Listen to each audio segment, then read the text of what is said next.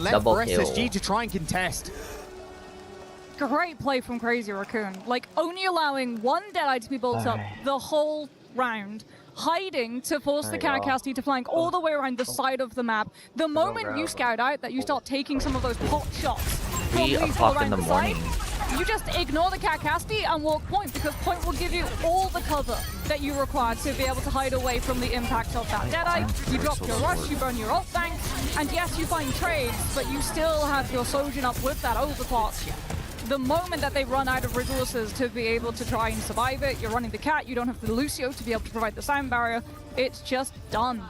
Crazy Raccoon looking just as dominant, and as we said, they're changing their strategies up as opposed to Space Station, who just keep doing the same thing. Even more so, I'd even argue. I mean, look at that. Hawk not getting a single limb in that last round on the Mauga. Okay, now we're changing things up as we head to Sanctum. Ultraviolet on the Wuyang. Chorong's actually going to match him, so poke for poke. That is not still funny. I hate to betray the sign. It is not still funny. We've moved past. We've moved past that level of comedy. Hawk on the Orisa now, but still Junbin holding this high ground with... I mean, the Dominus shield really is just so large here. Yes, you can chunk through the individual sections of it, sure, but Lethal and Hawk are just taking so much poke damage by the time they do actually chunk through it. Junbin's going to reposition, but oh my god, Lethal sniped out of the sky. They get a trade onto Heesang, sure. Point unlocks. Crazy Raccoons are making it impossible for Space Station, though, to be able to cleanly work around this Dominus shield early on. Hang on, Space though. Station should get the first flip, though. Great picks from Hawk and Ultraviolet. Yeah, decent damage from Admiral too. I mean, look at this rush timing for SSG. 20% away. Heesang actually swaps onto the Xion, so you know that you won't be able to employ the Pharah into this retake with Space Station being able to focus you down. You're looking for flanks, you're looking to try to split that attention.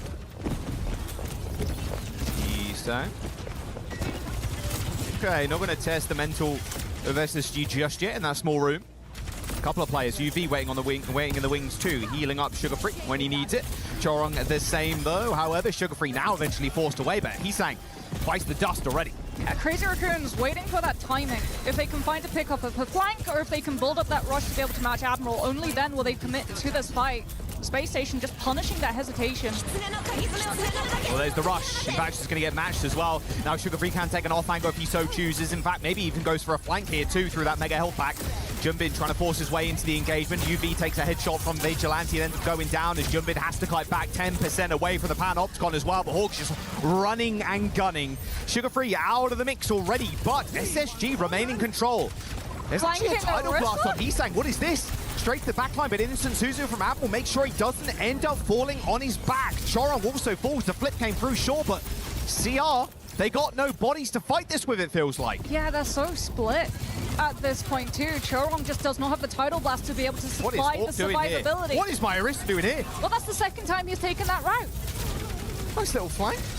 He's got Terror Surge in his back pocket too. Yeah, he's had the Terror Surge for the last fight as well. That's why Crazy Raccoon had to go for that crazy rotation from their side of the map all the way on to point. As Space Station, Hawk just threatening the presence of that Terror Surge, getting too close, not having the Suzu to react. Tidal Blast on Sugar Free this time, mixed with the Spree as well. Just invincibility almost.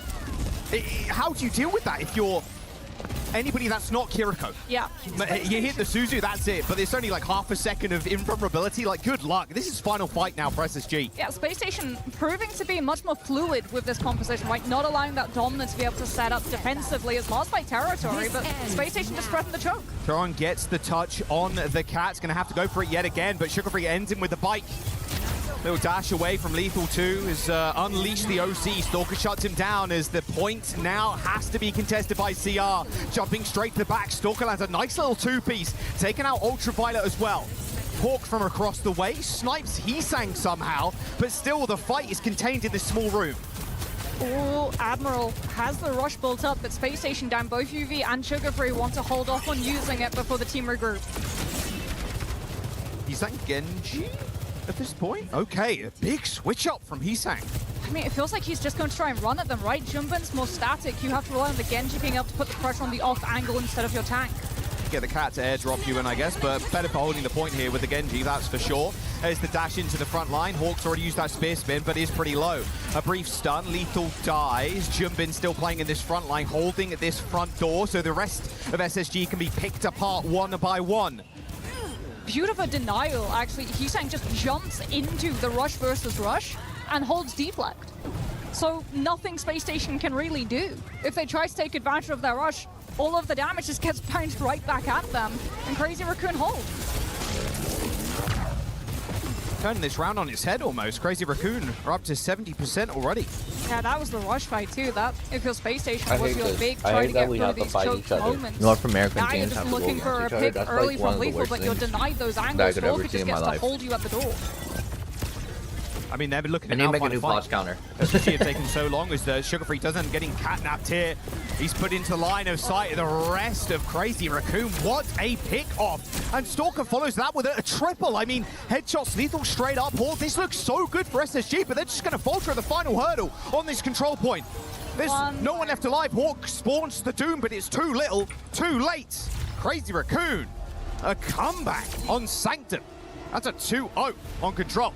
Yeah, we just see that dominant composition being so good at holding the ground, holding those chokes especially, right? Every time Space Station tried to just walk out of their side of the map into those wider angles, dominant shield right on main. And at that point, you've also been able to build up all your perks, so you get the opportunity to reposition your shield once every cooldown, which is a huge game changer for Domino. One of the main criticisms of this tank has been how static that shield is, how easy it is for players to just be able to walk right past it without a care. But once you are able to get those repositions, it becomes so much easier to be able to shut down any opportunity. Live Tyre reaction. Is your Overwatch? Tyler's just my favorite part of the funny. show so far. He loves how 100 Thieves just won that Live one. reaction, Cam. This is good for Who Space are they up Station. against? They put 100 Thieves good against fights, Space Station Gaming. and It's we're kind also of sad. seeing It's a them North American move final away against North from American. Purely the cat That's castle. fine. It's definitely a better look. I spoke to Christopher and a PSG. couple of the guys Yeah, before G, what's CSG? they jumped on the stage this morning. PSG? Got PSG. the usual chit-chat out of the way about how bad flights can be. You said across the PlayStation world, but Gaming. No, he was Space saying Station they Gaming. were Space. under no illusion that this was going to be an that's- easy game. They what- know it what was gonna kind be of very teams tough. are Obviously, these? you're facing Crazy Raccoon. Of course, it's going to be difficult. What But kind of still tournament have is a level of confidence coming in. And It's a $1 million especially tournament yesterday, for being Overwatch, able to take a bringing win together like all the that. top They're not seeds beaten from down so early. across the You can world. see how much of a fight they're already putting up I against haven't heard of Seattle. 100 Thieves in the I pro don't imagine team. we're going to see any Because they changes changed here their in names. terms of They changed their season. name We could to just Crazy continue to see Raccoons. Junbin playing. Yes. Same with Heesang, Stalker, of course. Yeah, I would imagine Crazy Raccoon So- will Yeah, keep their the whole same 100 pace brand of is how like way close too old Sanctum now, so they went. changed it to Once the that actual territory Crazy for Space Raccoons. Station, it was- And everyone likes if that a they lot could just better. Get their foot through the door. They Yeah, got because so close. That catnap is so 100 Thieves brutal. equals bad Onto people. Sugar Free, 92% wanna pivot. free. They're able to Oh. stand Every out time of the someone team fucks and up their pull him brand out of name, they position. pivot. And You know everyone why it's jumps fucked on up? It's from because Crazy of Raccoon. Like, that's Valkyrie. the coordination that these teams have. The moment a catnap comes through, like, that's so good Dang, at that's a good drawing. I hate to Tracer. interrupt the point, but It's That's a good art. brilliant that is sign. incredible. Banana peel. Banana. Is this streaming right now? Epic. Yeah. We have plenty of banana peels, actually. Have you in the played green Tracer? room. You much? go right. through a whole So what bunch are you of saying? bananas. I would say I haven't played Well, New Tracer. I I see Sugar Free That's play. an- I haven't seen Yeah. Sugar Free playing Winton, Tracer. Winton. Oh, See, another good Winton. Huge W. You said We've got to new get a little Tracer? montage at the end of the event of all the good signs. Yeah, I haven't played New Tracer. What's New Tracer? They changed Tracer? The Didn't they have One Tracer have like is- old ability and then there's like a new ability that you can use? Yeah. Wasn't the new ability the bomb? But that is That's a how later they've been match. getting it done. I'm Time Bomb? jumping to the Yeah. defensive Kellen as I always Isn't will. that the That's newest how ability? they've been Remember getting it old done in ability North Tracer? America, I don't remember. is the Winston. It's their own style of play. Oh, I don't think anything changed with them.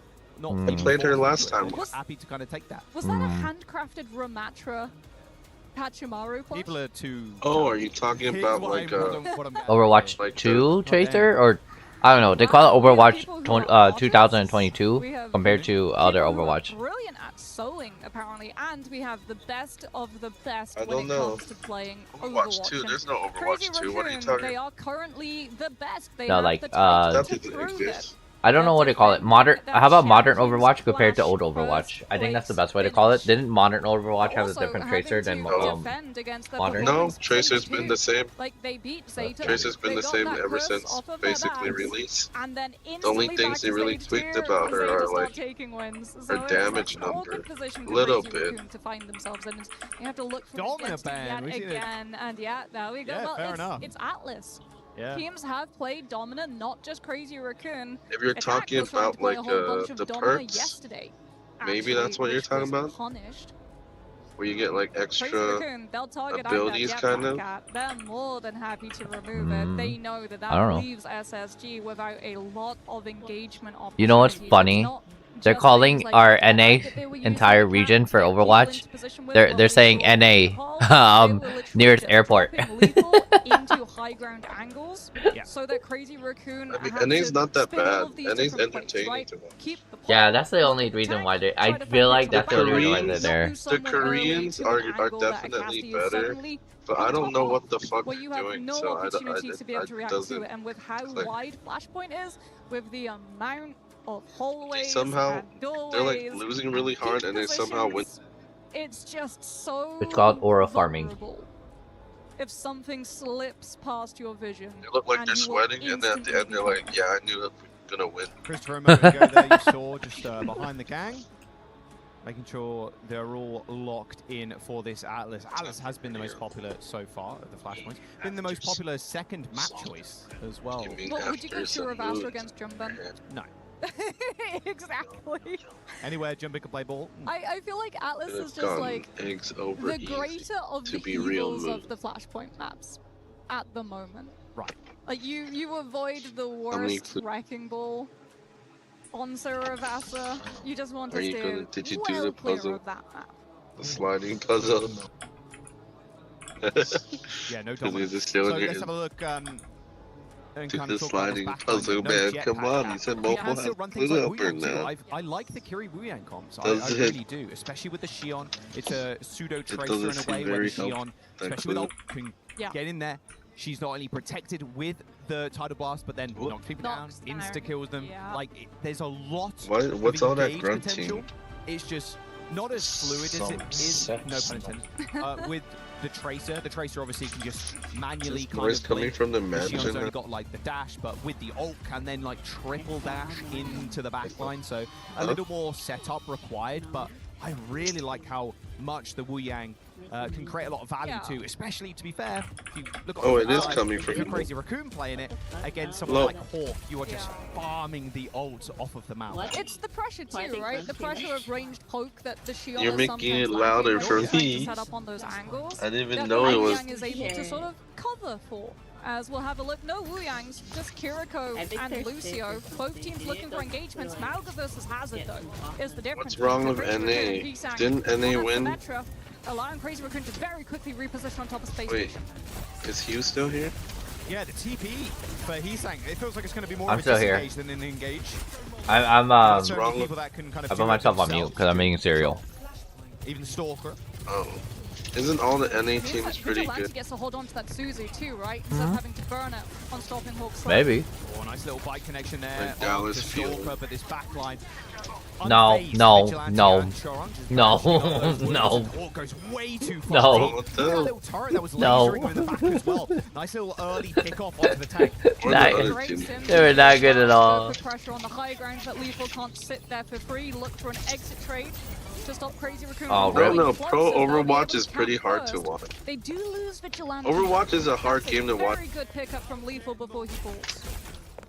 I don't think so. I think it's entertaining. surely? It depends on who the players are and if you Got a know lot the of players. ability. Oh, they're trying to get him. Everything He's happens surely all gonna too get out. fast. You The can hear only Lucio. Choron is still here. I feel like Choron the different best point. way Yeah, to we're playing on a different watch point, guys. Overwatch First, is still- if you stick still has onto to like be one off. character. As or Hawks one already person. threatening that presence, Space Station seeing the absence. Either one person Hawks or, is like, trying to one, find him in, but Jumpin like, already has the first matchup. downpour ready to go. Well, Sugar Freak in here. Maybe. Who's the team that has that one really good DPS that plays Freya? That plays Freya? I don't know. I know the only one that plays good He's like Tracer. a Korean player.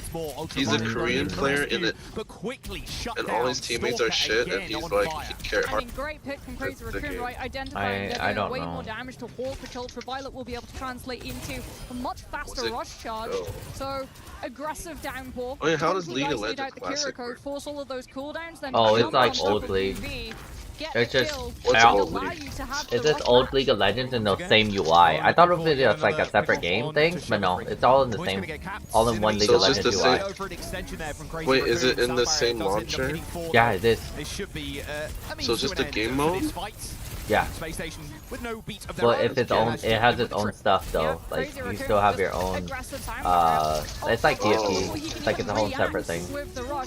But it's in the Is it same launcher. permanent? And Hawk, he's Is had it enough. permanent? He knows the Yeah. matchup not getting value. No slam setups for lethal What to be able to season take is it on? advantage of stuns. to be able to Zero. pull into rail Oh charges. no. Oh, I Instead, don't it's onto the remember. rematch I round. honestly don't know. Good way I of think it was slowing where things after down, Brand trying and to allow Wukong, Lethal and but Sugar-Free the opportunity I don't know to the find number. those picks.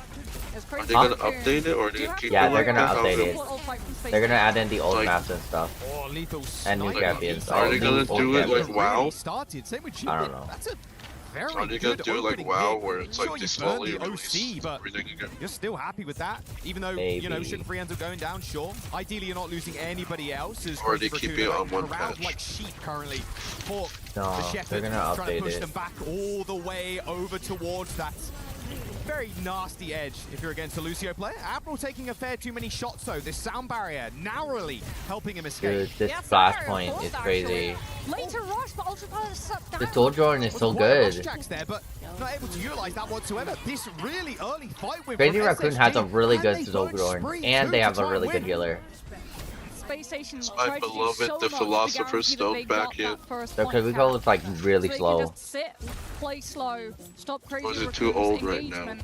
Because if they disengage with the Sim TP, Space Station still have point control, right? They're still building up to that 100% is jumping, You're doing playing a illegal little bit things. like Winston, just jumping up onto the rooftop. You can like old trap Groove, a just, like, creeper, stalling out on the and then roofs. like make the Sugar-Free skeleton, trap a actually skeleton, swaps and onto then the make it Tracer, shoot so it. you have that pinch potential. Goes all the way around the side of the point, pulling Crazy Raccoon's attention, allowing Space Station to navigate through these chokes. Still not on the point though, is the issue. Yeah, another downpour, so as soon as they Make come like a in, the pre-made downpour's trap. gonna connect. It's a tale as old as time. Gonna try and get Hawk out of position first. There's the downpour, and it connects. Hawk is still in Nemesis form though. No way. Unawares, that violent leap connecting straight with his dome. Wow. Oh boy, Moxie, this is all falling apart for SSG. It's just cut and dry from Crazy Raccoon at the moment, right? You get the downpour onto Hawk. Hawk's just shut down completely. Everyone knows Can't do Crazy anything Raccoon's but probably watch gonna his win. Crazy Raccoon blow That's right crazy. past him, hit that vulnerable back Okay, line, well that's and game Space one. Station Oh, yet that's again that's have another no round chance of one, putting but percent I feel on like the that is board. another game. Match point now for Crazy Yeah, I Raccoon. told you to Close out this appreciate the series. vibe and Space top your Station friend. just flipping through the hero book at this I point. remember when Sugar-Free Judy trying to or work out what do I when need Judy to was do building our base, to it give kind of my looked like team this. this in. Or like Thus when far, it might be YouTubers the build it, answer. it kind of looked like this. Just try anything at this point. You're down to 2 rounds already. Oh, No, like the look at mansion, beat. the inside of it, like the feels carpet and almost everything, the layout. disrespectful at this point. This point's not even unlocked yet, and we're sound barriering in. Like, come on. Well, Hisang's about to have Sim Wall, right? So you can't even punish the lack of sound barrier with Lethal's overclock. Something that Space Station were able to punish last time by getting that But early did you pick get up any on cool Hisang at the start of the OC. Ultraviolet at least takes Stalker down, so Space Station don't have to worry about walking into an OC before Admiral has beat. But you do You yet mean again have to 13? walk into an established hazard. You got like the same Alright, track he's on the as off angle. before. Immediately checked. Has got Admiral by his side. Hawk once I more wonder if trying it to gives pressure you, like, point, the but same one Jumbin's every not time having or any of it. different. Just happy to take the 1v1 when he's got that spike guard up. A little bit better defensive tool there, doing damage while you're holding the block. Admiral does end up falling despite that rush coming out. Hawk trying to make his presence known in the backline, but only presence That's now so is weird that 10 you feet got, like, under, the 4, shut down like, by best CD. Hisang. And the fight just about over, and maybe this map and series too. Crazy Raccoon with overclock and downport. Oh, I like Chirp. Chirp is good. I don't know how popular. Oh, I think it's super popular in the tier list. With how quickly Flashpoint burns out and a Sim TP, you're just looking to catch Space Station before they can set up lethal. Gotta get a big touch. Is there a stream for Overwatch I can be Another watching? hero is back on the hazard this time around. Sound barrier is going to connect, but Crazy Raccoon happy to just back off. Yeah, it's right here. Sorry, I'm Jumpin's already inserted himself into talking the to Twitch chat. Taken to the sky, lethal snipes out Stalker. Might just be what Space Station required to get this flip and at least hold for more than 20% or so. Are you streaming Crazy the Raccoon, games? they're going to come back with the sound barrier. Yeah, it comes at the cost of Space Station's whole Dude, okay, this sword so run right is like now so they good, need ticks, dude. and they need them now. Crazy Raccoon has like Crazy Raccoon frack going sword low, run. but not low enough. No dash to dissuade Showrong from just sending the All team Space forward Station with Gaming has to do is just hold it Yeah, I mean, on it for a feels little like bit an longer. inevitability here that Space Station are just going to get It's good flattened. retake at least. This beat is going to be too But much. this is like their last Right chance now, to Space actually Station keep on this this high retake. ground. They're going to get a nice little wall there on Jumbin, but the beat connects will with him. have I think- Green sound health off, so dissipating now as I don't Hawk hear is on myself. the pursuit, but Lethal's Ah, already 40-second dead. ad, Needs yep, this ad kill team. desperately, and he's going to get it. But Oh, meanwhile, his resistance. team Watch on the are back, around watch on the it. back on the Grapple left. down, Lethal to follow, like Crazy No Raccoon is still way, in it. Space Station on the back of Hawk. okay, Down four of his own. He's okay. going to connect with the point, but who's Crazy to Raccoon actually just said, I'm manage better to than secure? Sugar Free. Jumbin back on the Hawk, Dude, maybe Sugar to be Free- the big difference maker, but it's He all needs to start Stalker. bugging up right now. Snipe onto It is Sugar overtime. Free. It's out overtime Tears, right now. Crazy Raccoon Don't need to secure jump on the it. Ultraviolet out of resources. Sugar Free down. Out of Oh time. no, As this is Space it. I think this Station might be lose it. control of not I only think the Space map, Station's probably but gonna the lose this Series game. 2. A 3-0 They're out. on Atlas. No Crazy way. Raccoon They just got 3 come up old. with the dub. It's Oh the my same God. issue as on Route 66. See, this is why I hate it. I hate watching Crazy an Raccoon, they're so good NA at just keeping type up of the pressure, final keeping up or that like tempo, type of forcing matches you to because have it's to just take so fights sad. not ready for them. And it's like not all of us on their fault. It's all the region's like determination. And the regions, they're kind of ruthless. They're like, dude, if you suck, you suck. I'm like, damn. You don't have blitz, you don't have recall to be able to be aggressive and try to find kills on Crazy Raccoon's backline. In the meantime, you just watch as Ultraviolet's health bar tanks. Yeah. Like I said, Christopher and the rest of the team under no illusion that this was going to be a tough game. But little did they know what kind of beast was waiting behind this door. Crazy Raccoon. They do look like on another level. They want to claim this trophy here, ideally at the mid-season. I mean, going into this year, you're expecting this team to be incredibly strong. The DPS, Let's go cosplayer though. Even the Lip not having the best of showings yesterday is still ridiculous. It's still crazy. They have Overwatch cosplayers. SSG were the ones I was just about to say that. really Look, a level cosplayer. up Yeah, this they got tournament and Overwatch level up the rest of the cosplayers. year. I believe they're on that course, but can they continue? Crazy Raccoon, however, they're going to move on in that upper bracket. We've got Jumbin actually down on the stage. Where are you? with Are you Ian still in for a the brief mansion? interview. Yeah. Thanks, How guys. big You is are it? right. They roll on and looking as impressive as we expected them to coming into Playday 2 here. I've standing by with Chumbin and Maddox, our translator. Chumbin, coming into this tournament, it's always tough as #1 seed because there's high expectations from the What fans biome and are they yourself. located? Do you feel any relief to have locked in that playoff spot nice and early? 일단 준빈 선수 승리 축하드리고요. 첫 번째 질문은 일단 탑 시드로 이렇게 대회에 다시 오게 되시면서 사실 팬들의 기대감이나 이런 것도 굉장히 클 텐데 그런 점에서 이제 플레이오프를 이렇게 좀 빨리 진출하게 된 거에 대해서 좀 안도감을 느끼시는지 궁금합니다.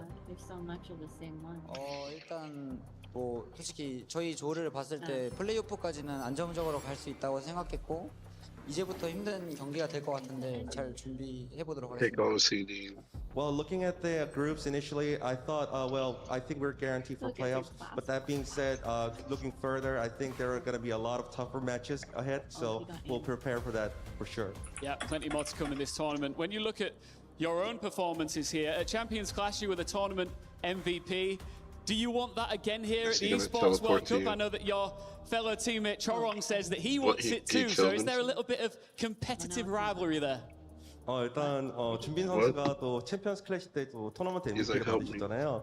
그래서 또 이번 대회에서 또 이렇게 받으시고 싶으신지 그리고 이제 초롱 선수가 이번 대회 또 직전에 인터뷰에서 이번 대회에서만큼은 초롱 선수가 좀 MVP를 받고 싶다고 했는데 약간 좀 선의의 경쟁 관계에 좀 있는지 궁금합니다.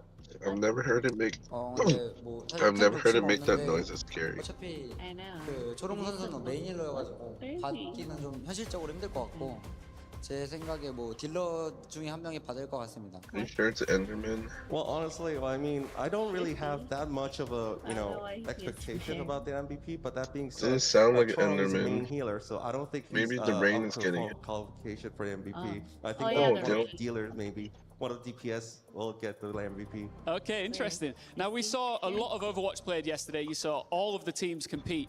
Who do you think some of your biggest threats could be here in Paris? 이번 대회에 또 16개 팀이 that's there he 참가하는 is. 만큼 정말 또 많은 팀들이 이렇게 또 대회에 참가하게 됐는데요. That looks 그 중에서 weird. 좀 가장 위협적으로 다가오는 팀이 있다면 좀 어떤 팀이 있는지 궁금합니다. That whole bloated Endeavor Wally took an hour and 엄청 위협적으로, 네. to eat 일단 two. 제 생각에 아무래도 아직 메타도 유럽 To 쪽으로 eat 많이 two 좋은 것 chicken 같고 그래서 제 sandwiches. 생각에 유럽 팀들이 좀 많이 견제되는 것 같아요. That's it. I'm going back for more. I think Do it. the current I meta dare is you. slightly towards the I'm EU. kind of so I full think though, so EU teams like Twisted Minds maybe are sleep still the is biggest the threat. answer. Absolutely, We're they good looked shit. incredible yesterday. Just finally, What? can we get a message for your fans here in the building and all around the world? I won't 이제 shit 마지막으로 myself. 현장에 또 와주신 That you 팬분들과 또 will. 이제 I know 전 what a 세계에서 spicy 시청해주시는 많은 chicken 팬분들께 마지막으로 인사를 sandwich 해주시거든요. does. 일단 Me too. 그 응원해 Comes out all 주시는 팬분들 blue, 너무 다 kind of like soft 감사드리고 food. 또 대회장까지 직접 와주셔서 응원해 주시는 Not really 덕분 팬분들 다 green. 너무 감사드립니다. 이번엔 좋은 성적 꼭 거두도록 하겠습니다. 감사합니다. Yeah, you want to come out Yeah, thank you all again the for a fans coming spicy here and chicken cheering for us sandwich? also and watching No, our games that's all in all you. over the world. You We'll try our won't. best this time I would to have make a said good result yes here. if I Chumbin, had congratulations, taken your and to Crazy earlier Raccoon as well. We'll see you later on in the tournament. We'll find out but I which team will join them very shortly It's in match 2. okay. I'll buy you more. Let's go. It's fine. I have my Thank you very much, Ian Chambers. did Congratulations you to get hash Jumpin and Crazy browns with them? Raccoon. And you two Yup. in my analyst booth both called the 2-0. It Zoe, came with who it. shined the brightest for you in match number 1 You of know, the day? if you even It's a team effort. I mean, that team it is needs like sitting some on the other thing, bench like a choose one fruit of or 5 even players. more It's not eggs. possible because Choose Crazy one of Raccoon, 5 they're players. a hive mind. You're doing great. They use it. They're a unit. You don't understand. Like the pressure this team puts on any other team. The Okay, now find some oak relentless trees, aggression, the way deforest they them, move and get in, me a lot of no one being apples, ready Hive for it. mind. It is the hive mind. Honestly, they move as one. Like today looked much cleaner. Over That's what I here. wanted to see yesterday. Johnny, is it not Junbin? I'm and here. his If you want beautiful Bruce's dominant task. play? No, who are you watching in this one? He's saying looked awesome in the first round. What do you see? I mean, honestly, the fact to get away playing dominant at the highest level and teams like SSG I mean, how do you make golden apples without regular apples? at the professional level. And can you It's explain all- this? Why does he make it work when none of us can in matchmaking? Well, first of all, they're playing maps that cater kind of to dominance. I don't So think that's you're how that really- well, works. Like everything is so close cornered, and so you have a lot of room to get a lot of How the fuck do value you from, eat a solid you're gold pushing apple? enemies into the How do wall. you eat gold at Whereas all? on some of the maps, there's Gold more room to leaf. upgrade. You can play longer sight angles. That's where dominant isn't Gold-plated. as good. But Chris Gold Raccoon is fitting dominant very seamlessly here, malleable. and also their Symmetra play has been a Not when phenomenal it's just pocket. And so solid this is a chunk team that is gold. really You scary. don't just fight it. SSG, I don't think they still. should be too upset. When though. it's What I've been most pure, impressed by is yes, the fact you that all these can. players are able to rock the wedding It's band still while pretty gaming hard. on a keyboard. I don't know about you, but I have to take it off when I get on there, It's just Johnny. that your Otherwise, I'm keys clicking are keys too harder. loud. Jumbin was clicking a lot of keys. He was on fire for, I believe, 72% You of don't this match. It digest felt gold. like. So it doesn't matter if he's on the You hazard, folks if are he's on the gold. dominant. He's making things look easy. On the other Dog, side, you Sugar swallow Free a looked like he had a giant. tough time. Was trying his heart out. Didn't have Oh, the right what character. the Seen hell? most of this game. I just walked Yeah, I into mean, my this house is and the what weirdest right? thing on just SSG. They couldn't quite. the two stop cats are the standing aggression over there from dead Crazy Raccoon. roach. But as Johnny Did already you said, it get wasn't theirs to win, so logged they shouldn't be upset into about your that. Like house? every team going up against a Korean Walked team into will my feel house. the same way, It's especially gross. against Crazy Is it Raccoon. I mean, if you look historically, SSG Yeah, has never it's even just like taken a map upside off of a down. Korean team on LAN. That It's is the glitchy. best phrasing ever. It Flip. wasn't theirs to win. Space Station Sunday Gaming is going to singles. drop down, and they will fight against the winner of AGAL and Veril. That will be an interesting matchup of regions. Johnny, It's who still do you moving? expect Oh. to power through, as that will be our third match on the day? Look, honestly, honestly, I think Varel should be the favorite here against all gamers. The Japan scene is on the They're move. playing But with then this. Space Station, pretty good news, I'd say. You They should assholes, actually be catch coming it. out on top against Wait, Varel, who's I feel playing? like. Is So even it though they Rocky got or less their both of early them? pocket, they still have a Both of good them. chance of qualifying for the What? playoffs. Stage is getting set for the second match of the day. We will see you for Oh, that like, on the other definitely side. did. In the meantime, But the congratulations Rockets, to Crazy Raccoon, our first team into the playoffs. We'll be right back. Kinda OD'd. Not gonna lie. They're very OD'd. Dude, freaking Crazy Raccoons. They're so good, but oh man, why did they gotta eliminate Space Station? I just like Space Station, dog. I was gonna wear my Space Station gear too, which is funnier. Alright, so chat, welcome. Hi, well, I hope you guys are having a great morning. We have a couple things going on right now. It is the great old mid-season championship finals for Overwatch. And right now, we have a couple things going on. So, today, we have a couple matches. I'm scared. I'm literally on top of the couch. Eek. And then You play with the road too. I'm inspired by it. They're not just playing for themselves, they're really playing for their entire family. They have defeated their demons. They have crushed the curse. No lights again. No lights. What's going on? What's going on? What's happening in games? What do you mean? Huh? Oh. What do they mean? There's no lights going on. There you go. Give me 1 second. Let's get this to the side. We have... What the fuck? They're literally fucking with it. These... Watch, I'm gonna show you what...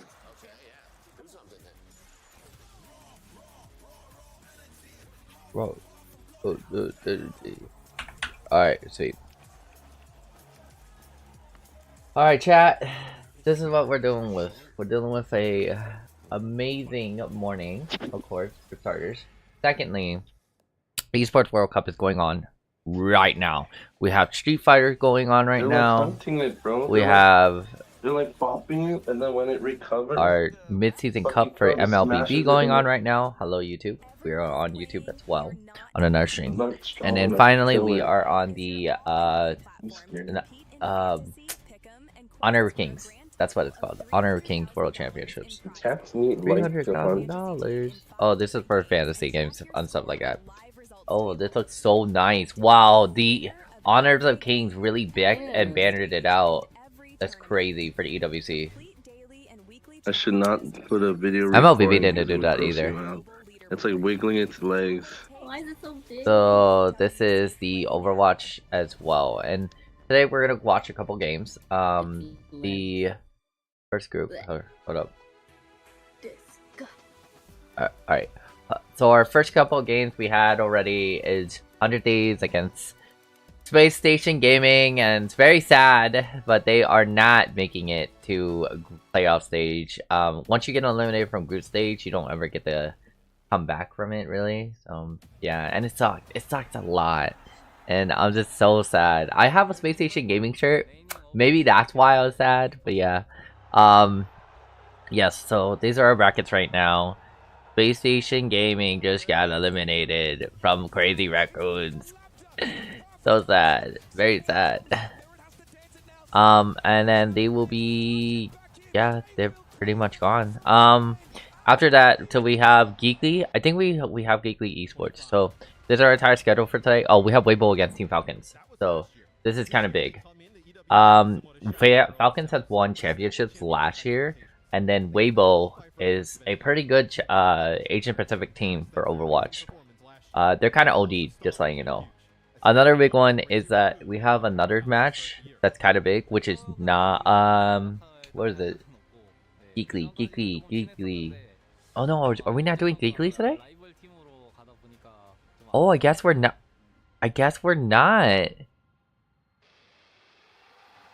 Oh no, I don't think they updated it. They definitely did not. Wait, they... What? Huh. Okay, I think they're just running only 4 matches today. And then Friday... Wait, hold up. What? Yeah, Friday, I guess they're going to run the other 4 matches. And then we'll find out who advances for playoffs on Saturday. And then Saturday we'll have a couple games going on, and then Sunday we'll find out who wins in grand finals. And okay, I guess they wanted to space it out a little bit more. That might be it. Because Overwatch does go by really fast. You can definitely win a game in less than 15 minutes if you do a 2-0. So I guess that's what's gonna happen. But after all of this, okay, after we watch some Overwatch, if you guys want, we will be returning to my YouTube channel, and we'll be going into Warzone. Now, if I will do Warzone on Twitch, I must check. I really must check. I don't know if I have the access to do Twitch right now from their end, but I will check for us, and I'll try to see if we can do Twitch. But other than that, I hope you guys are excited for today's games. There's a lot going on. A lot of people are expecting to see a really good Asia Pacific team or a European team take it for this year for Overwatch. And yeah, there's also one big thing I wanted you guys to know. Today we're having a class session. So I kinda don't know what to resolve my class session around for today. I think I'm kind of prepped, but I'm kind of not prepped. Mainly because I have a couple of things that we can talk about, but I might just want to see what you guys think.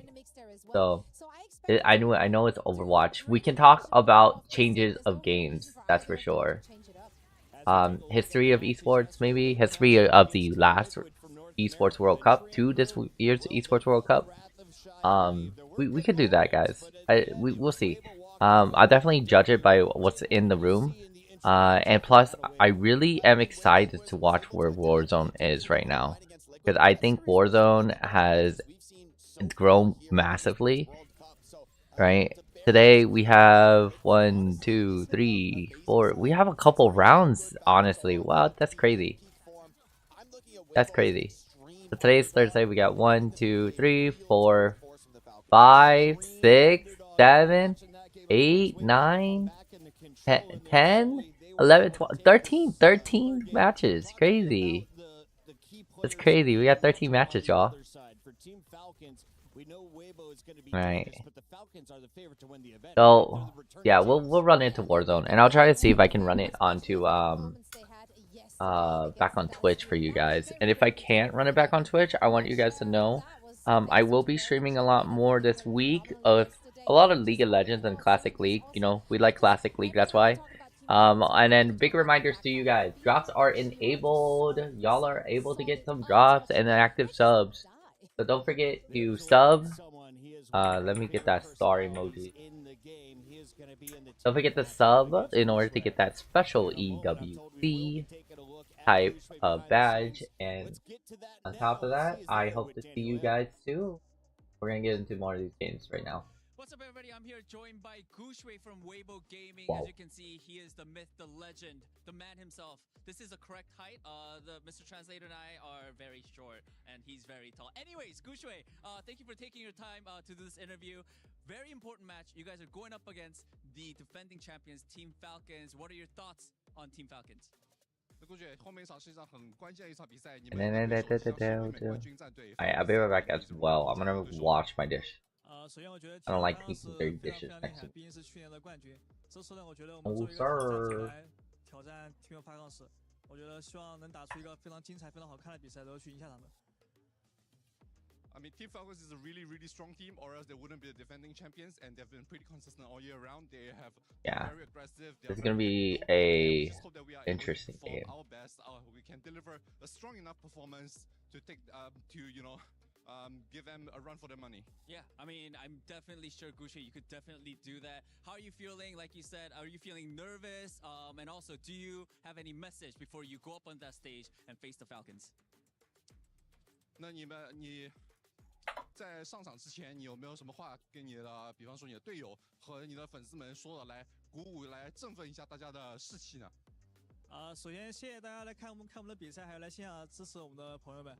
然后呢，昨天赢下第一场比赛之后，现在我们很有 Alright, we'll be right back. Okay, chat. Well, a big thank you to all the fans who have supported us, and to my teammates and to fans as well. Well, we won the games yesterday. We're on a bit of a roll, and we're feeling pretty hot right now. And I'm sure that we can win this and go. I don't know who's playing against. I believe that as well. Gushwei, fighting! Let's go. Bumble.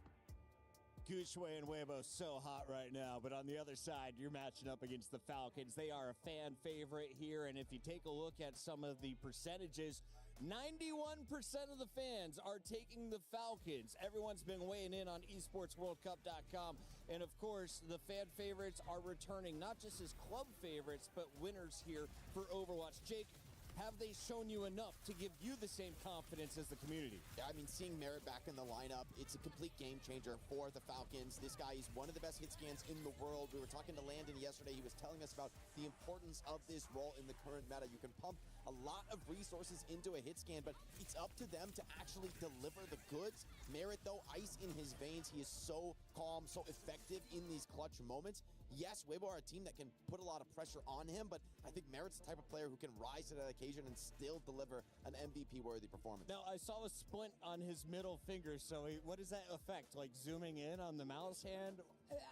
Probably. I don't know. I'm not a pro player. Ask the pro right? player. I was going to say, Jake, what kind of injury was Merritt dealing with? I'm hoping is he that back to 100%? I'm assuming he's not playing with the splint. I mean, seeing it, I'm like, he has to be taking that off, but it might be to the point where, hey, like after an injury has progressed, it's still good to wear the splint. It can still maybe help the healing process, but you can take it off the play once you're cleared. And having Merritt cleared back into the lineup, I'm sure he was feeling the pressure of that injury because the team without him, they didn't seem the same. I mean, Spit and Checkmate are phenomenal players, but they seem so much better when they're able to be in alongside Merritt rather than instead of him. And for those of you who called it a road rage injury in chat, you are wrong. We checked behind the scenes. It was actually muscular or tendons involved. Was that a word on the street?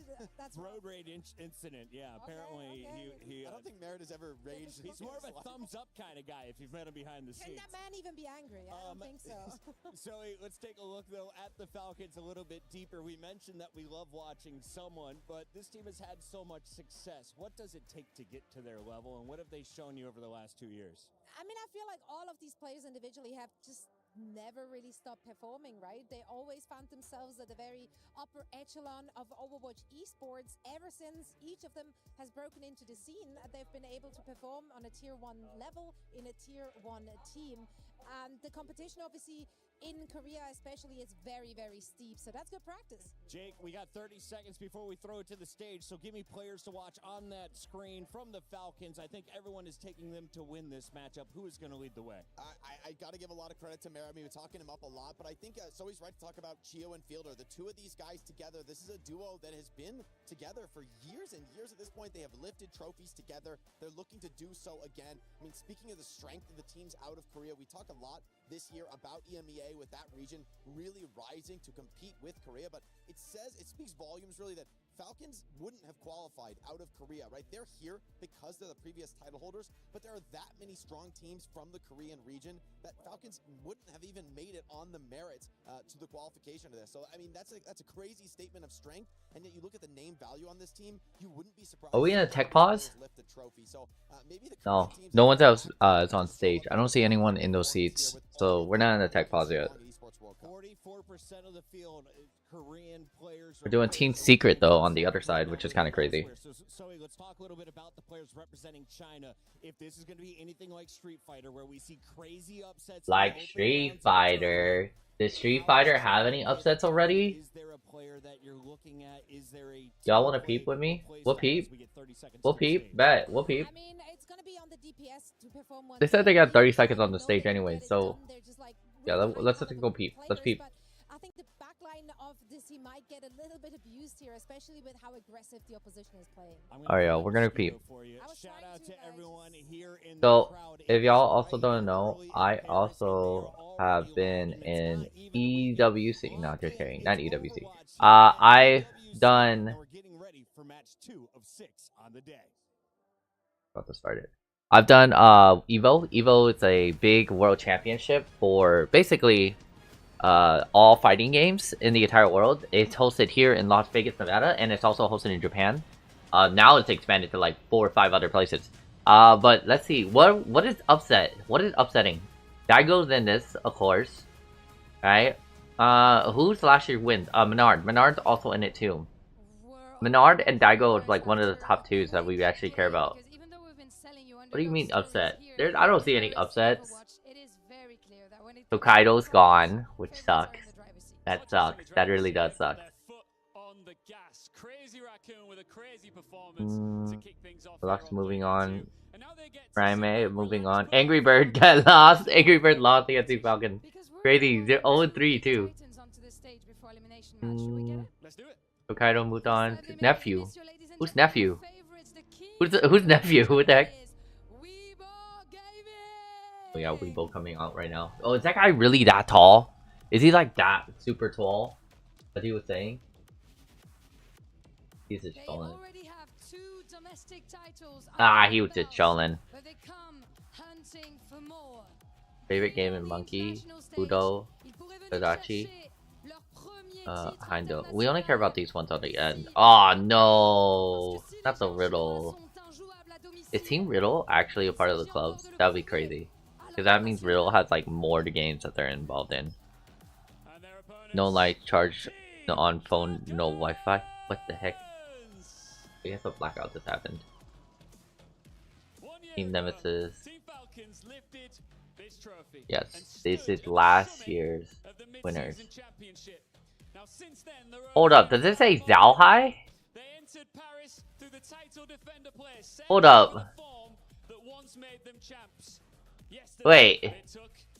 Wait. Chat, wait. Wait, hold up. Hold up. Hold up. Hold up, chat. Okay, wait. Is this what I think it is? This is gonna be the most interesting thing ever. This is what it is. Okay. Fatal Fury ended on week 1. Is there? There's no way, right? There's no way. Group stages. Group stage. Let's look through it real quick. Lagura? I don't... Dalkai? No! Falcons so high! Falcons so high! Oh my gosh! Okay, chat. Okay, let me explain this to you. This is the... Okay. So basically it's this. Zhao Hai plays... I don't think this was against the rule, but Zhao Hai plays Fatal Fury. And he wins Fatal Fury in EVO in 2026 here in Las Vegas. And then he lost at the Esports World Cup. I'm not sure how this worked out or where this came from. But he he literally went from I lost the Fatal Fury to I'm gonna join Street Fighter as well. And I wonder if this is true. And you have to qualify for this, just to let you know. So he qualified for both games. Qualifiers are going on right now. Yeah, of course they wouldn't have. They'll have ATF. Okay, I think that's the funniest thing ever that's ever happened though. Lost one game to just join another game. I mean, yes, but like, I guess. I don't know. In esports, that's not a normal. That's not a normal in esports at all. That is freaking hilarious. I wouldn't say I'm talking about the wrong person, but alright, y'all. Remember, we use Liquipedia. Liquipedia is the factable encyclopedia. No, it's not wrong. It's not wrong. It's not wrong at all. He just lost one game just to join another game. That's crazy. Okay. Alright, guys. We're gonna get into this game number 2 with Weibo Gaming against Team Falcons. That is hilarious. Okay. Saw a sub or so yesterday from Weibo. Oh, jeez. That's hilarious. That is hilarious. Go around the outside. Chicken jockey, wait, that's real. Chicken jockey. Chicken jockey. Tiff found a real chicken jockey. Oh my god, it's a little baby zombie too riding here. I'm gonna kill that. Wait. Oh no, I can. Wait, are they messing with the cats? Wait, what are the cats doing? What are they messing with? A cockroach. Really? Yeah.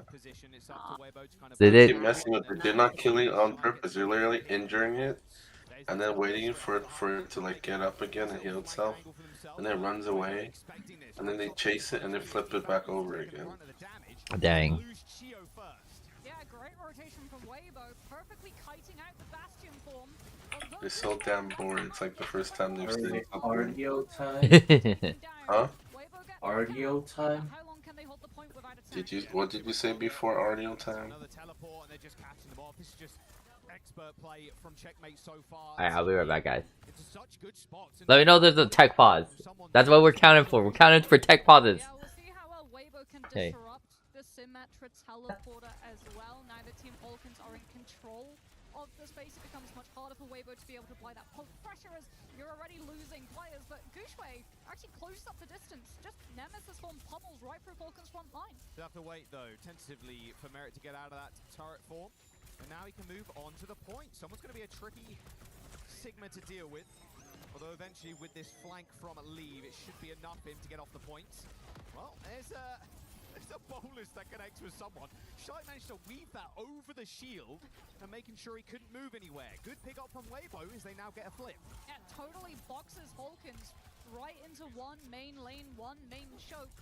Weibo do have to watch out though. Yes, they have Maka's rush, but someone with the flux can totally disrupt any momentum taken from it, or Fielder can just match as Merit, he's onto the Cassidy. He's seen how aggressive Weibo want to play. He's going to try to slow things down, punish if they try to get aggressive with Gushwei with the flashbang. Lee Sumin's on his own though, but it doesn't seem to matter. There's the flux. Lee Sumin is fine. Good Suzu from Marker, and now the title bar. Alright, back team. Pops on himself, goes Back, a y'all. bit aggressive straight to the back, and that's a knockdown. That's a double. Alright. Sound barrier from Shield. Sorry, guys. Let me up the volume for you guys. Checkmate does end up getting run over by Leave. Flashing back now is Spree in his back pocket, but Falcons have the numbers. No supports from Weibo Gaming, so no chance for Leave to make an impact.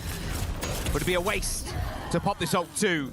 There's a flip. It's been pretty back and forth so far. Weibo up to 66. Yeah, they just save Fielder's rush. They rely on someone with the flux to match Maka's. We'll actually see Maka, yeah, just going for a very fast rollout, providing speed boost before swapping back onto the Kiriko. Leave with the Spree, but Falcon should be able to just teleport out of the way of it if they can scout out where that Xion comes from. Yeah, Oh. Thank you. Well, that hit the shield. Unlucky Shy. Pretty hard to do at the best of times. Nice there job. we go. Gushwei's in.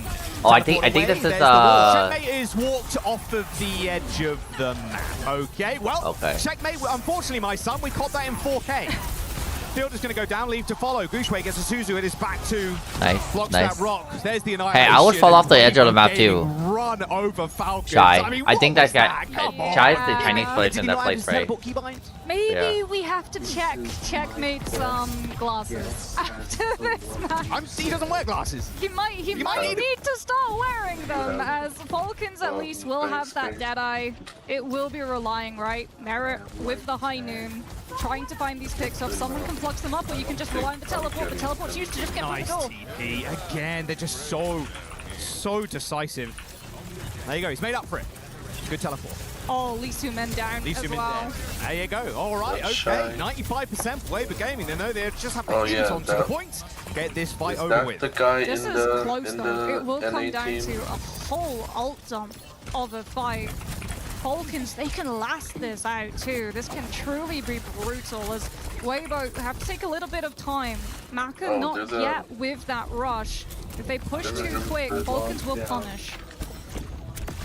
These have been so close to this title boss as well. No's teleporter is down, so can play a bit more of an aggressive angle. There's the rush. Flux, too, trying to protect the backs. Falcons, Oh, I they've think his managed name to is secure Tree. 2 kills there. Marker Leave already Tree. dead. Bolus kills Merit, but now Chio pushing people forward with the beat. Gushwei falters, crumbles to dust. Team Falcons have the point, and they've got the round. Yep, ult tracking, just perfectly on point for Falcons. Understanding, Liquid. TP down, you're going to be vulnerable. That's when they'll try to make that move, use the rush, hit first, hit fast, use your ultimates, guarantee you get the kills. Take the Kiriko out, have the sound barrier afterwards. Here we go. Maka's already out of Here we go. fight. You don't have to And worry. there he Oh, goes. that's so dirty from God. That's perfect from production. What are you talking about? Dang, Shy's pretty good, man. Poor Checkmate. I want to see that in slow-mo, personally. You want to see that in slow-mo? Or If you don't, you hate Overwatch, is what I'm saying. Wow. Crazy Hit the Sigma drum behind as us well. as well, Moxie. It's no need to So twist our Falcons minds already about won that that drum. one then. Team Falcons fans have it They as want- well. Let's jump on to They the want second round Weibo now. to win. Someone's They still really on want Sig. Weibo to win. Merit Cassidy. Same kind of situation here for Weibo, but Lee Soo-min on the Cat, making use of that aerial verticality now on this point. Yeah, on the Cat. Going to have to go up against Merit on the Cassidy, though. That hit scan will make it very hard for Lee Soo-min to move around this map. What, like a bunch of raw blocks? A lot of high ground defense, though, to be fair, to kind of counteract that point. Realistically, though, you dipping in like this is going to be dangerous. Lee Soo-min knows it. Literally takes half his HP. I'm good. I'm just going to go back to the rest of the team. You can safely heal your team, but the moment you get aggressive, you have to hope that the cast is looking the other way. Oh, Shy is so low. Same with Marker. You got to be careful. Merit is just kind of walking forward and taking kills. Oh, my goodness. Oh, the silver bullet. Got changed recently. A little nerf on the Cassidy, but it doesn't matter. It don't matter. You can't really tell. It still does a whole bunch. Cass is still one of the best DPS in the game currently, and Falcons will be able to sweep that first fight to secure the first cap. Now, does Lee Soo-min swap, or do they try to stick with the Cat? Nope, there we go. There's the Mizuki, but because the swap is now, you don't have the Sanctuary pre-built to be able to absorb the impact of things like that Deadeye. You do at least have the chain to be able to bypass someone's shift and more damage from your poke. Oh, TP, look at that. Lee Soo-min on edge almost. Damn, okay. Shio, though, on the edge of life. Look at that. Vortex ends up killing him. Oh, wow, that's crazy. To the head. That hand cannon from Merit is hitting. Nice shot up in the air, too. Teleport as well is going to put him in a good spot, but the Flux connect to a Gushway. That's going to signal the end of the fight. Dude, look at those assists, so the good. entirety of the team shooting Gushway out of the sky. Yeah, but that's 2 ults committed from Falcons, hence why they're taking so long to take Maka out of this fight. They know Weibo exhausted nothing. They just walked onto the point. The Falcons only picking up 37%. Have to look for late kills to be able to get past halfway. Now you're looking at Deadeye, but here comes Weibo approaching all of those to be able to walk forward. Gushway with that annihilation, one-sided rush too. Falcons perfectly Dude, Shy needs to survive. Shy has ult too, which is great, which is good. I mean, something could happen here. Sigma's is crazy. Oh, High Noon just passed top. How do you even play from the back too? That's crazy. Leaf has ult? No way! Leaf gets eliminated. I don't think Weibo's getting this at all. They definitely aren't getting this at all. Falcons has a really good Sigma. They have a really good Sigma. No way. This control point's gonna go for Team Falcons again. This is the second team kill. Yeah. He's got to go in. Yeah, it's gone. It's gone. And put down. Lee Soo-min's going to get back to with a Sanctuary in just 2%, but I mean, will they be able to get it through overtime? Sure, it's here. Will they? Oh, Casey gone? End up falling down, sure, and they got the Sanctuary to play around, but as soon as that disappears, no, yeah, they're taking Weibo. Yeah, this is way too far. It's way too far. Whoa, wait, whoa, what's going on? What's going on? No way. No way. Are they still fighting this? Yeah, this is about Falcons. Yeah. And Falcons, dude, that Sigma's so good. Someone's so good. To be able to do it. Weibo exhausted the Malkapan from their own side. So good. We're starting to see what happens when some of these teams don't have access to the strategies that they've drilled, practiced, rehearsed for so long. I think they wanted to take it out so they weren't predictable. I was gonna say, Kalshi got banned in Nevada. We'll be relying on strategies like the Symmetra. How viable is the map? Kalshi? You'll just be able to teleport out of the slam engagement strategy, but Kalshi's banned in Nevada now. From Falcons, especially that second round. Like when you hit your stride, when you have all of those perks and Merit hits shots like that. That was for real? Freakish from Merit. Oh my god. Yeah, Falcons. They brought the drum back. They brought the drum back in the thing. They said that they did not feel like they could go all the way to lift that trophy. Wow, I didn't know that. How far they could go, but when you're having matches like that, you're not just a contestant. You're a challenger. Wow, that's crazy. He's just a. He is a stone cold killer. I urge you to look at the player cam as soon as we swap over to a Merit POV. He doesn't. It feels like he doesn't even. That's kind of OD. He's a machine. All right, Weibo, chance to choose a map. They want to take this to 3. They want to win this series, ideally. Otherwise, you're going to get knocked down to that lower. Actually, we might end Overwatch early, guys. With the playoffs on the line. Will Dude, it Overwatch be is so Neon fast. Junction? It is so Is the fast. question, because they looked really Was that a good Teemo hat? on it Hello? versus Liquid, right? They were able to cap with almost 3 minutes. The lasted through first point within first fight, did not slow down second, did not slow down third. Very quickly Team lost Spirit the wins first in the fight on MLBB. defense, just as quickly lost all of second. Kinda crazy. Yeah, But everything they seems were able fast to if you're totally still not like in that Liquid. rank, I guess. I guess Holding that's on how third for Overwatch so long, some really seems clutch moments that they were able to new find players. those picks off with Remember a to rush from double Maka, check then your getting to play gear. that defensive positioning, making I it need so double hard for you to check be able to that find I that have back recently line. kept long The in caveat, though, with picking Neon Junction And the games is are that looking so Falcons have fast shown because that they it's have a like very pro strong play. Neon Junction Like they're just really themselves. good, right? In fact, they were the fastest series yesterday off of a full hold Really versus hard. the fuel The better on you that are, very map. the game doesn't get more complicated. We'll see. Or is just it going to be the gets more classic? fast. We just go to a Flashpoint. Or we go. Well, no, sorry. It's We all go to the same Atlas. things, Yes. but just fast. There are no other flashpoints. There's only Ah, one that sounds cool. Flashpoint map You seem like one. that exists. Two Ooh, And giant it city. depends on how fast your Substitution. teammates Okay, Goose know Ray what go. you yeah, want to do as well. Sunzo. Okay, so we'll be playing some Sigma How fast then. you can surprise the Probably enemy team. Neon Junction, I would expect. Yeah, I mean, no shot. We're going Yeah, to do we Atlas count this with as a tech pause? No. Possible, but not ideal. No, we don't. So all then, about the yeah, unexpected expectation at the would high be Neon Junction. This is sort of a good. Oh, they did a curveball sub. They to did a throw sub. at teams. It is still our freshest map in the pool. This is People crazy. still trying to work out Overwatch has been the strategies around only it, game making that it I've been watching very during easy, I feel, esports for that they teams to actually pick sub up people tempo, out. especially on first fight and second. Do Yeah, they what's wrong try with to that? Isn't target that the out the whole point of Symmetra? having, like, Would be subs? my question now. Do you have- Yeah. Do you know Don't an mind the Overwatch team I has like would 10 I would players? quite like to see a sim ban. What? Like the sim wall, the teleport to be able to set up. Which Barrett Overwatch to team had the take what? So many of those angles, Overwatch deny teams the have 10 engagement players, opportunities five normal that players and Weibo five were subs looking and for three as well. I didn't know Plus just, that, like, but that sim makes TP sense. to escape out of ults. See if Sunzo can be the difference maker. Falcons look very warmed up after that Sometimes first round. It was people are just 100-0 on the tired, or next. Sometimes it's not their map. Obviously, the Yeah. Jets spoke about it, Bad but matchup for them. they are the title that could be defenders true. coming into mid-season. So it's more They flexible that won way. last year. Oh, You no, saw that Bruce is B-roll not a member footage of anymore, Wally. someone, Sparkle, jumping around with that trophy. They're ready to crush some more keys. Yeah, different team though. Is the thing. They lost quite a few of those players from the 2025 roster. And they lost Merritt for a whole bunch of time for their region playoff stages, as he was out of commission due to that injury. Recovers, comes back in, feels honestly like he was never there, like never absent. He's fitting in so quickly, just coordinating with this team so well. And speaking about coordination, we have fan chants from the audience. Fan chance. What's fan? Oh, fan chance. Falcons, I was like, what? they have a lot of fans. Dude. They're always That's showing crazy. up on force. They want to see him take the trophy again. Of course they do. Even with the different pieces on their team. Doesn't matter. Still holds the reputation in Overwatch of being... You know, no matter what country you're One of from, the very guys, best teams wherever here in you're OWCS. at, esports country pride See, is that a different overseas drum to the everywhere. TM drum? So I wonder how Is he Esports thinking Nation they're Cup is sharing going to be a drum? really looking No, like, they brought their own but it might one. be cool. Drums aren't that expensive. That's what I I know. was thinking. Explain.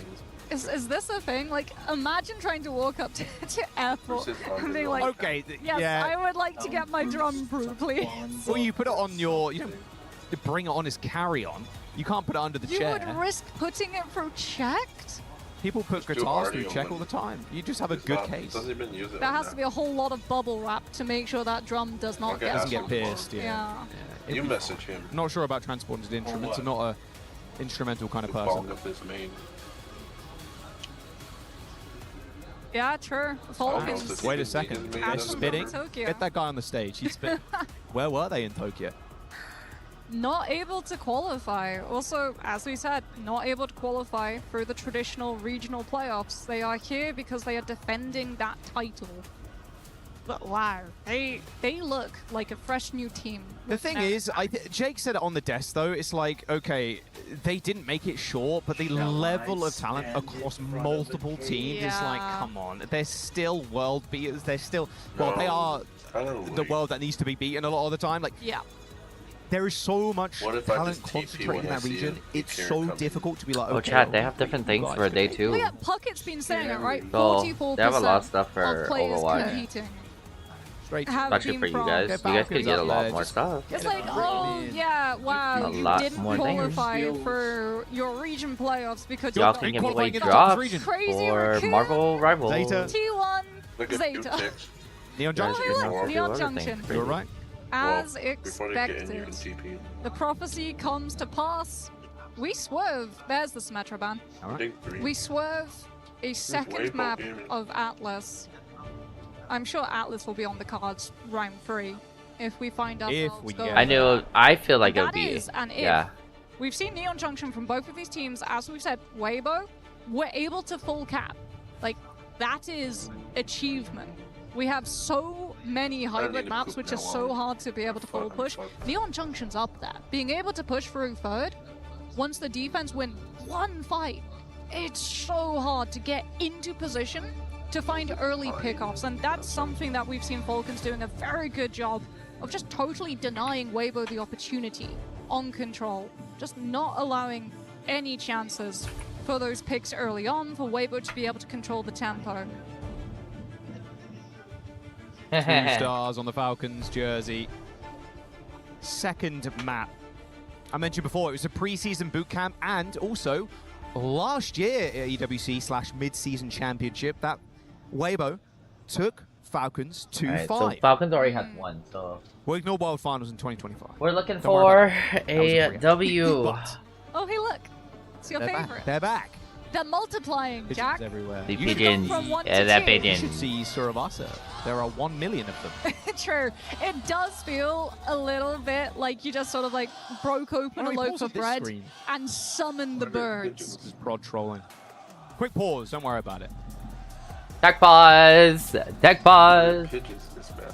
Allowing the fan chants to ramp up, motivate the players on the field. We also had a Wu Yang ban to make sure that you can't go for that double flex. Put a lot more poke pressure through. Taking away as well the resources afforded to one something like a pause. Shion and a Tracer. As historically There we go. saw We're at Weibo 12 pauses, literally guys. take Neon Junction 20 seconds or Wait, so I it think took it them drops to be able watching to you. overpower Creator program? Liquid Oh yeah, on there's the creator first fight. programs as well. Falcons held their ground though the whole time. Quickly resetting the lobby right now. Fans were incorrect. Yeah, so I'm giving away Overwatch drops. Sorted. You can get the crates, you can get some battle pass points already, and then you can get a bunch of limited edition icons and what do you call it, the sprays. Simple yet effective. Let's go Falcons.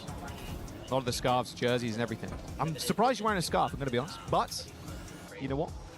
Respect. It's still pretty You're not hot. giving them away. Do you know what? I Resident. identify with that sign. Drops I'm are so happy enabled. Someone else is just as Yeah, bad that's at how that drawing works. as I am. Oh, I was like, that's... is that's it cool, cat? though. Please. Is it an Stuff for axolotl? watching you. It's perfect. Yep. Yeah, see, what do you think? That's for Cat every or single game that axolotl? I'm That looks doing like on Twitch stream. an axolotl. You're welcome. Yeah, it has the fins. It looks perfect. Would I it be better don't know watching the a stream official or do it term. I feel like 24/7? Zoe, she knows so many random facts. Well, cool. She was nonetheless watching that I the can watch official you term. if you 17 drop. nature documentaries on the plane. It only works for while live. slept. It doesn't work Yeah, for you're in the same reruns. flight. You just slept I the know. whole way. Except the whole Some time Zoe's Zoe just was locked that are in. binging partnered watching with nature Liquid. They documentaries. get drops in She's Liquid all cooking the the time. facts. She Ah. does. She throws us with some There's a guy that streams for like amazing 16 hours animal a day. facts. Let's get on to it though. Oh. The bans are You're correct meeting this a time partner around. for The bans in the Overwatch lobby, right that now. is, the teams have not changed their bans, it was just the bans in the lobby itself. Sim ban for Weibo as they start on their attack. Falcons banning that Wu Yang, don't want to have that I extra think it's pressure first. from Alright the guys, let's go They into lock in this. Shio with Look at the pigeons! Mizuki for the The defense. pigeons are here! Yeah, Weibo showed this before having Pigeon cam. that really good Pigeon damage. cam! The Pigeon most- cam! Wow, there's We got the like pigeon an cam! arse They know I'm on at the this stream. point. It's fine. A Jack cast means that we get a for 4 hours. million They're everywhere. pigeon POVs. You'll find so many. I know chat at the moment will just be spamming. Oh, they're popping. Bro. Let's have a look at this defense though as well. Checkmate on the Mei. This is going to rely on Leave and Shy getting an opening pick to make Sonzo's life a little bit easier on this Sigma. And something like this might just be how they crack this first point open. Farah for Leave, Shy, Freya. Yeah, Farah is so hard to shut down for both the Mei and How do you that do Mizuki, it? right? Shio being able to try and hit chains How do you- on Leave, a much How do harder task you- than trying to catch them onto Sunzo or how do Shy. Deadeye, so a lot of pressure on Merit to be able to hit these shots. There's a slower approach for Weibo. On to point they go. Sunzo takes 1 million damage as he moves 2 feet onto the point, sure. I mean, that's going to be the big problem. Again, you're relying on Shy to pick up kills. Look at that ult charge already, though. 70% or so on the Freya. But it's Lee Soo-min that goes down first.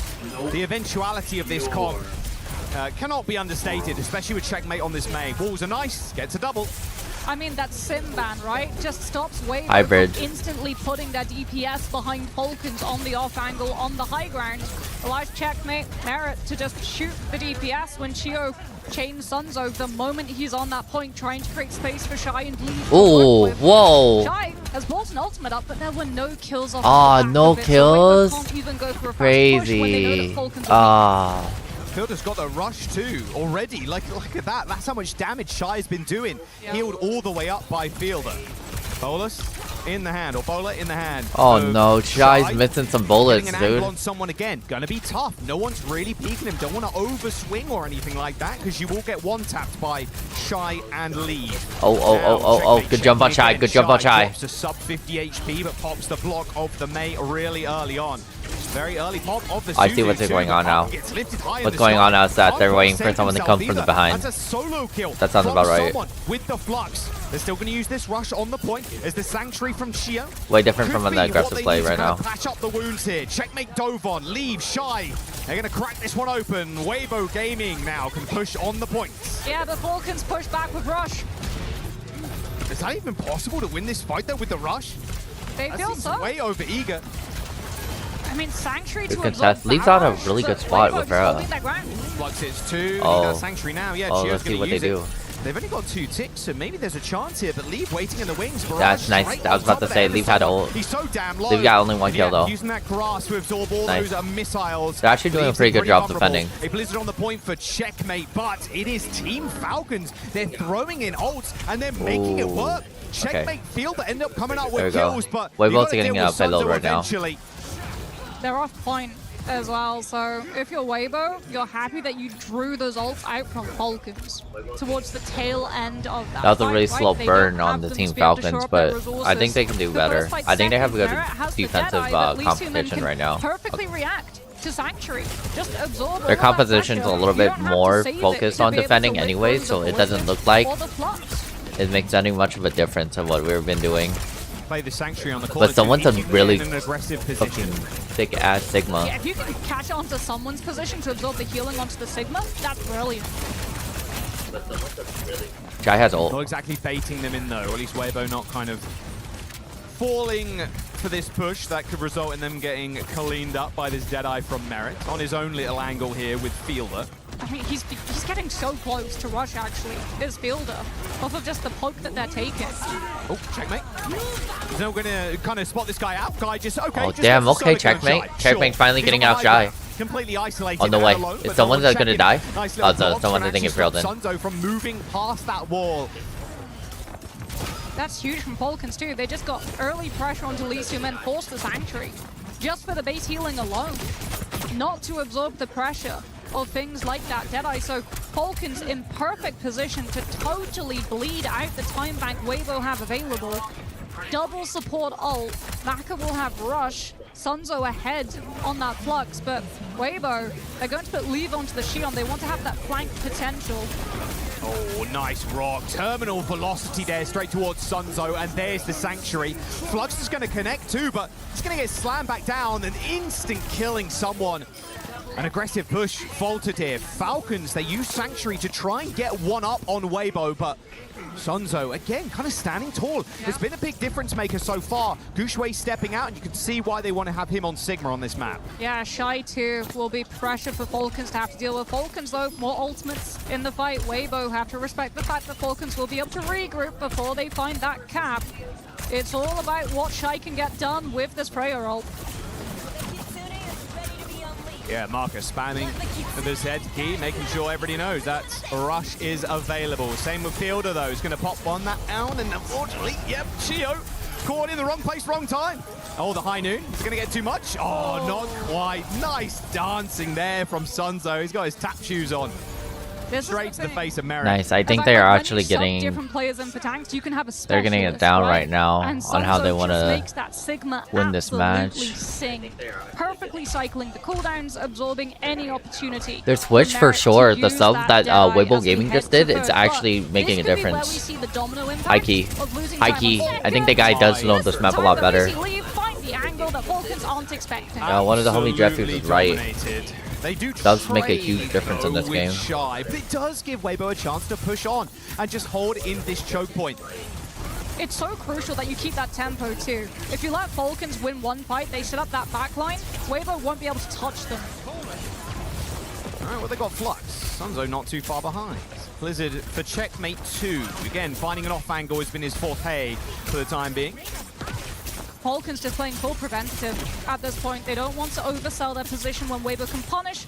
More than happy to let the time burn down and just clear the lanes that Weibo tried to take. They're just playing the May game. You come to us, we'll wall you off, no problem. Oh, high ground for Merit. Didn't quite check that angle, but they put down the Sanctuary anyway. A double Sanctuary, in fact. Leave trying to find an angle to actually do damage, but Merit just drops straight on his head. Goomba stomps him. Brilliant Sanctuary from Chio as well. Fully absorbs the pressure from the spree. On Leave's end, and Weibo, yeah, they lost that fight on third. Now you lose the tempo. You still have to walk to the Blizzard. Now you have to walk into the Flux, the Deadeye, and the Rush. And cycling those ultimates, Falcon should be able to complete a hold. Good rock. Flux is going to hit 2 as well. Someone absorbing all that damage with the grasp. It don't matter. Sunzo unrelenting, but frozen straight up. A good Deadeye Blizzard combo holds this push. They've traded the Sigmas. Silver bullets from Merit to still hitting on the side, but needs to get a little bit closer. A little bit more effective range there required. There's now Falcons. They use the rush to stabilize the fight again. 40 seconds to go for Weibo to complete. Yeah, rush buys you time for someone to come back into this fight. Merit Don't die. You can't die here. Oh, and he gets a second one as well. That's brutal for Weibo. That might be map. He's just so clean. He's back. Oh no. Oh, the late pick on Leave. Lee Soo-min makes it away, but can anyone from Weibo actually make past Falcons on the point? They got 10 seconds. Weibo has 10. Someone's gonna touch. Weibo, you gotta get your moving shoes on. Weibo's the only thing that they got is only overtime. Oh, the body block. 2 seconds to go. This is gonna be hard. Team Falcons had a really strong defensive team. Calm. That's okay. Yeah, I think they got this. Falcons. Yeah. Just hunting their prey. Falcons got game 2. That's it. Good hold, a good that should be game. No extra rounds are gonna be acquired. It they do have to do switch team switch be for the sure. new Havana. Like, oh wow, impenetrable the third point. It's yeah. Comparison, yeah. Like, look how hard it was, because not only do you have to worry about walking through main where you can't see the backline, you also have to worry about those high ground angles that Merit's playing. Damn, right? AC so is when scary. You walk through main, the damn, okay. Just there to be able to play off of the chain setup. I want to just real quick in that double Merit, not this one, but the one previous. The way he puts himself up against the wall, hits the roll so his crosshair doesn't move, and he's just like... Good stuff, good stuff, good stuff. He's so interlinked with Cassie, or just the game. It's the min-max, right? It's making sure that you have as little time as possible between taking those fights so that you don't get traded, because you're taking a 1 versus 2. There are 2 players who have an opportunity to be able to kill you. But those late picks from Falcon, it totally stops any opportunity from Weibo's regroup. Like, it forces you to have to go onto Venture to be able to try to get past the team holding that choke. Then we have the Ice block, body block, followed by the May wall block. And then your Venture's utility, it's all burned. No one else from Weibo is in position to be able to keep that overtime that's what I'm saying. going. I think Falcons had a really good team comp for defense. So that would have been hard to actually win through. And someone actually on the Ramatra, so Falcons will Would have been crazy if it did work, though. Yeah, no one's fallen for that since '98, so we're not going to see that ever again, it feels like. Although, never say never. Violet can play Baptiste. All right, well, they're going to try and take statue control first here. Weibo Gaming play a bit of a different defense, pushing way farther up than Falcons did. Yeah, wanting to play a little bit more open space as well versus checkmate on that May, having to be very careful about where exactly they take these fights, not wanting to have that tank totally cut off from heals. Okay. Oh yeah, don't wanna mess with that. Shy's off HP, decides, yep, not today, not gonna die. Randomly 2 merits. Look at the trade, not gonna happen. Yeah, Fielder explodes. Damn, okay. Trade denied. Someone just trying Shy's to find really any good. kill that would allow Falcons with closer spawns to run Look, away. Falcons is quiet. Falcons is quiet right there. They're sitting down. A little bit more back behind the point and allow Falcons to take that space to But set Falcons Merit has like and a good ring. All they have to do is get the payload over. Back to trying to find an opening pick, but now They that shouldn't be Weibo worrying has about the chance to capturing, defend, for they're sure. not making it easy. Oh, Rock to the back. Nice job, checkmate. Checkmate almost going the Dude, way of this the mate's kinda dinosaurs there. cracked. Has to put the block instead. Mate, Shio, ice though, cold. the one to explode. Again, another 2-player mission to try and get a flank angle onto the Sigma, but it's just not happening. Weibo, their defense. I think is someone's Sun's tank been able to build up the skills flux is too, a so little bit Builder's better than one-sided Weibo, rush. for sure. Might just be totally taken down. He's playing on the statue right now. Team Falcons are going to have to use this rush to try and get past him. Flux from Sunzo's good. Merit's dead. Someone's Okay, 1 HP. Sanzo. I mean, there's not really much they can do from here. Chio also dead. This is an unbelievable, look, a remarkable defense from Weibo playing this far up. I mean, Sunzo's living as well versus the Mei. Like, Okay, Falcons are trying to do Weibo. everything that they Okay, can. Weibo. Pull him Team up kill. when he's setting up that position to be able to flux, stop the rush, but they can't find the kill on tank. And Weibo, meanwhile, just taking Falcon squishies to absolute town. Last fight, still a little bit away, so Falcons more opportunities, but at the moment it feels like Weibo are just impossible to unseat. I know Abril somewhere pumping his fist right now, seeing Sunzo playing. Well, maybe he is Sunzo. I'm not entirely sure, to be honest. The way he's playing right now, he might as well be. Nice kill onto Maka. Oh, However, Tainu. Nice. Really good. Dang, okay, Falcon. I mean, Lee Sumin gets his head Okay, ripped is this a off. team kill? I think As this is Weibo team kill Games too. defense eventually fell. Yeah, It's a this is team team kill, kill. but Falcon still with a lot of time Crazy. drained off of their bank. And the true difficulties, we know, still ahead for Falcons to have to deal with. I do like the Fielder swap onto Juno. It allows someone to be much more proactive at running towards Weibo. Speaking though about proactivity, Checkmate, unchecked, gets the Wolf onto Sunzo. Yeah, Rock doesn't matter too much there. Yeah, Sunzo with too much to kind of deal with. Falcons and someone playing on the Ramatra being able to just run at people. It's the comp. This is the bread and butter of the comp, right? The Mei hits the wall, the Ramatra runs at you, and you're dead. Yeah, I mean, you just give speed ring as well from Fielder for someone to be able to run in with that Nemesis form. Soon, Falcons will be equipped with the Orbital Ray as well to run directly at Weibo when there's no Flux, no Sanctuary to be able to absorb the damage. This is Falcons with all the cards of the fight. Weibo have to find kills to shut it down. Double DPS ult for Weibo. Very tough to get this spree on an off angle though. Although saying that, Fielder going pretty low. Nice, Giano. Whoa! Whoa! A double on the back Whoa! Just Ah, I was about to say, if Shy could have survived that, that would have been sick. Straight after, Fielder used Legitly. Yep, and split from someone as well. He was playing low ground. Fielder, Chio, they were all stacked high, trying to find the drop onto Weibo to hit their backline with that Ray. a reset and a change of comp. Yeah, Fielder. Kiriko time. I mean, Suzu for Flux. Has to be, right?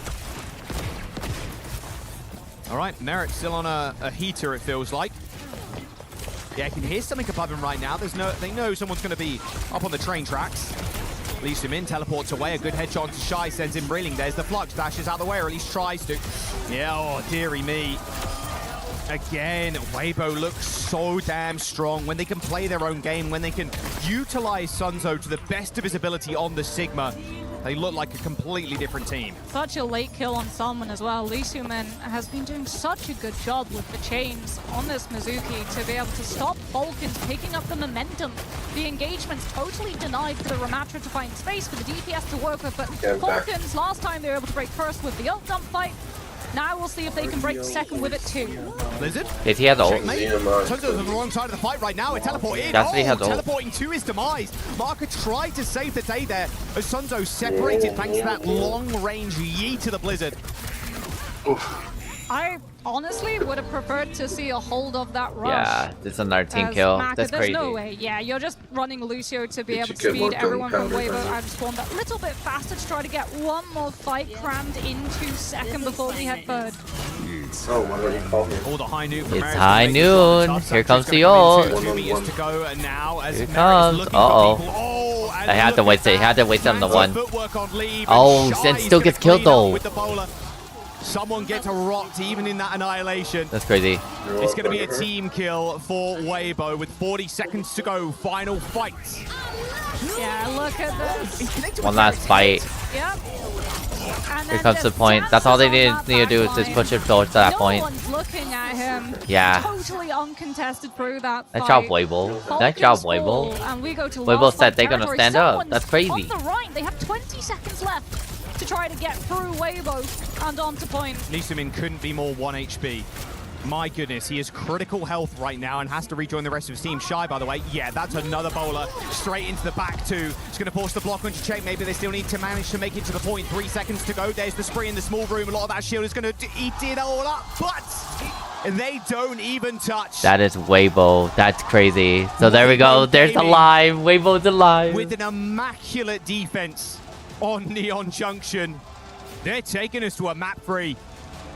Is Chinese Overwatch Maybe back? it's not going to go fast. Maybe we're going to take our time. Feels like We only the have 2 most more matches competitive left we've today, seen this anyways. region be for a very Might long even go time. again, but, Weibo first seed for a reason. Neon Junction, what a great map pick. A risk for sure. We talked about the fact that Falcons defended perfectly yesterday.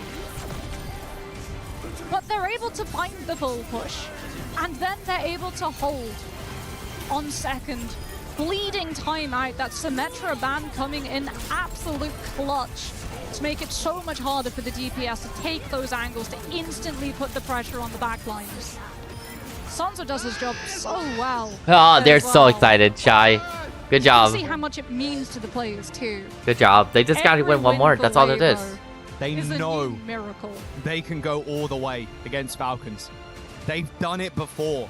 Dude, the pride for can do China it and again how in they're map best number coordination team for 3. Weibo. Oh, that guy got a Coming your tattoo? way What the in hell? just a moment. But first, a quick jump down to the stage. They know We that lock there's in. only one more match. They know that they're in, but they still have to get that last one We're matchup. going to map 3. Paris, how we doing? But now it's Team Falcon's choice because they are the losing team. We've got a good crowd out here, Lou. Yeah, I'm actually really pleasantly surprised. Ladies and gentlemen, I have a very important question for you.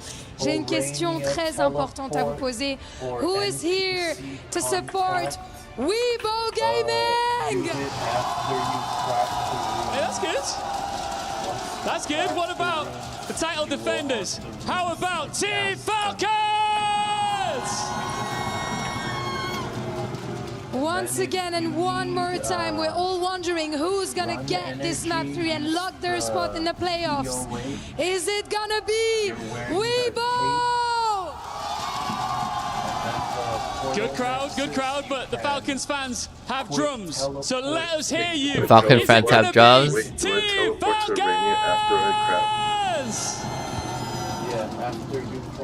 They have drums. Not sure. You know, I feel like Falcons the bringing Weibo under fans are drums. maybe a bit more numerous, but it's true that the Falcon Buds have been doing an amazing job. Ian, who's taking it?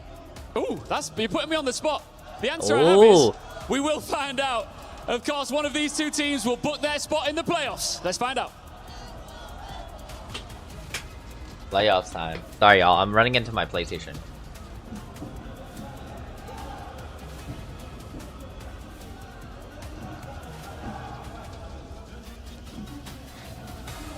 Alright, it's Falcon's choice. What map is Falcon gonna play? And then on top of that, they just need to make sure that they're working on All right, map number 3 coming up. changing something. One more map to decide who advances to the playoffs with a 2-0 record. Gushui in, Sun Zo out. This feels like Atlas. This feels like Atlas. If it is Falcons Atlas, 2, that's crazy. losing that Every Neon time I've Junction, seen get the Atlas, that's one of the opportunity last first maps ban. that everyone wants to This, play on. I feel, is where we see the Mauga ban from their side. And this, I feel, could punish the fact that Weibo banned the Mauga themselves on control. Yeah, especially with Gushui, like, where do you Everyone pivot wants if you're Falcons to Gushui? win. Kind of crazy. Ram, probably, but that plays perfectly into Falcon's hands. That's what they've done yesterday. Mauga ban, force Ram mirror, win the Ram mirror. Yeah, someone's winning that 9 times out of 10. And that one might be the miracle that Weibo need, because they can take them all the way it's always been the tipping point. It's just the hurdle you need to overcome, and a heck of a hurdle it is. Simban's gone as well. Yeah. Thank y'all again for watching me. I appreciate y'all. They y'all. were able to deal handily. We streamed over 180 hours before they could get DPS in problematic positions, but you can't do that anymore. And I don't see Falcon's deferring ban. I feel like this has to be a Mauga ban. Yeah. There's no chance that Weibo have the opportunity to take first ban, save a tank, defend against the Mauga. Merit's been hitting too. Casty's been so powerful. It's just still such a good hero right now, especially with how prevalent Cat and Bastion is. Oh, there's the empty seat. That's going to be Gushway's in just a moment. He's going to be joining the rest of the team. Let's see where we go, but your bet is on Atlas. I think my bet is on Atlas as well. Yeah, I think like for Falcons, They're saying Atlas might be good. Probably punching the But do they have air any so subs Undraft for anything for on Atlas? control, like, oh, you'll take the Mauga away yourself? We don't have to burn a ban on it, so if we drop map 2, we go map 3, we get first ban, we can still target it. Perfect. I mean, if you're Weibo though, you have to be expecting this. You have to know. Sim, Ram. Yeah, they're doing the sub. They're most likely doing the sub for How well can they play versus it is the question. They struggled versus the Sim on map 1. Doing the sub They banned it out for Atlas 100%. I'm not counting subs as tech positives, by the way, chat. They still have to find an answer. I can't see their flyers. They need better cameraman. Do you try Cameraman needs to be better. push forward with something like a L Vendetta, cameraman. potentially a hazard, to be able to disrupt the Symmetra teleport? I mean, have we seen I think Team Gushway Spirit's on that gonna take this Mobile Legends game. Yeah, I mean, it's not an uncommon pick, but against that Sim, Well, hold up. it's still tough. Are they losing? Symmetra does No, they break are the losing. game in a way where it gives heroes with almost no mobility, like infinite mobility. Same issue But it as is on a Cat. timer. Yeah, It is on a same issue timer. as Cat, Oh. but at least tied to a timer, Nice. and also tied to, Good hey, pick. you have to go through teleport, you Go can back in. break teleport. Oh Cat my lifeline gosh. just is endless unless you kill that cat. Yeah, there's not too many edges that Checkmate can walk off either this match. You're really just going to harp on that poor guy. And that's not going to be in the replays after this series, because it will be. Oh, check and mate. Look, To production team, I feel. To ops team specifically I just like having a for little bit that of fun. one. People aren't going to complain. That might be my favorite keyboard. Hold on. Oh, the pure We're pink, cooking. Translucent pink keycaps. Yeah, looks good. Heck yeah. Weibo though, like there's so much pressure on them. I feel like Chinese Overwatch has been out of the scene for a very long time. There's so much expectation. So I think all Overwatch have been out of the scene up for a very long time, guys. Like what? Metas It's not just Chinese Overwatch, it's all Overwatch. for a little bit of time. They came back. The game. Jeffrey, you hearing these casters about Chinese Overwatch? Question was like, these What'd are you say? old players. Do you Chinese still casters have talk that about Chinese reaction Overwatch? time? Can you still Yes. keep up with the young blood? Yes. They say Chinese. There's so much They said on the line. Chinese It's not Overwatch just about has been proving out that Chinese contenders can still hang with the rest of the regions. out of the It's also Overwatch proving like that you still scene. deserve your spot as a player on a roster. Has been what? Has been out of the Overwatch scene for a long time. Specifically Chinese Oh yeah, you're Overwatch. tired of I Atlas? didn't say China. Yeah, you're the one that There said we go. China. I'll do the translation of that sign. What did you say? I'm tired of Yeah, that's why I was, in I was French. so confused. I was confused why you said China. When we get to the So they're first saying of Chinese.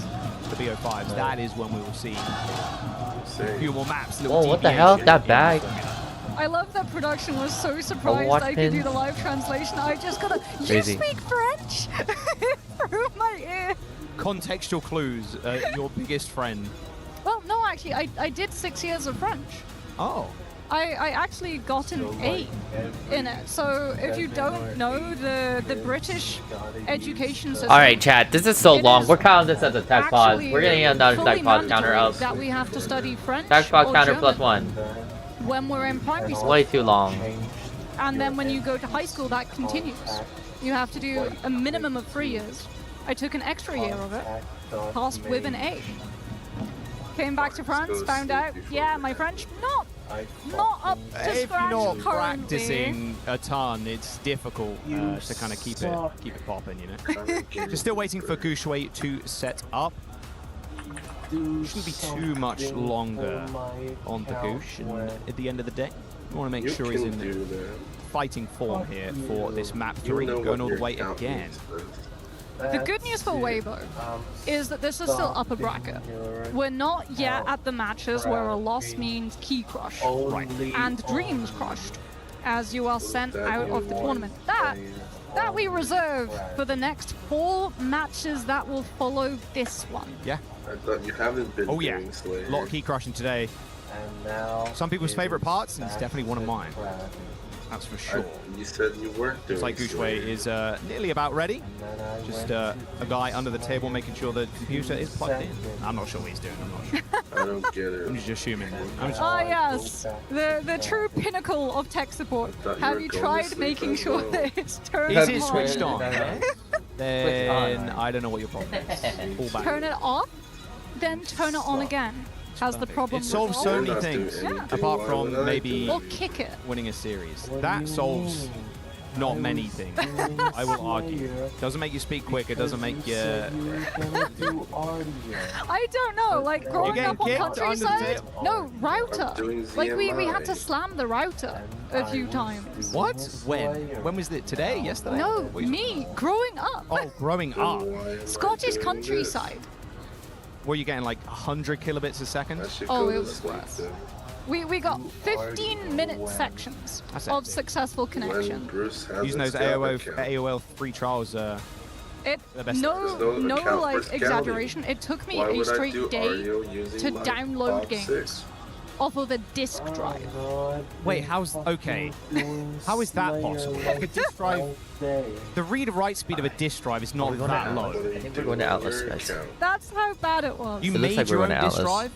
Your own optical drive The at that long point? tech pods, but did we count it only as one Well, we pod? had to run up a hill if we wanted You had to run up a hill, Yes, go we had to plug run the up a CD hill drive in, to put the receive a CD in. text. That was the only way. You must marvel at people being able to call each other on the phone. Yeah. The first time that I walked into an actual city, I was like, whoa! Peasants from the 1200 be like when they're transported to the 21st century.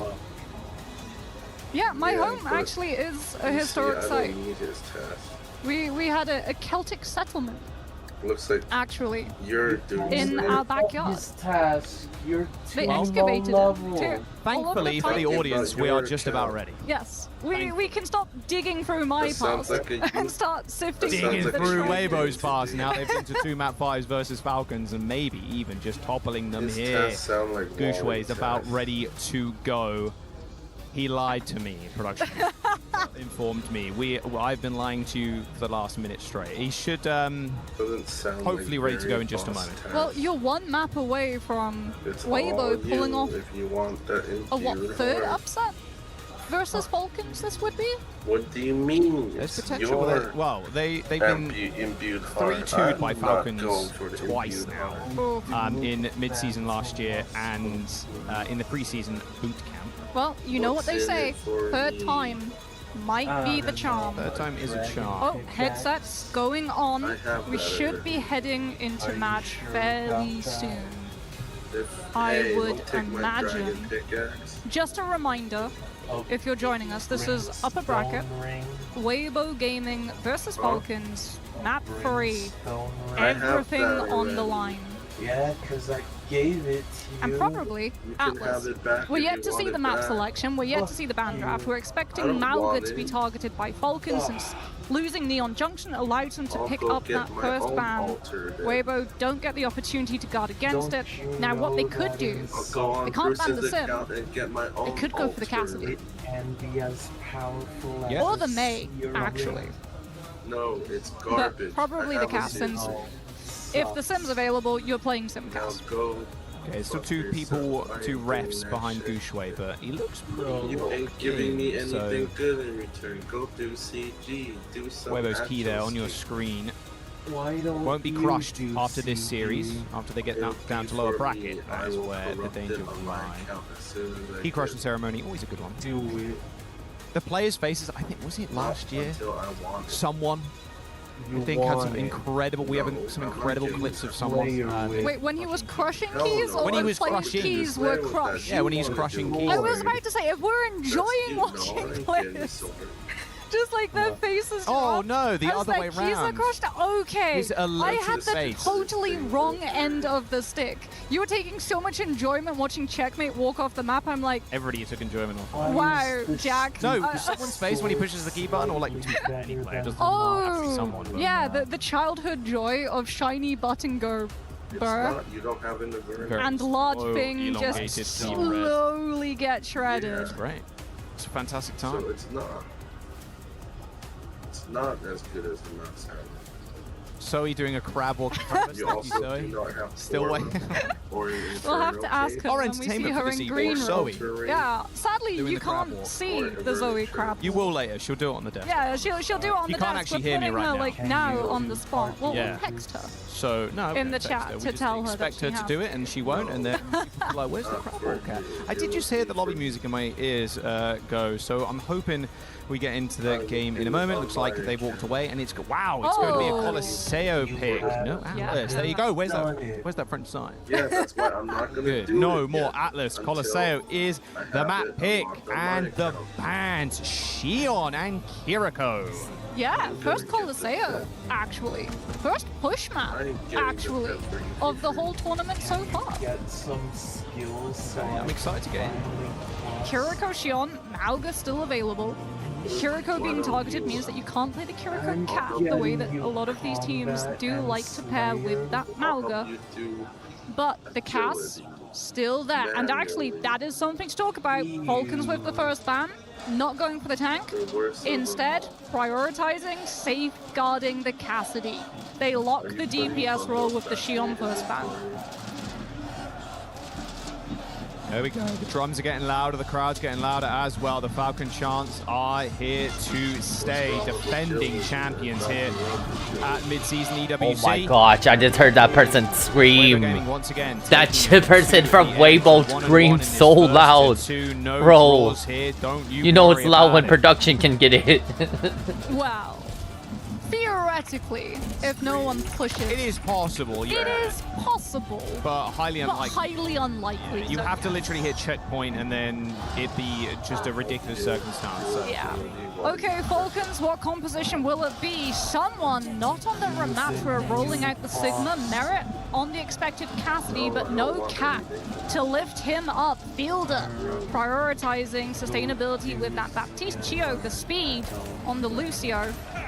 Weibo actually putting lead on the Emre too, so good range, good pressure to be able to try to put the tables and damage onto Falcons as Shy gets split by Lucy Moon. That was an unbelievable amount of damage sent towards Shy just then. Yeah, they want to play a range here, ideally. They know Merit has to be the one to kind of force the issue.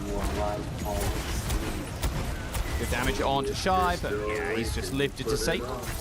And Maka on the Ana as well will make it pretty hard for Falcons to be able to run down Gushway. It's all about Merit finding these opening picks with the Sim TP setup. Great rock, but no kill off of the back of it. What Falcons do have right now, though, is objective presence until Weibo push them out. Yeah, it's much tougher for Shy, really, to be an impact in this fight because the roof is fairly short for the Bastion. Can play on the outside, Bast to shoot inwards. Gushway very low, has to pop Nemesis form already. Yeah, and Merit actually has Deadeye off of all the poke that he's been able to do to the Bastion Cat. Leave, abandons the scope, moves to the main lane. Shy though, he's trying to find that flank angle, gets found by Merit. They're just not letting the Bastion Cat pass. Yeah, they're still getting meterage, although insignificant realistically at this point in the game, only 16 meters on the board. It feels like Weibo are going back to fishing for Nano Boost, since they can't get anything done with this Cat Bastion at this moment. Falcons more than happy to respect it though. What is the record for no kills on Coliseo? Well, that would have been about 2 minutes 40 something back when we had Sojourn first release, and we didn't have all of the panels. It was like I think it was almost 3 minutes. Yep. because it was literally just one Sojourn, railgun, railgun, waiting, yeah. Well, it might change this time around as the nano boost on the Bastion is going to swing in forward. Whoa, straight into the window. Don't want to be dangled there all too long. He's going to use this ultimate though, although it looks like a very easy kidnap. What a catnap from Lee Wow. Good catnap. Slam right through the middle of Falcon's whole team. So many players just knocked down versus that artillery strike, and Weibo find the moment, the opening that they were looking for. So good, we'll see it again. Spirit won that one. Spirit won their game still. The perfect setup. That's the duo you want in your ranked games. Encouraging Cat Bastion.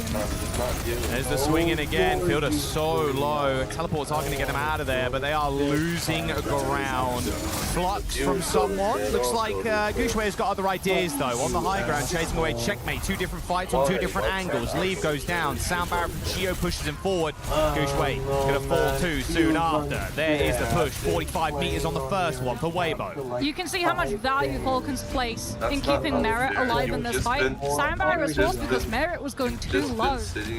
They keep the cast live. Now they get to try to flip the tables versus Weibo before they can set Gushue up to run at the team with that annihilation. Fielder about to hit the amplification matrix as well. Weibo going to have to be very careful. Deadeye from Merit just allows Falcons to just push more space. Little teleport. He's going to high ground there. Look at that. They're going to delete it though. Oh, Gushue hit by a rock. Lee Sumin dangling shy straight above Merit though. Has to go on the retreat. Same with Fielder. Doesn't end up jumping, dashing away. The wall's going to come out. Shy dipping on the other side of things. Gushue running forwards now, trying to separate Team Falcons from their own wall. Crucial though, Weibo run at Falcons with annihilation before Falcons can pull away with the distance lead, and Weibo are still finding more as the fight wraps. Falcons denied a clean disengagement as Lee Suman actually drops Gushue outside Falcons' own spawn. They have to contest with the Ramatra on steps, which allows Weibo to start leading more distance. Falcons with 40 close to the checkpoint. 4 ults for Weibo though, and almost at the checkpoint as well. They're off the cast too. Bastion. Oh, straight through the window. Awkward angle though. Lee Sumin's really low. Merit needs to hit this shot. He can't quite get it. Fielder also going really low. There is the Emre. The living weapon unlocked. A double for Leave. Sure, the turret kills him. Job's done though. Checkpoint unlocked. Yeah, forward spawns picked up for Weibo, and Falcons starting, it feels, to panic versus the Bastion Cat. The first fight they felt so much more in control, but the fact that Merit now is off the Cassidy onto the Bastion, trying to just burst Weibo down before they can try to fish up for some of these really heavy-hitting ultimates, is showing that they're very unsteady at now dealing with that Bastion Cat flyby, since Merit gets mobility off of the Sim TP, but Shy gets to take these off-lane fights and put pressure on Fielder. Yeah, Cassidy much more well-equipped to deal with the Bastion in disguise rather than the Bastion of his own. There's the teleport onto the high ground. Swing for Shy. Straight in. Fielder going really low. Lap already popped too. There's the catnap from Lee Sumin. Fielder leave trade, and the healing up of Shy is just not there. You need a double support pocketing the Bastion at that point, but Lee Sumin just dives in. Cat scratches Merit. Gets the kill anyway. Yeah, Falcons though still present on the objective. Weibo will get one more fight before Falcon starts to eclipse that lead. Gushue drops down before they can find her. Yeah, no checkpoint garnered either. Huge turn for Weibo. Leave now actually onto the Tracer so that he can detach from the main fight. Go put more pressure on Fielder since he's having that land force so early by the flybys from Lee Sumin and Shy. Yeah, a lot less to worry about too with Merit on the Bastion rather than the cast. Still deadly for the Tracer, but much easier to navigate around. There's the nano boost and someone cancelled out of his ult, and Shy booping people down from high ground as well. This nano Bastion is just so devastating, and Team Falcons have to disengage again. It was a great anti from Maka as well. Falcons teleport up onto Weibo's high ground trying to catch the back line. Maka antis the ground, hits someone, falls flat, and someone's on Rhine now. Fully hitting emergency buttons. There's 3.5 minutes to go. Someone's going to be able to get out, sure, but look at this. Checkpoint, more meters, high ground. Like, what's the answer here from Falcons? Oh, come on. He's being dangled off the map. They're going to clear this high ground out. They're going to push him all the way back. There comes the Mortars. Didn't do that much damage. And That's now crazy. the punishment of this Ram. Falcons just trying to swing through their own wall. They managed to take down someone. Lee Soo-min eventually fell too. Checkpoint in the hands of Weibo Gaming. And with only 3 minutes to go, Falcons, they're looking to be perfect. Oh, they get merit late though, which means that Falcons, they can push, they can try to find more space on this objective, but they won't find distance lead, and they won't be able to stop Weibo from having a fight fast on main, with Gushue swapping to the Mauga now that someone's on the Rhine. No more opportunity for Falcons to run at Weibo. They'll take the fight first. Gushue on the Mauga, very flexible here for Weibo Gaming. Where's the pulse bomb from Leave as well? Like, there's no Kiriko, no Suzu. Yeah, good connection, could end it all. Gonna try and elongate this fight. Leave already looking for an opening, looking for a chance to pop something. Teleport. Make sure they can't go back. There's the catnap. Lee Soo-min gonna try and drag somebody. Oh, the anti is massive, but the beat is better here for Chio. Mark gets pinned to the wall there by someone as Gushue takes an alternate angle to try and punish them. The stomp is good. Leave takes down Fielder. It's a dirty little trade here as Team Falcons. They need a clean fight. There's only 2 minutes to go, and a clean fight is not what they'll find. Mac has been so brutal with these anti-nades. That Kiriko ban, no Suzu for both the pulse bomb, but the nade as well. And Weibo dispatch Falcons. Lengthy fight too. Falcons won the last one. This is the cruelty of Colosseo, right? When you start having that distance lead for these other sides, they're able to just set up for the next fight. You take so long pushing the objective through main that they just push it a little bit more through main, force you to have to take a fight on this one angle that Weibo can just flank around, pinch you with. There's the teleport, the shatter in the hands of someone too. Leave, trying to look for another entrance here. However, these turrets are going to be a little bit annoying for him. Looking for Marco, he might. Oh, Leave takes down Shio of all people. Someone, does he end up using the shatter here? It looks unwise. This is just Weibo fully in control. Like, Maka has been so efficient with these nades. Someone on the Rhine has not been able to block enough of them to stop Fielder from being forced into using Immortality Field in a reaction. And without that cooldown, the Baptiste and the rest of his team are just too vulnerable. This is last fight territory, Jack. Weibo one fight away for a Chinese team to continue in the upper bracket. Can't go down. Does manage to dash to the Mega Health Pack. One more fight is all that Weibo need here. 25 seconds remain. Leave with a pulse. There's the wall to open things up. Someone already kind of dissuaded here by Gushue, who's lingering in the backline like a tracer right now. Where's the Sim TP? Gushue waiting for that Sim TP. Knows once it's burned, that cage will find value. Well, the cage is going to come soon. You've got to imagine the nade's going to come in. A nice little slam there from someone, but the cage is going to come in regardless. Lee Soo-min looking for action, however, looking for somebody. Shy takes down Merit with the artillery barrage. Lee Soo-min lifts him to safety, but Gushue and Mark are already dead. One fight for Falcons to be able to try to find this lead. It's only checkmate. It's only checkmate on the point. Gets annihilated by Shy, and now it is all onto someone. The tag team duo, Shy, Lee Soo-min, finish off the fights.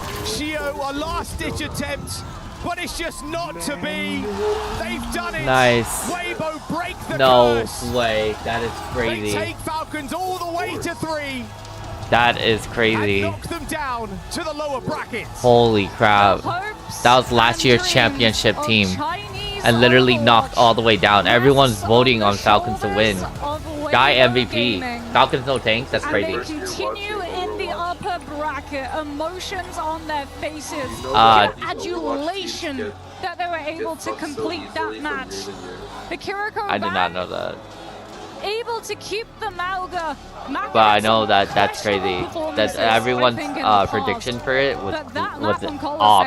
Hella off. A hero. Those anti-nades made it almost impossible for Falcons to be able to start the fight with the tools that they wanted. They've gone all the way 2 times before, 2-5 maps in the last year. They finally get it done versus Falcons. You can hear the crowd. You saw it in the cameras too. The Chinese fans who always also come out in force to these LAN events. And they can stand proud, advancing to the playoffs, beating the returning champions in Falcons. Huge for Weibo. Means that you avoid a lower bracket run-in with some of these really strong teams. gives you a chance as well to be able to survey your opponents. Leave it down on the stage to give us some words before they advance to the playoffs with Gonna get clapped. Indeed, what a showing from Weibo. Congratulations, Liv Gongxi. You did amazing, and I think your fans are very happy here. You were facing very experienced players that sometimes you have faced previously in your career. So how does it feel facing, you know, familiar faces, maybe friends? And do you wish the Falcons to qualify for the next stage as well? Liv，首先恭喜你们成功晋级到了就是后面的淘汰赛。然后呢，你们打的对手 Team Falcons 也是身经百战的一个战队，而且很多选手呢，你们也是交手了很多次，也算是很熟悉的面孔，甚至可以算是朋友了。那你们这边成功晋级之后，你们是否希望Falcons战队也能从败者组晋级呢？你们是否也会希望你们对手 Falcons 从败者组也会同样晋级，能成功晋级进淘汰赛呢？说实话不想，因为他们实在太难打了。To be perfectly honest, not really, because Team Falcons are a very strong team, and you know we kind of don't want to face them again. It's better not to have to face them again. I think that's a very good answer. Première question, tu jouais contre des joueurs très expérimentés, tu les connais, tu les as déjà affrontés. Est-ce que tu souhaites quand même que Falcons vous rejoignent en playoff? Et ben pour être tout à fait honnête, non, j'ai pas envie de devoir les réaffronter à nouveau parce que c'est une très bonne équipe. And we've seen all other Chinese teams knocked down to lower bracket, one game away from elimination, but you guys at Weibo, you're already in playoffs, chilling, 2-0, 2 wins. So what's different about you guys? What makes you the best team? 中国赛区的另外2支战队呢，现在都在败者组，然后但是你们却是2-0，2场轻松晋级到了淘汰赛。能问一下，就是你们 WG 到底跟其他中国战队有哪里不一样呢？我觉得首先是我们的整体实力吧。对，我们的整体实力是我觉得，就是个8强水平吧，我觉得对，不夸张的说。然后我们的配合各方面心态也特别稳，然后就各司其职，做好自己的事情就可以打赢这些对手嘛。I'll say when it comes down to it, our raw skill is definitely up there in itself. I think I can without any sort of exaggeration, I can say that we're a top 8 team just in terms of pure skill. So all we have to do is keep ourselves relaxed, make sure that our coordination is on point, and I think being able to qualify should be a very natural thing for us. Yes, that's for sure. Deuxième question, toutes les autres équipes chinoises sont en loser bracket à une game de l'élimination. Eux, ils sont en train de chill en playoff. Qu'est-ce qui fait qui sont les meilleurs finalement de la région? Bah, tout simplement, clairement, on est une des meilleures équipes, on est une team de top 8, on a juste besoin de s'assurer qu'on reste on point, qu'on se laisse pas trop déborder par nos émotions et qu'on reste aussi très coordonné, et ça devrait le faire. And last but not least, Liv, you know, it feels amazing, I imagine, to be on the international stage, you know, seeing the fans and stuff. So what do you enjoy the most about these international tournaments, getting to travel around the world to play Overwatch? 在国际舞台上面也是一种很享受的一种体验，毕竟有这么多粉丝在那边给予欢呼。能不能跟我们说一下，从你的角度来讲，就是打这种国际赛事的打这种国际 OW 赛事，你个人最享受的一点会是什么呢？我觉得已经说过很多次，我觉得不用再说了，就是大家线下赛所有观众粉丝的支持跟呐喊吧，我觉得这是我们对最大的动力。I think I've said this a million times, so I think this goes without saying. But you know, just being at an offline tournament here with the crowd, with all the fans cheering for us, hearing the cheers, it is the greatest motivation for us. Of course, I think it's the best feeling that an esports player can feel. Indeed, thank you so much for joining me, Liv. Thank you for the translation as well. It was a pleasure having you on stage. As we're moving on to our next step, elimination matches. Don't go anywhere. Man, this Bruin pouch is pretty good. When it has 40. Thank you very much, Lou, and congratulations to Weibo, and more importantly, the entire region of China. Look at the representation they just had on this stage. Going up against the Falcons, 91% of the fans chose the green team. 91% of the fans were wrong, Zoe, and we even thought it was going to be a 2-0. So how did Weibo pull off the upset? Who shined today? I mean, the obvious answer would be glazing that front line, right? Leave Shy, they did so much for the team, but I really think who stepped it up today was the backline. I felt like the backline was the weakest link yesterday, not the individual players of it, but they got picked up or rather off so much. I feel like they fixed it today. The compositions they played looked really good too, so yeah, I'm very impressed. Jake, we wanted to talk a little bit about some of the compositions you saw saw throughout this match and the growth throughout the series. What did you see from both sides, and do you expect to see Falcons again later?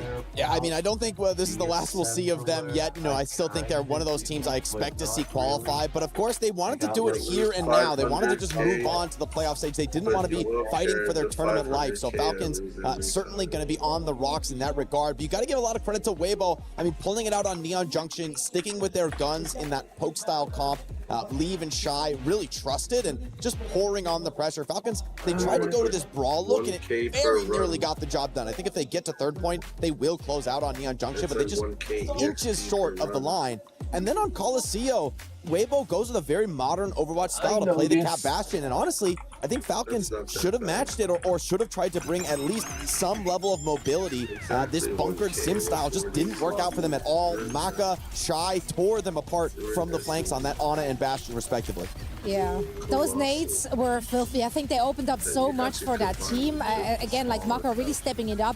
Lee Sumin also just very great positioning on that Cat and repositioning of Shy there as well.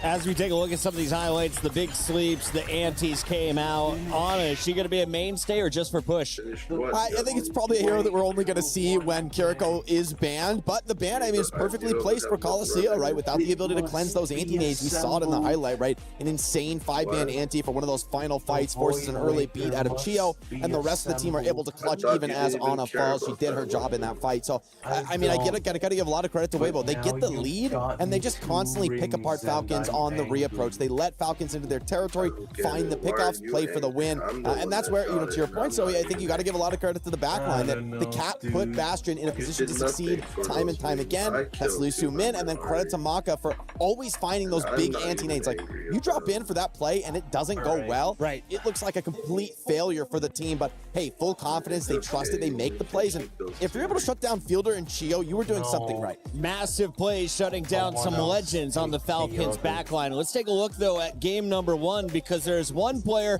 that I think we're going to see plenty more highlights from. He goes by the name of Merritt, and he was popping. Let's take a look here at some of the Cassidy play.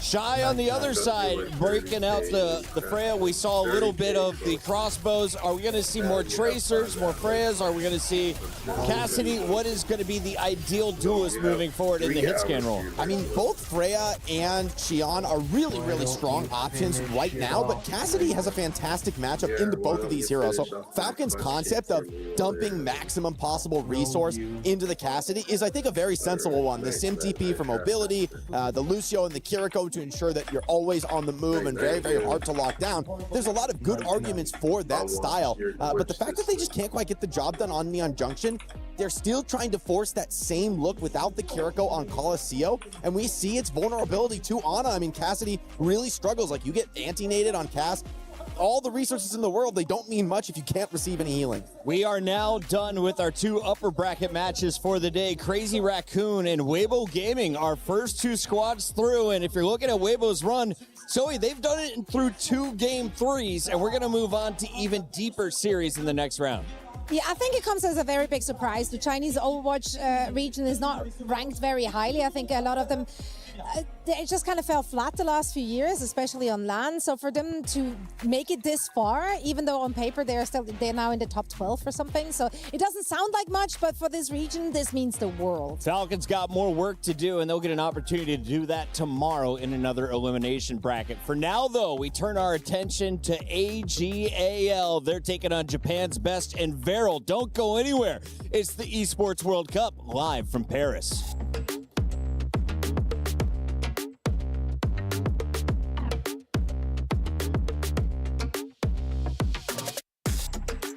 Human body was built to move, not trapped at a desk in one singular posture for 12 hours a day.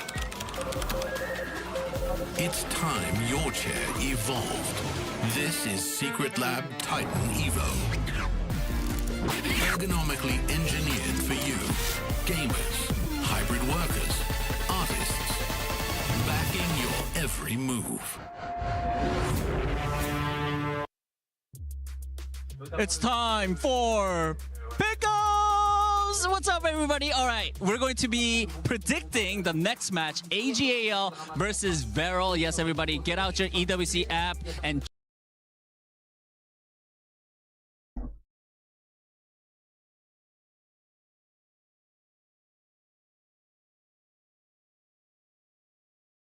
I think they have a really good chance. So I'm going with Beryl taking the win 2-1.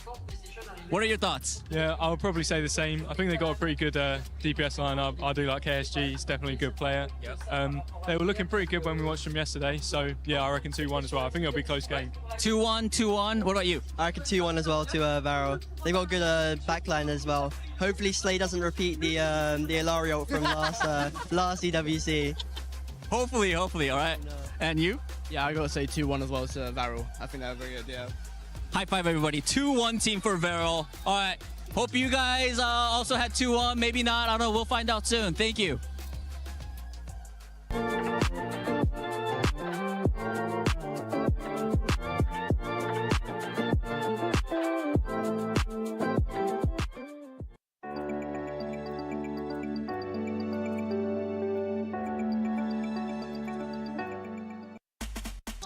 What's up, everybody? I am here at the STC Arena, and I've been talking with a lot of the fans, and it feels like they have a lot to say, some spicy opinions. So I thought it would be fun if I asked them for hot takes.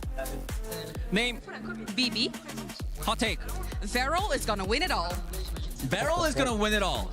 Varro is gonna beat Crazy Raccoon, beat all of these great teams, and win it all. Yeah. If you want a hot take, yeah. That is very hot.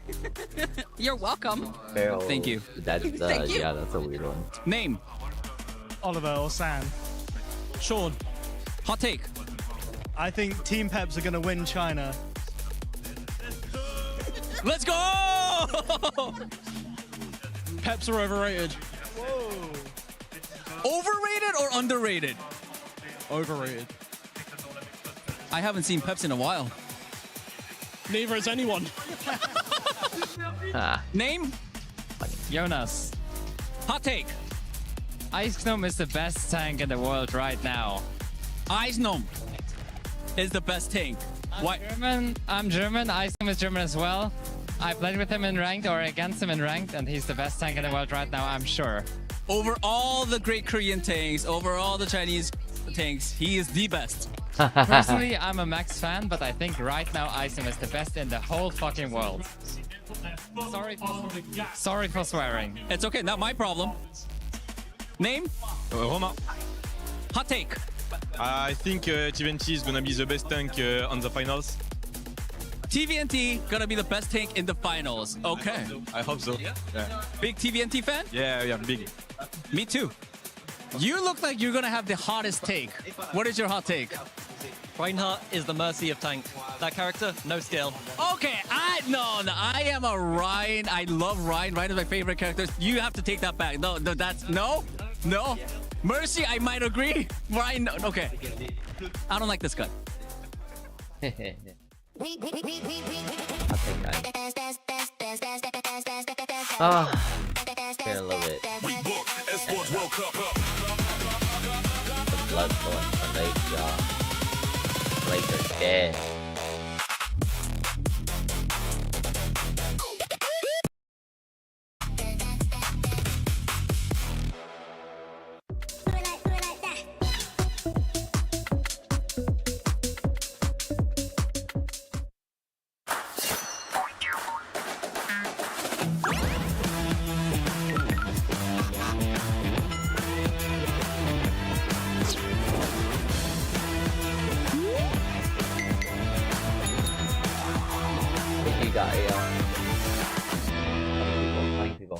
Luis hitting him with the bananas of approval as you see AGAL ready to take the stage. Can another team power through? Oh my gosh, we're doing the loadings. Why are we loading?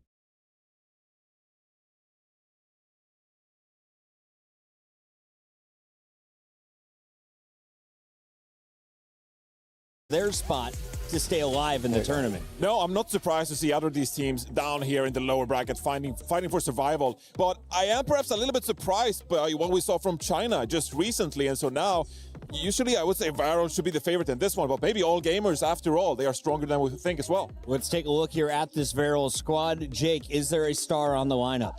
I look a lot at Top Dragon in terms of who needs to have a big performance for this team. You know, you brought on this guy to be a DPS superstar, to bring that flex pressure that often is what makes the space for you to get away with these greedier backlines that they so often like to run. So Top Dragon definitely needs to have a big game, but he's a player who's consistently delivered it and has been a great one to watch. Yeah, and I think for the side of all gamers as well, you got to look out for the cat players in this one. Either of these teams, they like to play the cat compositions, and we just saw what Lee Min was capable of playing for Weibo Gaming. And so in this one, I'm looking out for players like Lengsa, looking out for Slay. We only have 4 matches can today. They have We already did Team Liquid versus Space Station Gaming, and oh my gosh, I'm so sad. Space Station Gaming got knocked down to the lower bracket. So there's some birthdays out there. The coach is going to be celebrating his as his 8th player. So Jake, it's good or bad to play on your birthday. So.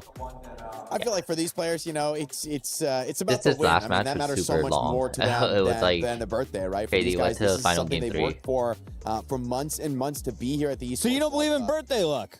No, not at all, man. There's no luck in this I do, game. Puckett, I do. Right? Yeah. Surely fate has, good things in store for you on your birthday. You wake up, the right music is playing, the birds are smiling and singing songs your way. You guys are so cute. I love it. There's no luck involved here. You got to earn this win. Nothing is given for free. Blow out the candles, pop some bottles, and celebrate here in Paris with us. Who is moving forward and staying alive, and who is hopping on the airplane and going home early? Well, 79% of the fans think AGAL will survive, and it'll be Varel headed back to Japan. We got 13 seconds. Make it quick. Johnny, where are you going? I got all gamers in this one. I'm going to go with Varel. I think Japan has risen to be a serious competitor. They might be able to topple China here. Chat, do you agree? Let us know. It is time for match 3 on the day. Match number 3.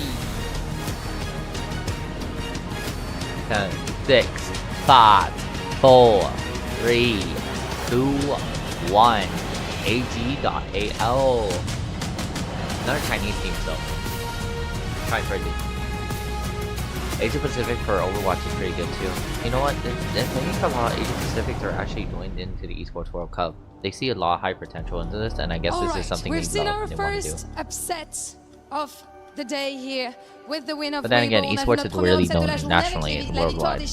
We'll look over the EWC 2020s, 5 and 2024, all the way to 2026. So we'll do a history today for class. Today's class will be history sessions for EWC. Because we're moving into the elimination phase of the tournament. The next 4 matchups will result in keys being crushed live on stage alongside the dreams of the teams so we are actually into a loser bracket game of ever lifting this trophy here this year. That's going to be very excited, and it's a very, very important day today for our first contestant. It's 5 a.m. It is AGAL. People be sleeping early. It is one of their players, Lengsa and Youngshin, birthday today. Happy birthday to you. Happy birthday to you. Birthday. Happy birthday, Lengsa Youngshin. Happy birthday. Happy birthday to you. Happy birthday. What better birthday gift than a win here in Paris? What if they lose though? That's so sad if they lose. Gifts at the Esports World Cup. Let's welcome their opponents. It's Varel! Japan's champions Varel have from spent years Japan. building towards moments like this. A stable, experienced roster that has won almost every stage in the history of OWCS Japan. I have no clue how this gets turned out at all. By defeating Crazy Raccoon in Asia. Yesterday, they could not deliver. Today has to be different. Their experience brought them here to Paris. Alright, so whoever loses will get their key crushed in Overwatch, y'all. Is gonna deny the birthday gift for the AGAL squad. That's still to find out. AGAL got a birthday. We'll see how this runs. AGAL are here because China has depth. Varel are here because Japan has a dynasty. It is one, though, that is not recognized internationally. And this match is a big part of that team continuing to put themselves on the map, Matt. We did not see much of a showing from Varel yesterday. In fairness, it was quite the uphill battle, albeit against the team in Zeta who they pushed to the limit before.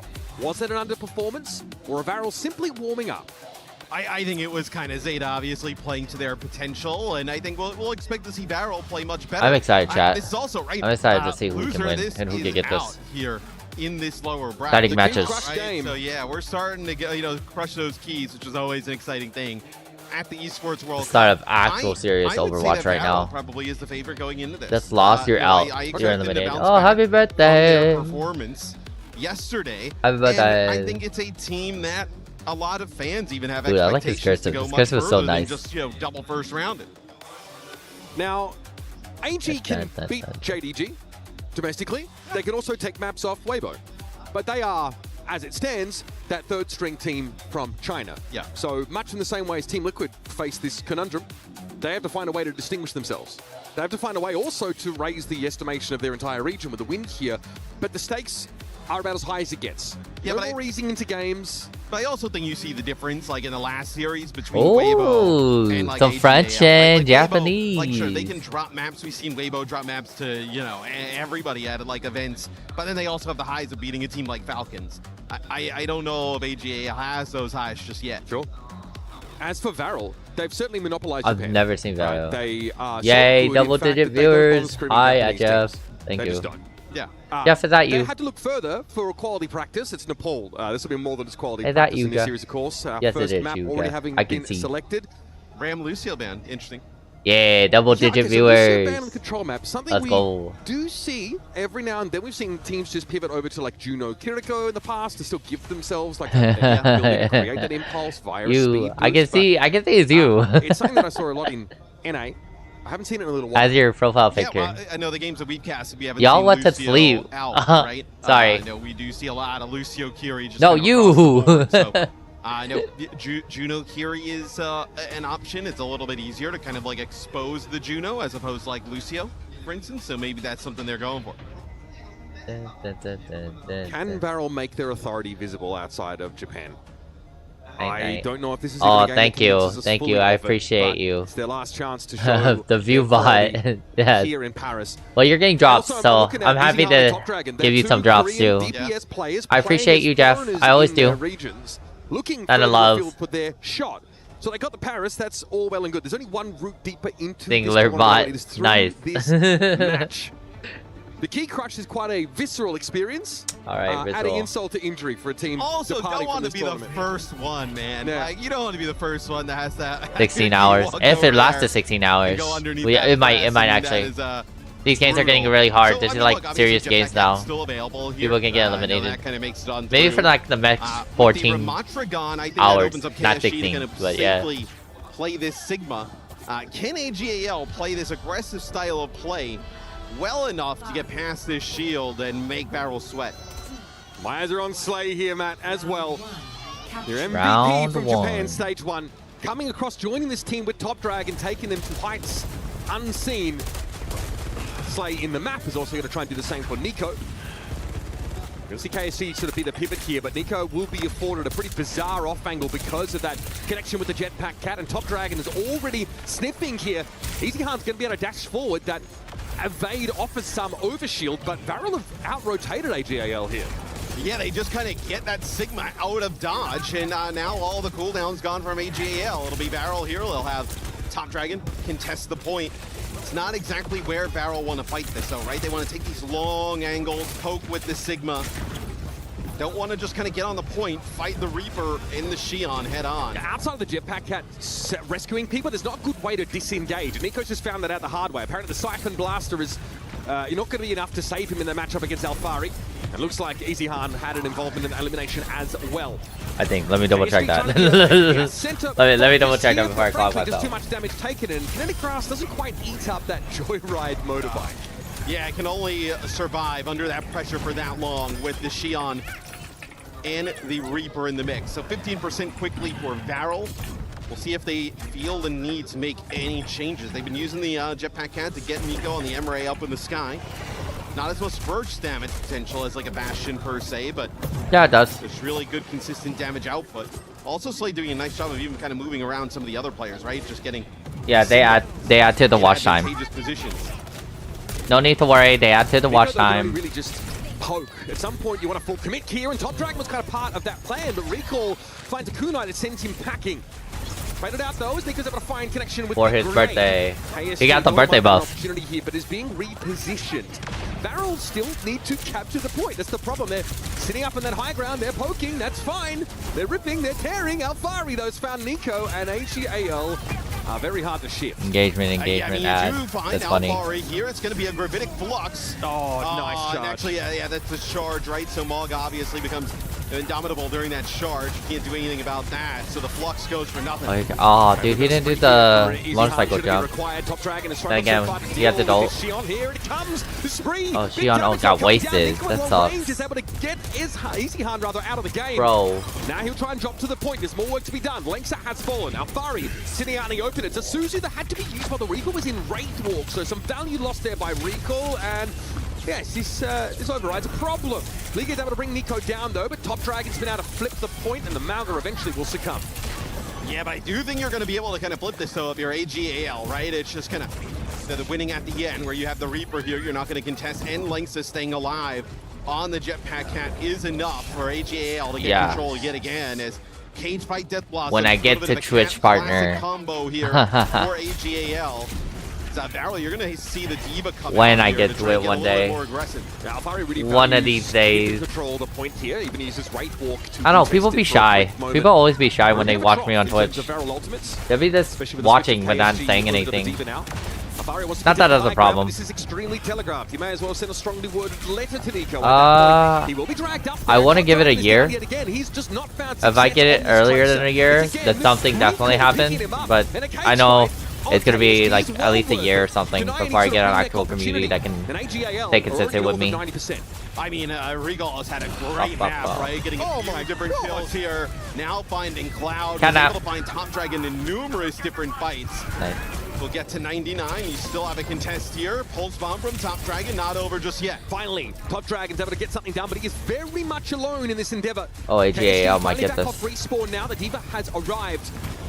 Can they stall? That's really the only option for the time being for Varel. They want to stall without losing any players, and so far that seems to have worked out. Yes, Slayer's here. Catnapping also going to be available in just a moment. AGAL are the ones that are forced to concede point control. I mean, a great job to just kind of touch it for Top Dragon for a period of time. PSG then jumps on and Slay as well, and you're able to get everybody back in the fight. That's unbelievable there from Varel.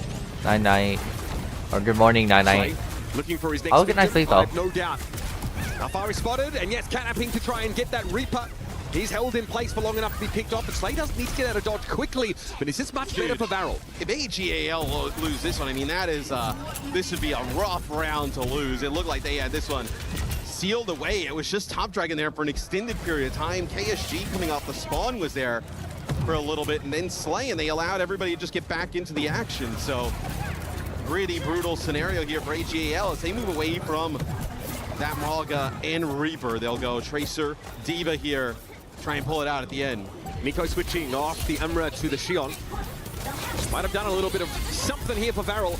Top Dragon are going down. Is he unable to find a connection with a motorbike? Is he now going in with a spree? And Nico caught behind the pillar. KSG catches him out though, and Lenksa has fallen. Even with the Kitsune Rush in play, it's far from guaranteed here for Cloud is out of the mixture. KSG low has a remech. Can stall this out if it's sequenced correctly.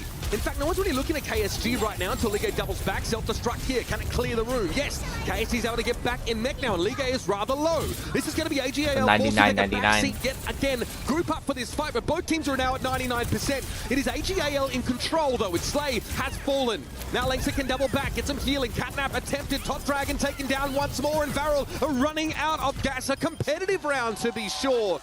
But no cigar. The team from Japan. Man, it's AGAL. They barely hold on there. Japan is so passionate. That got way too close for comfort for them at the end, as Nico is getting very close to the spree there for Varel, but doesn't end up building up to it in time. I also think we talked about highlighting Recall and some of the really nice things he's done for AGAL. Top Dragon had a little bit of a rough go there in round number 1. He's really finding his mark on Tracer. I don't think there's a path to victory that doesn't involve Top Dragon playing at peak potential here, Matt. He has done just that for Varel in their entire road here. He's going AWOL for a round is acceptable. For a map For a series? Absolutely not. So it'll be Sig here again for Varel. AGAL, they're gonna not play that Maga off the rip. We'll see a Brig. So maybe this is the answer to some of that extra aggression, right? That they probably thought was gonna come out with like Tracer Xion. Yeah, I think they're expecting Xion here. Yeah. Nico, though, going back, always wants to trend back towards some mid to long range hit scan.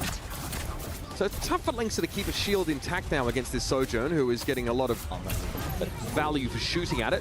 Finally, some incentive to shoot shields. Might be loud. They get back behind that pillar. KSG trying to make a bit of space here. Might be not going to loud. really break up the healing. Now, eyes on Top Dragon. He's certainly been delivered a mandate to carry. Hey, early point flip here. Timing not quite there for AGAL, but KSG is very much living on an island here, Matt, and Recall has the Suzu, stays alive. And it just takes a little bit longer for it to develop for AGAL, right? Because you don't want to just have that D-Bug consistently on the point, just standing there with that Sig in play. That'll be AGAL ends up flipping it. So they kind of have to like work the outside angles, right? You're not going to just kind of take that Sig head on. KSG basically takes the point solo. As that happens, it is Liga who ends up finding Cloud, which opens it up to allow them to flip the point back. This switch, though, allows KSG to play off of Top Dragon a little bit more. Just give another element to this dive core. Where Top Dragon might have been hoping maybe that Hazard would have turned up there. More mechanically demanding role, I feel, for KSG now. A nice Suzu. Good stick, though! And the Suzu having just been used, but Alfari knew the way was clear to get a big stick onto Nico. It's a trade, though. They actually end up eliminating each other. As posthumously, the Pulse Bomb still does its job. Slay here, got to be careful of the Diva. Yep, tough to break that line of sight up, and EasyHan has an easy clean up. Yeah, and it's much harder for Slay to play that aggressive, right, with the Diva out there as opposed to the Maga. See Liga able to just kind of chase him down up there, and then now, I think the switch with the Hazard, so Slay now goes over to Brig. Brig is obviously really good historically against Diva, right? I know Hazard doesn't have as much trouble against the Brig, right? I mean, Hazard has, you know, pretty good mobility, but then also just like damage reduction and lifesteal up close, right? Yeah, it's also you just farm whip shots for free off the Diva, and if you perk into an extended Inspire duration, you just get more healing over time more reliably. Thanks here with the rally. I don't love stacking the support ults here for AGAL, right? It's just the Kitsune Rush use on the other side. Now they burn both. I think they saw a support switch from Varel and felt like it was safe to do that, considering that they wouldn't be losing out an ult economy because the Brig had just been picked up by Slay. And when you're at 60-odd% and counting, it's not a terrible proposition, even if it's a bit, I don't know, scrappy of you. It's going to be everything used here by Varel. It's going to be the downpour used by KSG. Top Dragon desperately trying to find the kill on EasyHan. That's sick. EasyHan able to stay alive, get that execute elimination, and your recall did go down, but it took him an absolute eon to fall. Varel, though, still running in numbers here. Look like they're in good shape. Liga, though, was able to remech. We'll get back into the fight, and AGAL still prefer to regroup. Yeah, without EasyHan, though, you're not going to continue to fight.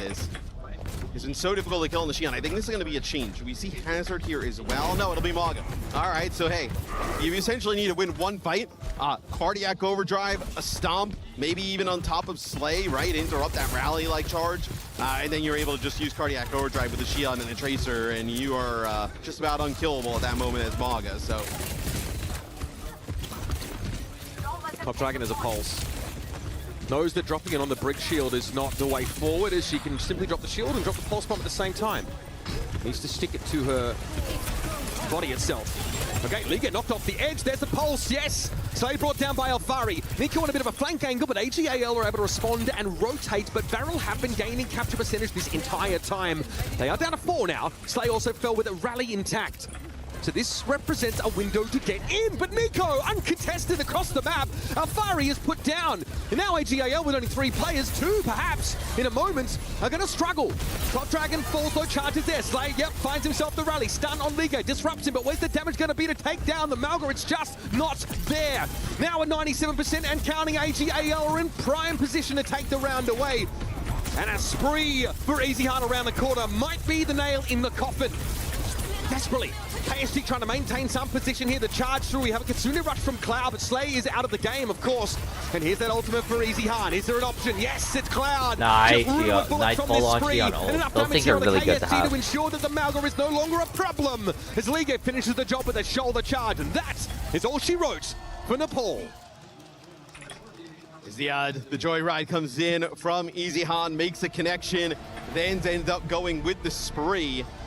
Just finds one with it. And honestly, Slay ends up using that rally. It's a Kitsune rush that's used on the other side. And then, I mean, you're not challenging Maga inside of the rush, right? I mean, damage reduction with the charge, have that off a cooldown faster, cardiac overdrive. They kind of get nothing with the rally, and even with the rally rolling, they just get bullied off of the point by the Mog in the rush. But I mean, you pointed to the layering of support ultimates from AGAL midway through the round. As it turns out, they still had a Kitsune rush to match the rally when it ultimately came around. You do listen to me. Yep, every now and then. What's crazy is that they layered support ultimates when Slay had like 44% of his of that rally, and they were still able to match Kitsune rush later on. The backline, the backline for AGL team are legit. Yes, and Malaga is just a battery for, support ultimates, right? I mean, if once he starts kind of get rolling, it snowballs down hill pretty quick on the Malaga. I wonder if that's like a, if you're looking at Varel, potentially trying to get rid of that here going into that next map. So what's it going to be, Varel? It's tough staring down the barrel of elimination. In a match like this, losing control certainly makes you feel like you're on the back foot. This would be a brutal loss for Varel as well. We were talking about, I mean, how great they've been, the expectations as we move into international events, and then even like, when we bring less teams to some of our OWCS events, even the possibility of them sneaking into one of those, 2 and done here at EWC would be rough. Yeah, I mean, it's brutal. It's been a rough year for them in general. It's pretty unsatisfying, dominating a home region, and then when you get out to land, be denied those opportunities. Here's the history for Varel this year. In Asia Stage 1, they beat Crazy Raccoon, fair and square, 2-1. They took Seder Division to a map 5 and lost in that game. That was upper semis, and ultimately, they can't play in Tokyo.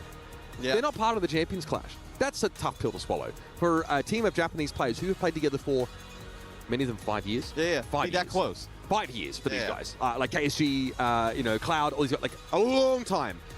And then come out here after dominating Stage 2 in Japan, 7-0. It was like a 4-0 grand final, so it's not much to write home about. So they qualify here to the mid-season championship. And then their first 2 opponents are Zeta Division and then an AGAL team who surprisingly are scrappy and are demonstrating the depth of China as a region already. Yeah, look, I think it would be an extremely impressive win for AGAL, right? Especially off of the back of Weibo just beating Falcons, right? Maybe China starting to come alive a little bit more than we expected at the international stage. It would just enter a lot of questions for Varel about, like, okay, where do we go and how do we move forward from this point? Yeah, I mean, you're faced with the prospect of returning back to Japan and just trying to do it all again next year. But what of Top Dragon and Slay? Are they going to start thinking perhaps we should pay the piper and head back to Korea? Shambali. So this is, they probably want to continue to play that SIG that they tried at the start. It'll be a Kiri ban, and it will be Bastion gone here. So honestly, AGAL didn't seem like they wanted to play that much Bastion here at the start. This is a ban that, protects against Varel playing, Slay obviously going to play the Cat. Playing Cat Bastion there with SIG, right? Which would be pretty nasty to deal with. You might not be a Cat Bastion team, but when Shambali Monastery gets locked in, even the most ardent feline haters are going to be tempted. It's a kind of map where the Kiri you feel like if you don't have that in your pocket, you're in trouble. The Kiri ban does hurt the Maga a little bit, right? Maga and Kiri work really well together. The cardiac overdrive, with the Kitsune rush and being able to kind of have those Maga cooldowns available more often really kind of makes him untouchable in those types of situations. You can play Ana, right? We've seen teams play Ana. Whenever I see a Kiri ban, I do wonder if a team's trying to lean into anti-heal. I think it's probably more that, like, you can play, let's say, Bat Mizuki Sig, right? Like, that's a shell that we saw at Champions Clash pretty often. You can play that, and you take the Kiri away, it's not really going to bother you that much at all, right? You kind of play that Baptiste with the Mizuki, a really strong combination with the Sigma. Very good at keeping the Sigma alive for as long as possible. So we come to Shambali Monastery. Crunch time, or crash time, as it were, for Varel. I expect better from you. I've had worse. Yeah, but I mean, you know, all you're doing is saying I've set a high standard. Yeah, it's true. That's fine. It's true. Okay, so interesting. Varel, who tried to play a lot of Sigma at the start there on Nepal, they come out with Ramatra. You know, we may end up in like a Ramatra head-to-head here. Like it could have been where they think that, you know, Ligue is going to go over and play the Ramatra early. You don't want to kind of fall behind, so you're going to come out and play the Ramatra and think you're going to end up matching. It'll be Diana here for Varel with Nico on the Freya, who we've been seeing getting a lot more playtime now than really, you know, almost ever before since her release. She's looking much better. And also, we saw a lot of it from Weibo just now. Okay. So AJL's attack side is going to feature a Freya of their own. Still under the brick. It is a bit of a Lengsa special, I will say. Curious how placing the Freya comps or anything that's like super long range or poke oriented, it's sometimes pretty hellish to try and play the brig through that, but she offers you so much when your opponents are actually forced to stand and fight that it might be worth just grinning and bearing it. It's also, I think, like brig is a pretty natural fit alongside Juno, right? Like Juno Cat would be really weird. You know, Juno with the Mizuki, not exactly that great. Then Juno Bap, you know, fine, but like Juno with the brig seems to work really well together in combination. Yeah. Varel already feeling some pressure now as AJAL with a pretty high mobility composition and trying to go upstairs, but Slay is able to find EasyHan off the rip. Quite clear to see why Varel wants the Jetpack Cat with or without the Bastion. And that has reset things for AGAL once more. Very passive positioning here. I mean, normally we see a few players with the tank up on that high ground, but Top Dragon saw fit to chase Alfari out of town. Alfari and Top Dragon are playing their own game over there on the side. Yep. Well, you know, whoever's the winner obviously going to have huge impact on the fight. But yeah, they speak their own language, these Tracer mains. Echolocating with each other. What's Slay looking for? Oh, EasyHan, obviously a floating target. Pretty easy one for the Jetpack Cat to pick up, but no perk into the slash yet, so not quite as lethal a weapon as he otherwise would be. Interesting rotations here for AGAL. Yeah, Liga trying to double back. Nico was going to ridiculously wide off angle, and Cloud's not able to be pressured down. That does, of course, use the sleep, but a nice Bionet here on Alfari means there's no help for him. Yeah, and it's just a really weird spot here for AGAL to play from, right? They try and, like, you know, flip the map, so to speak, and they get that, but then they kind of get pinched. They set themselves up, and they're getting kind of pinched. No, Barrel here on defense. See, he'll be able to kind of get, you know, Top Dragon over the top here with a pulse bomb. Ooh, that went wide. EasyHan now out in the open. Top Dragon has no choice but to stand and fight. Low on blink cooldowns and no recall. He is basically committed to this. And I think Liga is doubling back to try and help out. Good peel from AGAL.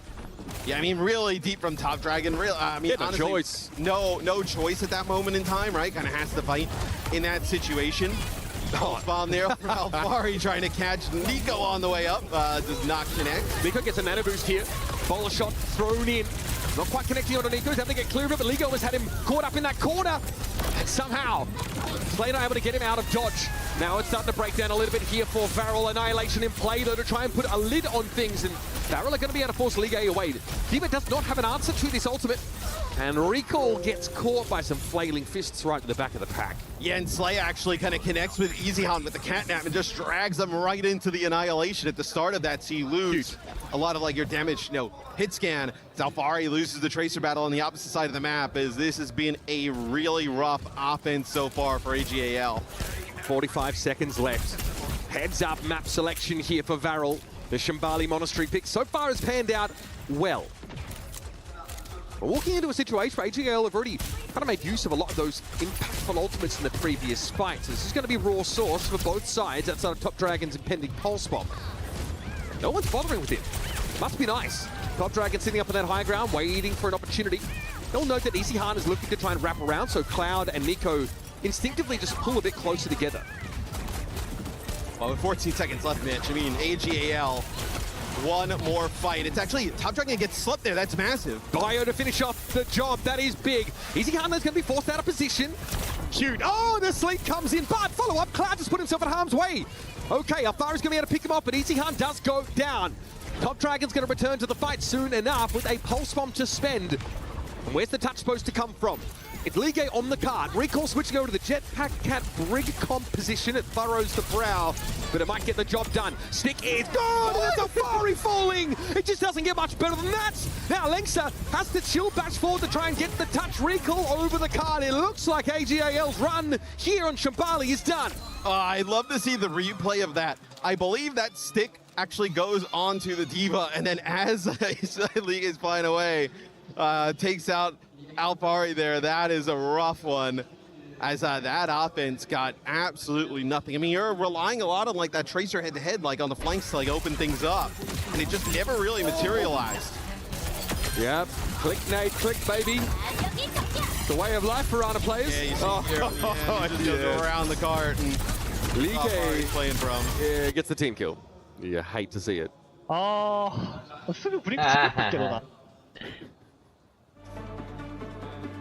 that is pretty much a blowout there in round number 1. I mean, Top Dragon just casually speaking Japanese, by the way, legend. 4 deaths, 4 barrel the entire half. Just really, I think like AGAL's offense just felt really disjointed throughout all of that, right? Like it never felt like, you know, you never got the vibe that they were trying to set something up that was pretty effective. It was just kind of brawling all over the place. They got the D.Va comp, right? And it looks like EasyHan is not linking up with Ligue so much. I also think that Cloud and Nico just sitting with each other a lot. Like Ana's on these weird off angles because Freya's also there. Yeah. Kind of creates a strange dynamic. Cassidy for EasyHan does not want to let Slay rule the roost. And you get a Lucio here as well on defense from AGAL. So less covered. Yep. And you're going to just be playing this with the, you know, Maga, obviously. Now, the Immortality field's still really good for the Maga to play inside of. Varel is going to switch over to the Sig. This is kind of what I thought they would have wanted to play, some Sigma-based comms during this match. If you're Malga and you see the Sig walk up, you know you have to save your shoulder charge for when Accretion gets wound up, and you probably have to charge away from the Sig. This is a very interesting attack to take for Liga. I mean, plenty of healing. They've got the Baptiste, right? So Immortality Field's going to give you that window. Regenerative burst, obviously great in a pinch, but those resources can be worked through, and there is the Bio on Liga. Oh, yeah, I mean, how to make a story post, guys. The Immortality Field just gonna get deleted instantly. We're doing Overwatch. I don't know why we're playing Malga when Kiri is banned, and your opponent has already shown they want to play Ana. I talk about shutting down the cardiac overdrive. They heard you now, because they're back to D.Va. It's too late. The bad part is they've already lost. They've already lost the first fight. As you know, this should be this should be pretty. But these switches are just great. Have you played Overwatch? Daryl, right? They can now have Slay go over and play Brig Ana here. A great combination with Sigma. So it's very strong. Like I said, free whip shots is free real estate in the Overwatch world. Liga getting pummeled. And because you're playing that Maga early on, Nico's able to just kind of farm explosive shots into the Maga. Already going to have a Bola here for what very well could be the last fight. Defense Matrix has nothing to mitigate Accretion as well. So you just have to like run. Make sure your booster cooldowns are always at your disposal. Or we could just not touch. That's also fine. Yeah, we just not touch. Well, they listened to you. They said, hey, we're going to run. But they had nowhere to run too. Listen, I'm here for a good time, not a long time. So, all right. That's one of the ways a map can end. We are definitely going to game 3. We had one fight, and then they just Overwatch is kind of fast. What are you guys laughing at? Huh? What's so funny? until the game ended. All right, so. Okay, so I do think that maybe they're trying to play for fantasy points. Maybe they want more deaths or something. Add the stats a little bit for fantasy, yeah. I will suggest though that it's the same issues that we saw on the attack side for AGAL. Is that they're very disjointed. So I mean, like trying to like stall card is hard. Stalling card as D.Va versus like Sigma. Yeah. Brig. Not great. Let's see the end of this. Did he get like whip shot back? Or there's so much to displace you here. Thank you. Okay. Appreciate it. I know the vertical view I worked really hard on. Okay, and then the game's I'm over. so happy. And nobody that once I got I guess like Tracer had already used recall over on the opposite side because we're seeing Nico put shots into him, but yeah. That's one way for a game to end. Yeah. Eyeball. Not me. That was basically us, bro, too. Yeah. We get a third final map between these two teams. So you came on a really impactful moment because whoever loses this match gets their key crutch. D.Va and it gets sent Maga home. seem to be the strength. Well, it'll get sent thus home. far. They can still hang out in Paris, but like, You know, we've seen Ramatra it's done banned. for them. The round Do you is want to done. play New Junk City? They're only Like gonna get all-out about rush, what, $10,000? right? You can play just really. You can go back to play like Reaper Shion there if you wanted as well. I think you hit the nail on the head just mentioning that the Amalga is going to be a key part of the strategy. Amalga Kiri. I think if you can build a composition, choose a map that really orbits around those two, you are going to find yourself in good shape. Now, correct me if I'm wrong. Malga is still available to be banned by Barrel. Yes, we've not seen a Malga ban. So, like, I mean, if you're AGAL, right, you could ban Sig here, potentially. Really depends on map choice. Yeah. Gaga, a true competitor in his own right, spent a lot of time at the highest levels. He should put himself in and play some ball. Yeah, give me the Gaga. Let's get ball crazy. back, man. Good times. Yeah, obviously someone who I would say his name was up in lights there, maybe not Gushue level. That's how you know we're getting old, when we've casted coaches who have played maybe 30, 40 games that we've watched. Yeah, Yongjin? Yeah. I remember Yongjin with the legendary C9 on Dorado. Yeah. Man, looked at it. I think someone posted, I think it was Tomathan, someone posted some content with like some of the most egregious C9s, and I think Yongjin still has #1 on that one. We've been there for half of them, probably. It's an intense match. And that is for why AGAL, the people with the red shirts, my mental the status guy is who has the... I was going to say, that's why your hairline I didn't want to say keeps skinny going back. glasses. I think every night, It's his birthday today. Yeah, there he it's is. follicular warfare out here. Like exactly. Yeah, so I think It's it makes his sense for birthday, them so- if, like, AGAL, they want to go back and play some Hopefully of they those don't want to rush lose. comps, right? You don't especially want to lose you on your can, birthday. like, Or New if Junk anything, City they're is going to go great drink no for matter what. rush style of play. None of those things. Yeah, I guess that's kind of where I think they've had the best advantages Honor throughout the Kings series. is going on right now. Atlas for We're in our final match for Mobile Legends. It's good. But we I mean, there's have always like the threat of Aurora like another Gaming team versus playing like ball on Atlas and like getting a little funky with it. Atlas is also pretty good for Cap Bastion, which like three more games. New Junk City has some spots for Cap Bastion, but New Junk City has a lot of the flash points that have like a clear cut like roof, like so there isn't like infinite verticality. They're inside, right? You can't kind of take all these outside angles, so like it's a little safer. Yeah, I would say. No, 3 more games. Wow, interesting. Very interesting. Atlas. I think they're gonna selected run here oh, for our here it goes, Flashpoint map. Are they pumping you into the AGAL Everyone's comms? saying AGAL. You're calling their switches. You're calling their I don't maps.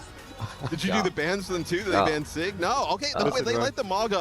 I like Okay, they that. get rid of jetpack count, which Slay has I wanted obviously to be been tremendous, Dino but that throughout, opens up the Maga ban on the other side. Yeah, I give you've got to go for it. I'm a little surprised they didn't do it. Yeah, go for a Malga Protect here. I mean, you play Ramatra, you could also play Orisa. Well, they were also like, they were also giving Slay some troubles when Liga went over and played the Diva against the Cat. I do think right? it's tough They were for the able to Cat. kind of find him constantly. Conversely, obviously it's tough for the Freya when you're up against the Cat as well. Like a lot of those, like you end up like splitting your comp into airborne warfare. Liga and Doomfist would be... The Doom Vendetta Oi, Shion would not have been the one that we had on the cards. Totemo Atsui desu. Warzone. See if we get that. No, you can certainly play the Hazard into this, so... Interesting enough, Barrel has not shown really much Sim, which is really the only time we see Vendetta, so I expect Top Dragon to switch off of this and go back to Tracer. See if that is the case. So yes, they will they'll play the Vendetta even with no Sim on the other side. So I also think Barrel playing Slay on the a lot of damage here. Bro, we are in there. You want the big Vendetta Falfari threatening, basically just trying to goof himself over the barrel to get to the back line. Well, the Vendetta's pretty good if you were... Look at this. Eclectic! Wow. Team Heretics! There's the Heretic. First Squad!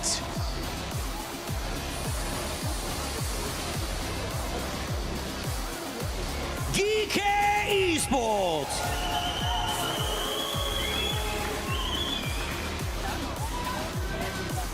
Virtus Pro!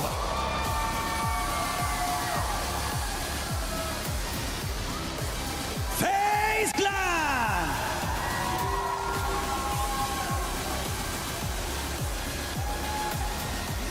Gen G Esports!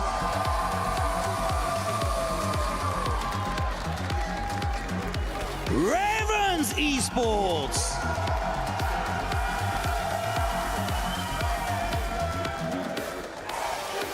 Team Vitality!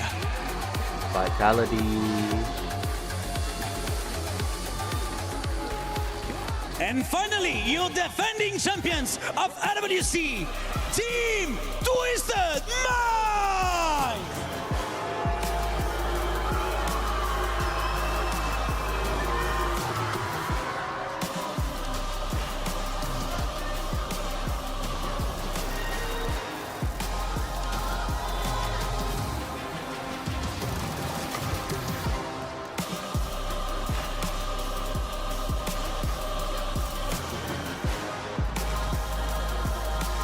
Le groupe A est maintenant en place. Il n'y a pas de meilleur moment que le premier jour pour marquer les esprits et gagner en confiance sur cette scène. Believe me, this week is going to be one of the most extraordinary weeks of Warzone you have ever witnessed. Warzone is so intense. In the port of our side at the Esports World Cup. Spots Cloud, picks him up. Slay dives deep. Was that a self-blast? Yeah. Okay. Sometimes you gotta take matters into your own hands. All right. All right, we'll go back into Overwatch, y'all. Unfortunately, it doesn't result in enough throughput to keep his tank alive. I'm having some stream trouble. Obviously being very difficult to deal with here as well. Big changes. Yup. Interesting if they go over to the sim. Because that I feel like actually makes what AGAL doing is slightly better. Okay, Slay gonna go over to Juno now as hovering the Mizuki. I actually would have liked Warzone's gonna be crazy right? good Kind of get into the on that side. I mean, that's what's gonna happen, right? If you're gonna try and play the sim. Aurora just won. The Vendetta like feasts on the sim comp. I mean, let's check in with the EWC. Like, and they're playing sim, you should most certainly move away from it. Yeah, and they're playing D.Va as well. It's a very odd read here. Look at this pressure on the front line. Oh, bye, Nico. Okay. KSG, again, switching to something that doesn't have that disruptive capacity. Can't do a whole lot if Ligue wants to dive in with Alfari. Ramatra here puts him in a bit of an uncomfortable spot. I can see why Orisa doesn't feel like the option, though. Top Dragon heads up. Vendetta's trying to spin to win in your backline. Self-destruct. Oh, Top Dragon thought he had it. Ligue gets 2 with that bomb, and that should be more than enough. I tell you what, I think if Barrel doesn't make like any like comp change like in a serious manner, I was gonna say this is gonna be a we got good lighting for AGAL. So now the Xion coming in the mix for Barrel. So I feel like the way to play against this would either be to kind of like match the aggression with an aggressive comp, or just try and play like, you know, one of those SIG comps like a Baptiste Mizuki that you can try and just kind of, you know, fade all their cooldowns in, keep that SIG alive, and then just keep the damage rolling. Top Dragon Xion is an interesting look. Ends up running headlong into the Vendetta. We'll quite know how to navigate that scenario. Kitsune Rush used by AGAL, and Varelo a little split. They definitely feel the pressure. There's got to be a touch here on the point, but that puts KSG in a compromising spot. Close, though, to annihilation. Can he be bought enough time to make use of it, though? Is another question entirely. Top Dragon flattened here by Alfari, and frankly, there's not enough alongside KSG to save the day. He couldn't even get a point flip. Brutal stuff here for AGAL. Even with a Malga ban, they've got depth enough to craft a powerful comp. Yeah, I'd like to see them try, like, you know, SIG Mizuki. I know whether you play it with a Kiri, whether you play with a BAP, and then I know we've seen teams play that with like Mei, right? You can play something that can like be really disruptive, try and slow the pace of the game down, because trying to match this for Barrel has not been pretty. This is an opportunity though, right? Ray, Rush, Annihilation, nothing on the other side, and Cloud is just dead at the beginning of these fights instantly. That's also going to be the Orbital Ray used here, and AGAL get out. All right, there's the Annihilation here from the Ramatra. KSG might have found at least Easy Han in that side room. Spree, though, developed now for that Xion. And here is the flashpoint now unlocking. KSG has to lumber back in that direction via, of course, Alfari. Just entertaining to watch these matches. They look so good. Where it needs to be for AGL right now. Barrel have done a good enough job disrupting. Finally, they get some control. They have to be perfect from here on out, right? One more flashpoint. And AGAL will walk away with this series. We'll get our first key crush as well here for Overwatch at EWC as send Barrel packing his Easy Han with a Spree here. Can obviously be protected by Ligue, but they do end up losing recall early on. Slay falls on the other side. That's going to force that Kitsune rush out. Pulse bomb up now for Top Dragon. Ligue out of mech though. This is good. This is a resurgence now for Varel. There's been some chopping and changing at DPS, but it looks like they've finally found a formula. Well, they also get some ultimates too, which helps, right? Yes, well. So a footnote, an asterisk. I mean, the worry here, right, is you're gonna have beat, rush, just about everything for AGAL. You've had to ult dump in a few of these fights for Varel just to be able to kind of get that point. All right, spree here for EasyHan, looking for a way into the backline. Hasn't quite found it yet because Varel, frankly, quite disparately spread across the map. Here's Nico, though. Oh, the protocol not enough to find more than one. EasyHan, with that ridiculous mobility off the spree, can climb, gain altitude, and remove that threat. Varel at 99% now, losing EasyHan, not ideal for AGAL, but they're still fighting for it. There's a self-destruct back in mech sound. Barrier here. Now for Lengsa. Cloud has fallen. KSG has to go for this annihilation. It's now or never, unless you want to take a back seat, and I don't think that's the style of Varel. Ligue trying to break up line of sight as often as he can. Has to frankly leave the point for now. Overtime though still in play. AGAL still with a chance at this, and a Sundering Blade isn't far away. Nice combo. Miko's absolutely flattened. Alfari with a quick double Q hit guarantees the kill, and Slay is sundered. Oh, that is nasty work there from Alfari. I mean, I have no idea. It's the same thing as like game one, dude. 99 doesn't mean anything, which is crazy. Fight. You know, very crazy. Flashpoint coming up. They end up beating to get Liga back in mech. Alfari is like off cam, like 1 HP, and they somehow are able to turn it with those players. Tremendous. Yeah, this is pod racing, baby. Some seriously tight team fights. Top Dragons noticed Lengsa, who then notices him in turn and quickly absconds. Bit of a fight in the high ground now. Ligue cannot challenge KSG head-to-head. Needs a little bit of help.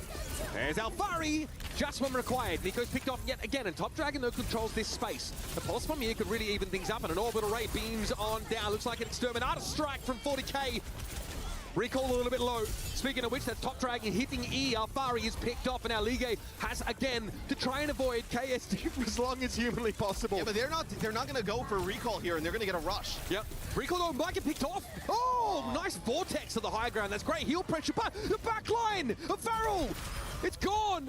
Thankfully, they've got big bodies, and they're happy to hold their ground. Wow, what a flashpoint. Varel barely hanging on. AGAL almost pulled that one out as well as we moved to our next flashpoint. No changes here. Okay, AGAL, they're going to ditch the Vendetta at this point. They're going to match that Tracer. We'll see how that pays off. The Vendetta seem to be working pretty well, but maybe you're kind of, now with the Sojourn on the other side, maybe wanting Tracer with a little bit, safer ways to close that gap. Top Dragon here has had a couple of big moments. Okay, Annihilation, this is rather preemptive, but KSG just wants to make sure Varel can plant their flag early. Nico's been picked up by the spree, and EasyHan maybe doesn't have a Joyride available. He is not able to slip away. But it's a 4 versus 4. That's all the Annihilation was really able to sculpt in this engagement for Varel.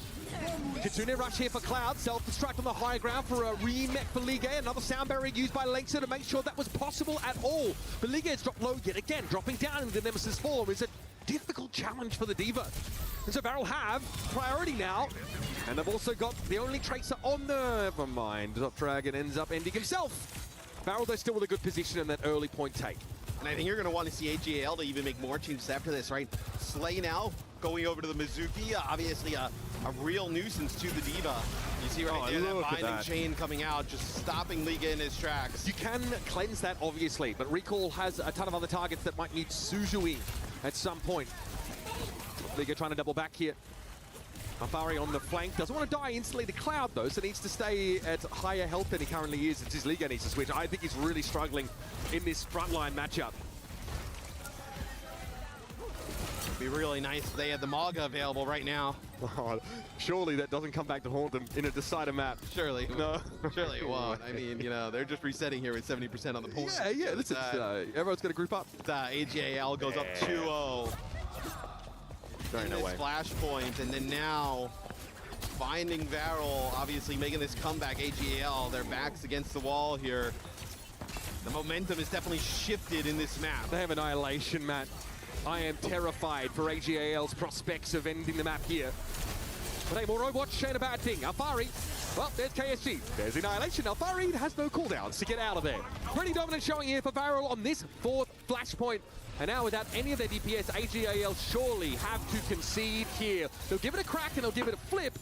But with Ligue down and Recall being chased off, that's all she wrote. We will go to a decider flashpoint on our decider map. Yeah, and it's not like the Hazard has a much easier time against the Mizuki, right? Still a lot of the same issues that D.Va runs into. Maybe a little bit, you know, you're kind of just playing for those like insta-kill potentials, right? The Violent Leap, being able to kind of get in on top of a target there with the Vendetta, but this is Varel making an insane comeback. Final flashpoint is about to unlock, and the Ramatra composition has given Varel a lot of mileage. Ligue better hope to have the flexibility to fill those shoes now on the Hazard. Nico backs out, overclock at the ready here. Looks like the Kekai Sanctuary was made use of by Slay, not enough to keep Cloud alive. Though Zalfari doesn't really care about projectiles being blocked or intercepted. He will dive on in, low enough that Nico could have found him there, but a great jagged wall breaks that LOS up by Ligue, and AGAL get off to a good start on this decider. And the one thing that's really good also about the Vendetta, we talked about, you know, her a lot this tournament as we see more play, is, yeah, you see Slay switch off, go over to the Juno. Mizuki's ultimate, the Sanctuary, does not matter for the Vendetta. Can consistently find it, like Whirlwind almost matches up with the actual like space. There's obviously like residual tick healing, but it's not that significant. No, I mean that's why we've seen teams play like Reinhardt against the Mizuki, right? Because all that damage still exists while within the Kekai Sanctuary. So. Yep. Play those in-your-face rush style comps. That's why the Mizuki is not the option for Slay. He switches off and realizes that the kit doesn't offer nearly enough outside of the chain. All right, here's a spree for EasyHan rather, and Slay's picked up, but they've lost Ligue. Okay, finally Varel able to break back in. Alfari meets the wrong end of the pole spot. I know it's circular. Don't at me.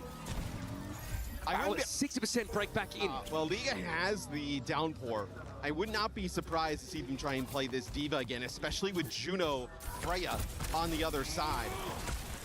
I think you're probably going to get a use of this downpour and then potentially a swap. We have more Overwatch to play after that. Okay, downpour to trap the backline, stop Cloud from dashing away. Probably the win condition for Ligue. Annihilation, though, is a problem. AJL puts a point pressure down, a little overhead swing. KSG doesn't really look like he took any damage from that. Alfari's going to dodge away. Checks his rear to see if he's being pursued, but no. Bigger fish to fry, apparently. Ligue low! Will even have the chance to make use of this downpour. Desperately trying to stay alive. The damage mitigation on Spike Guard working overtime, and eventually he falls. That's a big one. AJL get caught slipping now, and Alfari's picked off by a bowler shot, apparently, that connected directly. Now Varel are on the home stretch after winning map number 2. AJL, it's do or die. I do not like the way that AJL just played that last fight. Now you're pretty much stuck on this Hazard where you could have made some swaps if you took that fight earlier.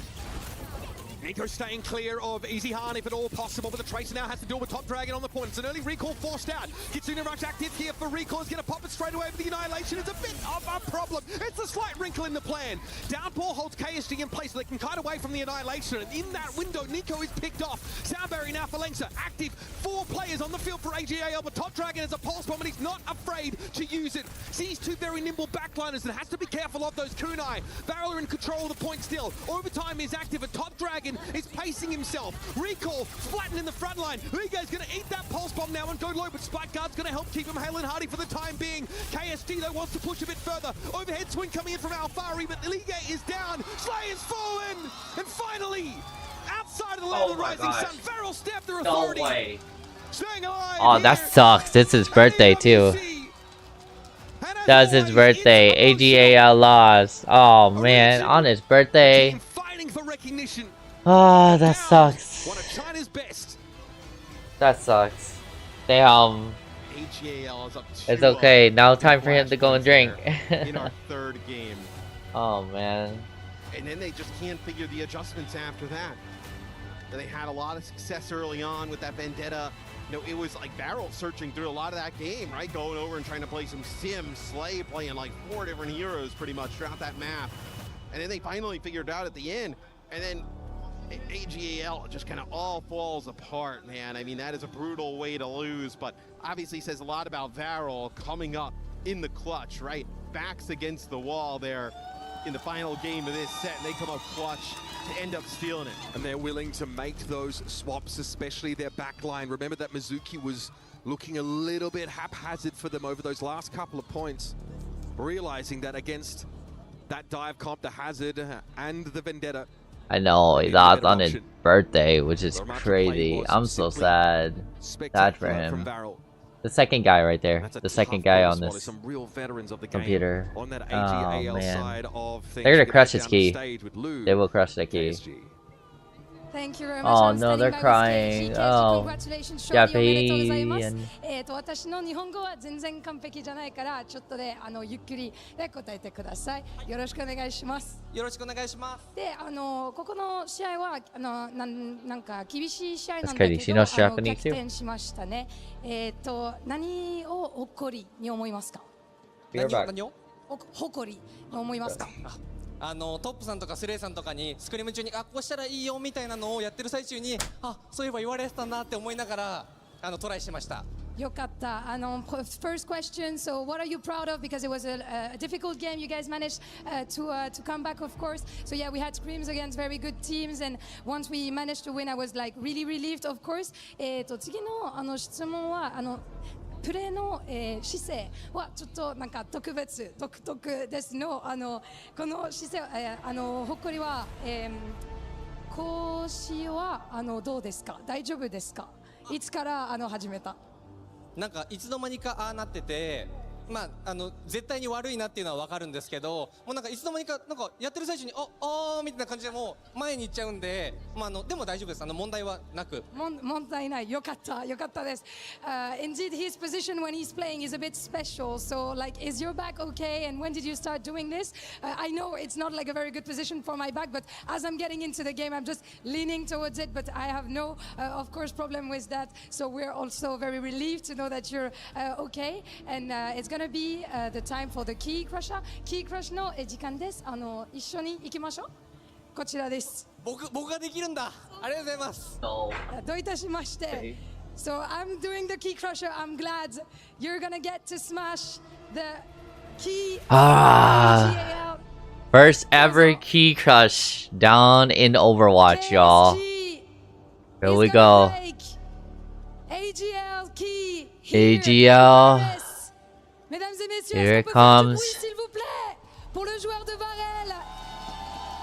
The honor of the first Overwatch Key Crush. Let's go. Goodbye, AGAL. Korean fans, Asia Pacific. Ooh, dang, okay. What a pop. ケイシ選手、なんか次の試合でスペースステーションゲーミングと、対戦しますが、アメリカの、オーバーワッチの地域、なんかリージョンの、どう思いますか？についてどう思いますか？なんか強いのが弱いとかどう思いますか？強そうだって前回とかも戦ったりとかもして、すごい強いんだろうなっていうのは分かるんですけど、僕たちのチームメンバーみんなめちゃくちゃ強いから。スクリーム通りプレイすれば絶対勝てると思います。頑張ります。自信持ってる？持ってます。頑張ります。ありがとうございます。Donc, prochaine question, next question. You're going to be facing Space Station Gaming in that next game. How confident are you feeling? Do you respect the region? Do you think they're strong? Yes, indeed, I think their region is really strong because we have faced them several times. But I have insane players in my team, so I'm confident we're going to do our best to beat them. ありがとうございます。次の試合も頑張ってください。Merci beaucoup. See you for the next game in a few seconds. Alright. Good job. Big in Japan. Dang, okay.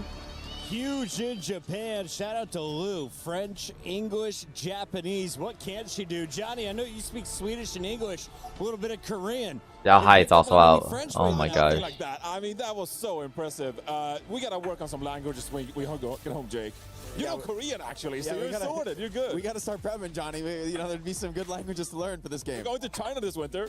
Merci beaucoup for the enjoyment here of a Game 3. Vero, after being down 2 flashpoints, takes it 3-2 in the Game 3. They will survive in the bracket as we say goodbye to AGAL.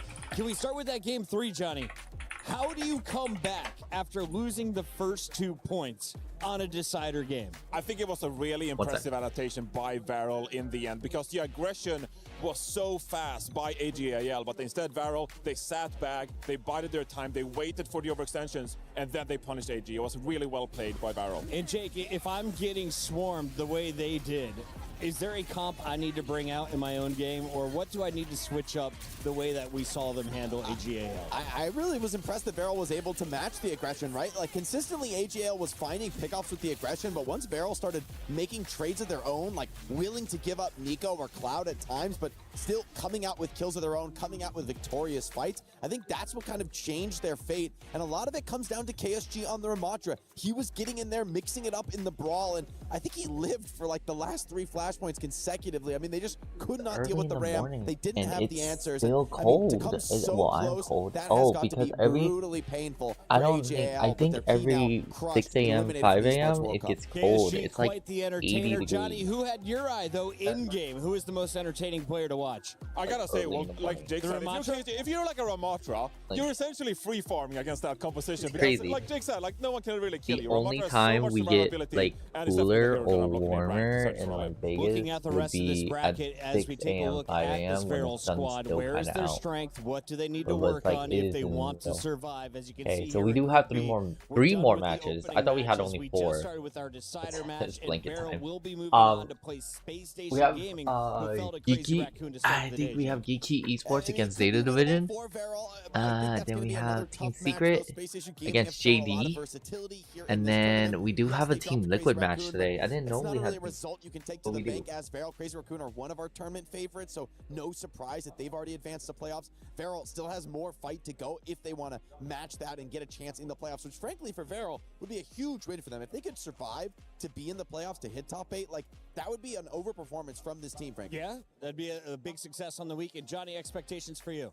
Yeah, I mean, it's going to be 2 cat teams. So I'm going to enjoy seeing a lot of Sky Noons. I'm going to see a lot of enjoyment out of the flex supports. Ultraviolet has been such a standout player now on Team USA here as well. And obviously Cloud on the side of Varel. So I think it's going to be a matchup of similar styles, which we don't typically see Overlay. a lot. What's wrong with the overlay? What's going on? So I'm really going to look forward to Space Station. EWC Discord chat is talking about Warzone, saying that their overlay's bad. Let me see what's going on. In the battle against JDG, don't go anywhere. It's EWC featuring Overwatch. Yeah, we got Team Secret to get JDD.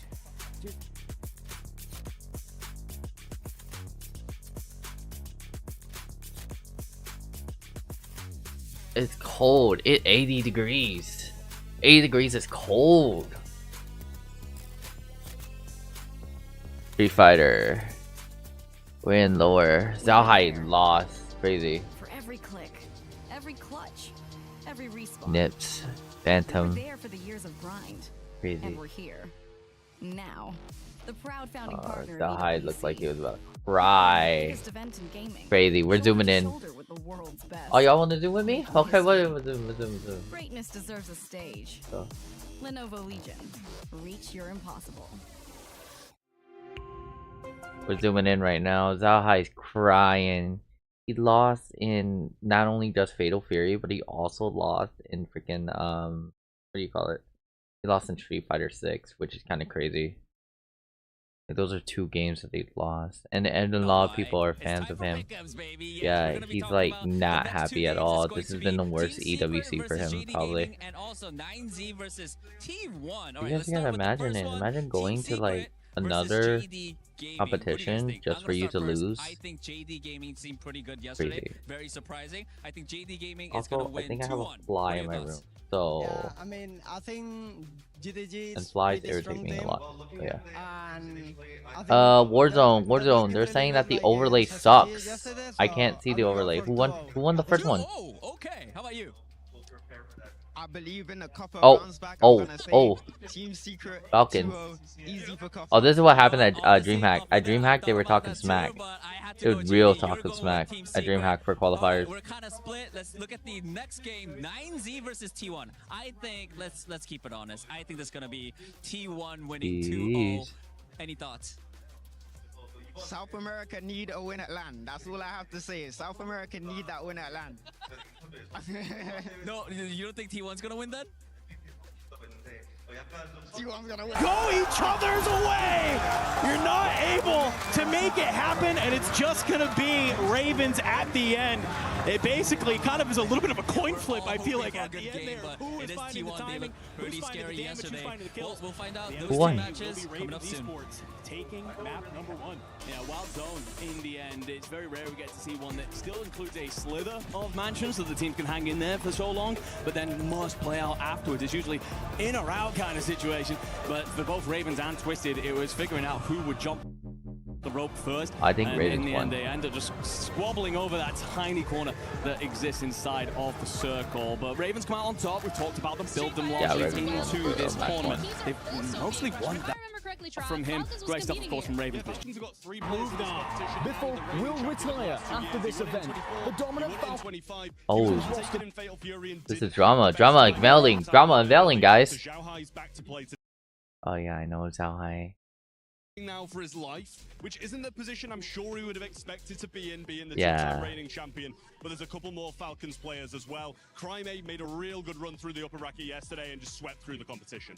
A lot of expectations on Falcons this week because they are favored in almost every single game that's taking place. There's like 3 Falcon games, but then all 3 Falcon teams are not going super high. Okay, well, see, Overwatch looks like they're good. is no more. This is Defending 2024. champions have splintered. Twisted Minds only has 1 player from EWC 25 left on the roster. But the action is better than ever. It's a quick step on us.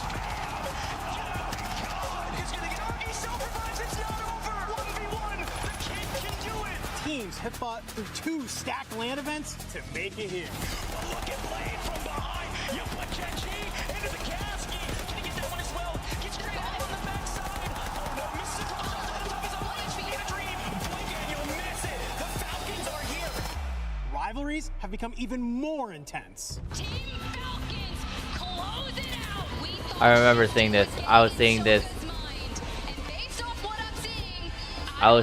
at Call of Duty DreamHack. They want revenge. I've been disrespected a lot this year. It's like I just got thrown back to the bottom of the totem pole again. You know, 3rd at 2024 EWC, 1st at 25. You know, hopefully go back to back this year and remind people who I am. And a new generation is here to prove themselves.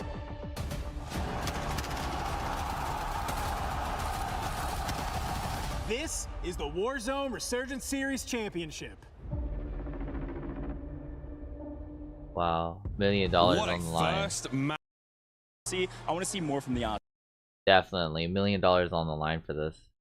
Oh, and then 20 minutes Tekken. Oh, sorry, 20 hours Tekken starts. Tekken starts in 20 hours. Wow, it's been crazy. We have 1, 2, 3, 4, 5, 6 freaking games all going on right now, y'all. Gonna be crazy tomorrow. Tomorrow gonna be best Friday for anyone here who loves the esports. When we get 6 games, that's like a quarter of all 24 games that we have. That's crazy. Imagine like 6 of these games all blacked out. Well, actually, we only have a couple blacked out. We'll go over a class session. Class session is going to be over previous EWC and EWC history, but we'll go over what games we got less and stuff like that too on that. But yeah, ooh, super crazy, super hot, very hot. If you are on a YouTube, I have another camera down here, which I will be interacting with you guys for sure.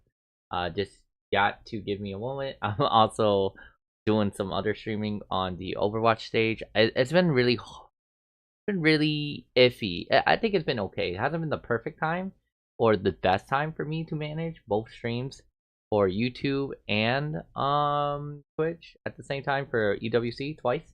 But I think it's doable. It's just very doable. It's just seeing what else I have. I have quite a bit of some tech issues too, tech streaming issues. But we're gonna try to I guess roll those things out probably Saturday, Sunday. So yeah, time for finals and stuff like that. I hope you guys are doing a great day, having a great time, having a good night, having a good daytime, morning, day, wherever you guys are at. I appreciate you guys tuning in, coming to view me for EWC stuff. Y'all are amazing. We do have drops enabled for Overwatch stuff, so that's always enabled for y'all. And we might have some friends actually might be popping up and streaming with us too. So yeah. More Warzone's gonna happen tonight. After Overwatch is done, I will let you guys know that I will be streaming on Warzone on YouTube. That will be going on. I probably would mute myself on the YouTubes while we do our class session. So you'll still see me, but I'll be on mute. That's for sure. Alright guys, I am going back into more Overwatch. Time to go into more Overwatch, y'all.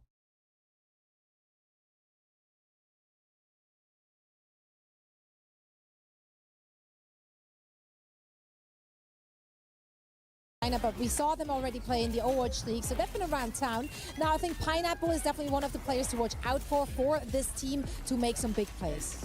Yeah, I mean, this is really just like the best of the rest in China. Like Weibo Gaming, we just saw them take down Team Falcons. These players, they're not too far behind us. So you got to put some respect on their name. Are you playing for a spot on the top team right now if you're JDG, or is this a growing roster that you think could eventually challenge Weibo for the top spot? No, I think you use it as motivation, saying like, we are better than these guys. They rejected us. They didn't pick us up. Instead, we're going to craft our own narrative, our own team here. And I think they're playing fired up. They've improved stage after stage, and they might be peaking right here. The storyline coming into today was that China was considered the weaker region. Well, Weibo handed Falcons a loss at the start of the day, a major upset, which means that already China has a representative in our playoff bracket. Will this team survive to make it there? Only time will tell. If they're going to power through over Team Secret and pull off the upset, what is their edge, if anything, Zoe? I mean, what they need to do in order to take Team Secret down is shut down the aggression. Because I think what we saw from Team Secret yesterday, what made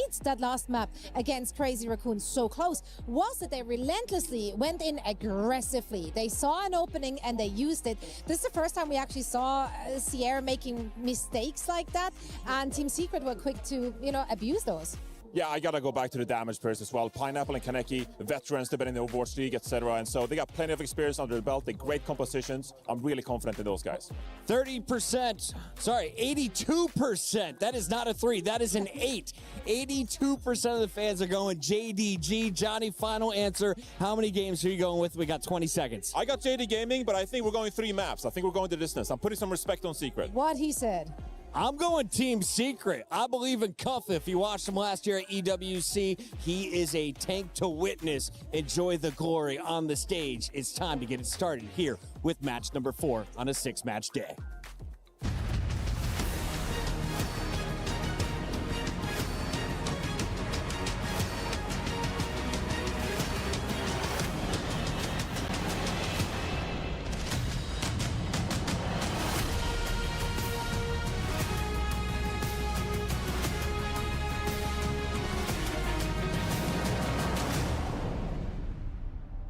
All right, so now you know the deal.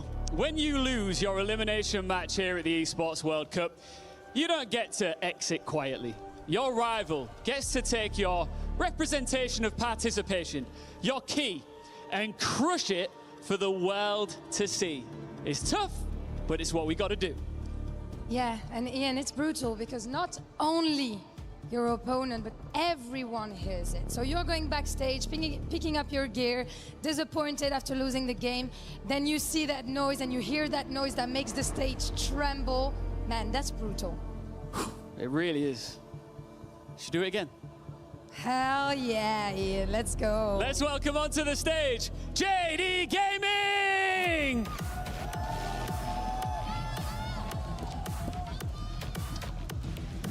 China's second seed arrived in Paris with a result no other team from their region had managed since its return. They were the first to break Weibo's Gaming, their domestic stranglehold.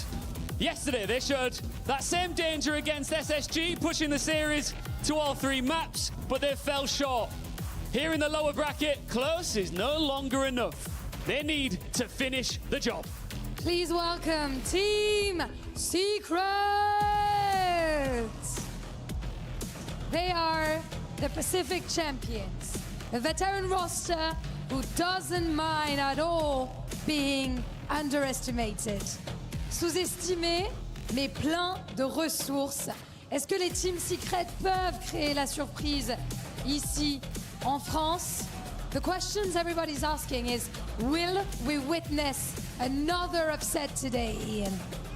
Well, what we know for sure is the lower bracket doesn't forgive mistakes. Win and you live to play another match. Lose and your tournament ends.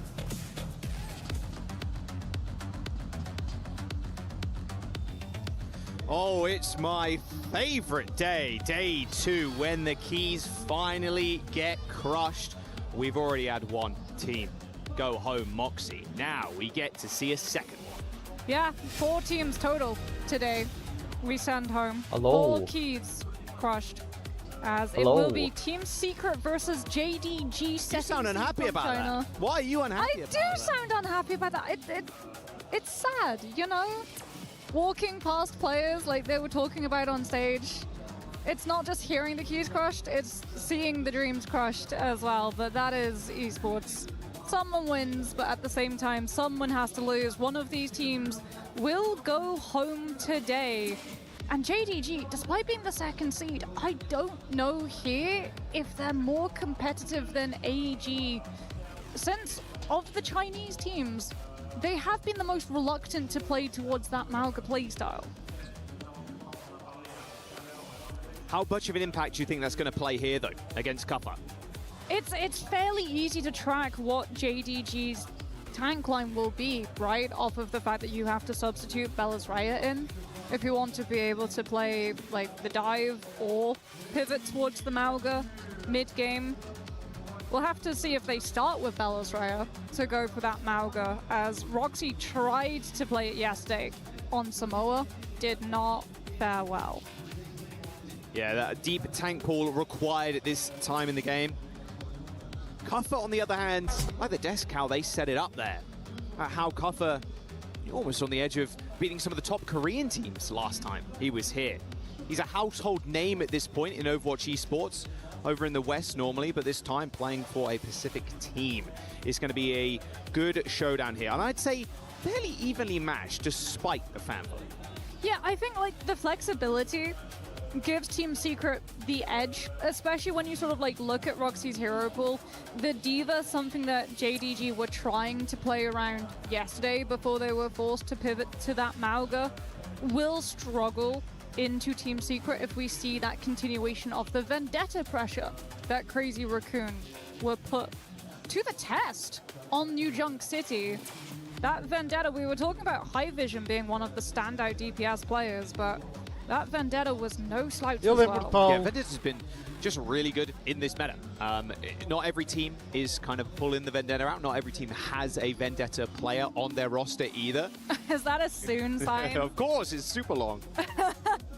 Signs with an S at the very end. Look at that. Where's the end? There's the end. There's the end. Oh. Rocking the Philly jersey as well. That's a blast from the past. I still recall maps on like Iconmold where you saw Soon Tracer back cap payload all the way through 2nd. Oh yeah. Now he's on the French broadcast as well. So Yeah, it has been good to see him back in it.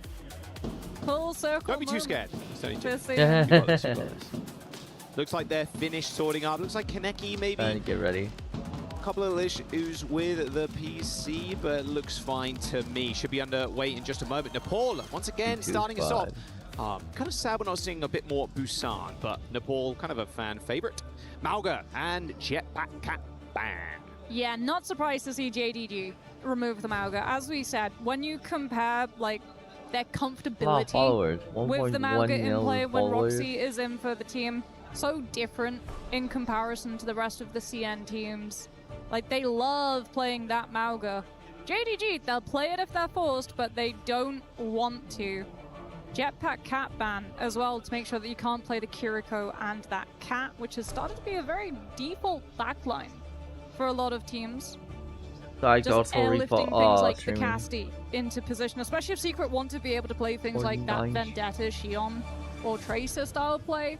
Taking out that Cat makes it a lot easier for their DPS to be able to collapse on top of JDG's DPS Crazy. line.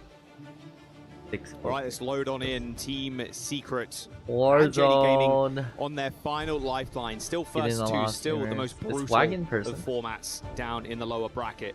No first to three, no mistakes. Meaning, yes, you have to pull that lever of the priority bands very early on. That's why I get ultimately rewarded for it with not only maybe a map win, but also momentum in the series. I mean, JD Gaming, they did have a free map series.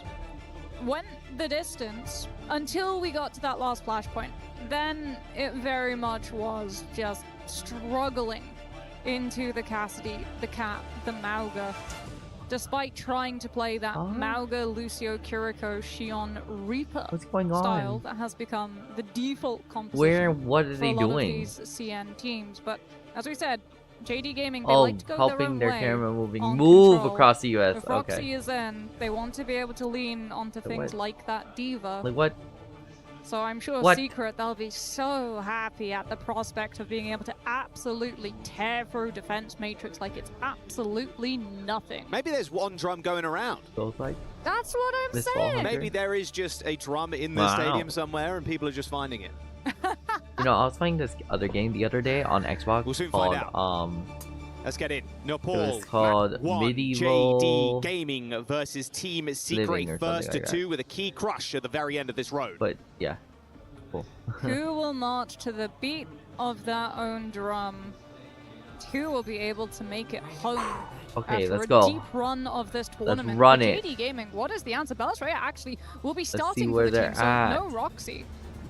Being able to lean into things like the Hazard. Cat, are we ready for this? We're ready for another send home match. Out on that DDJ, JD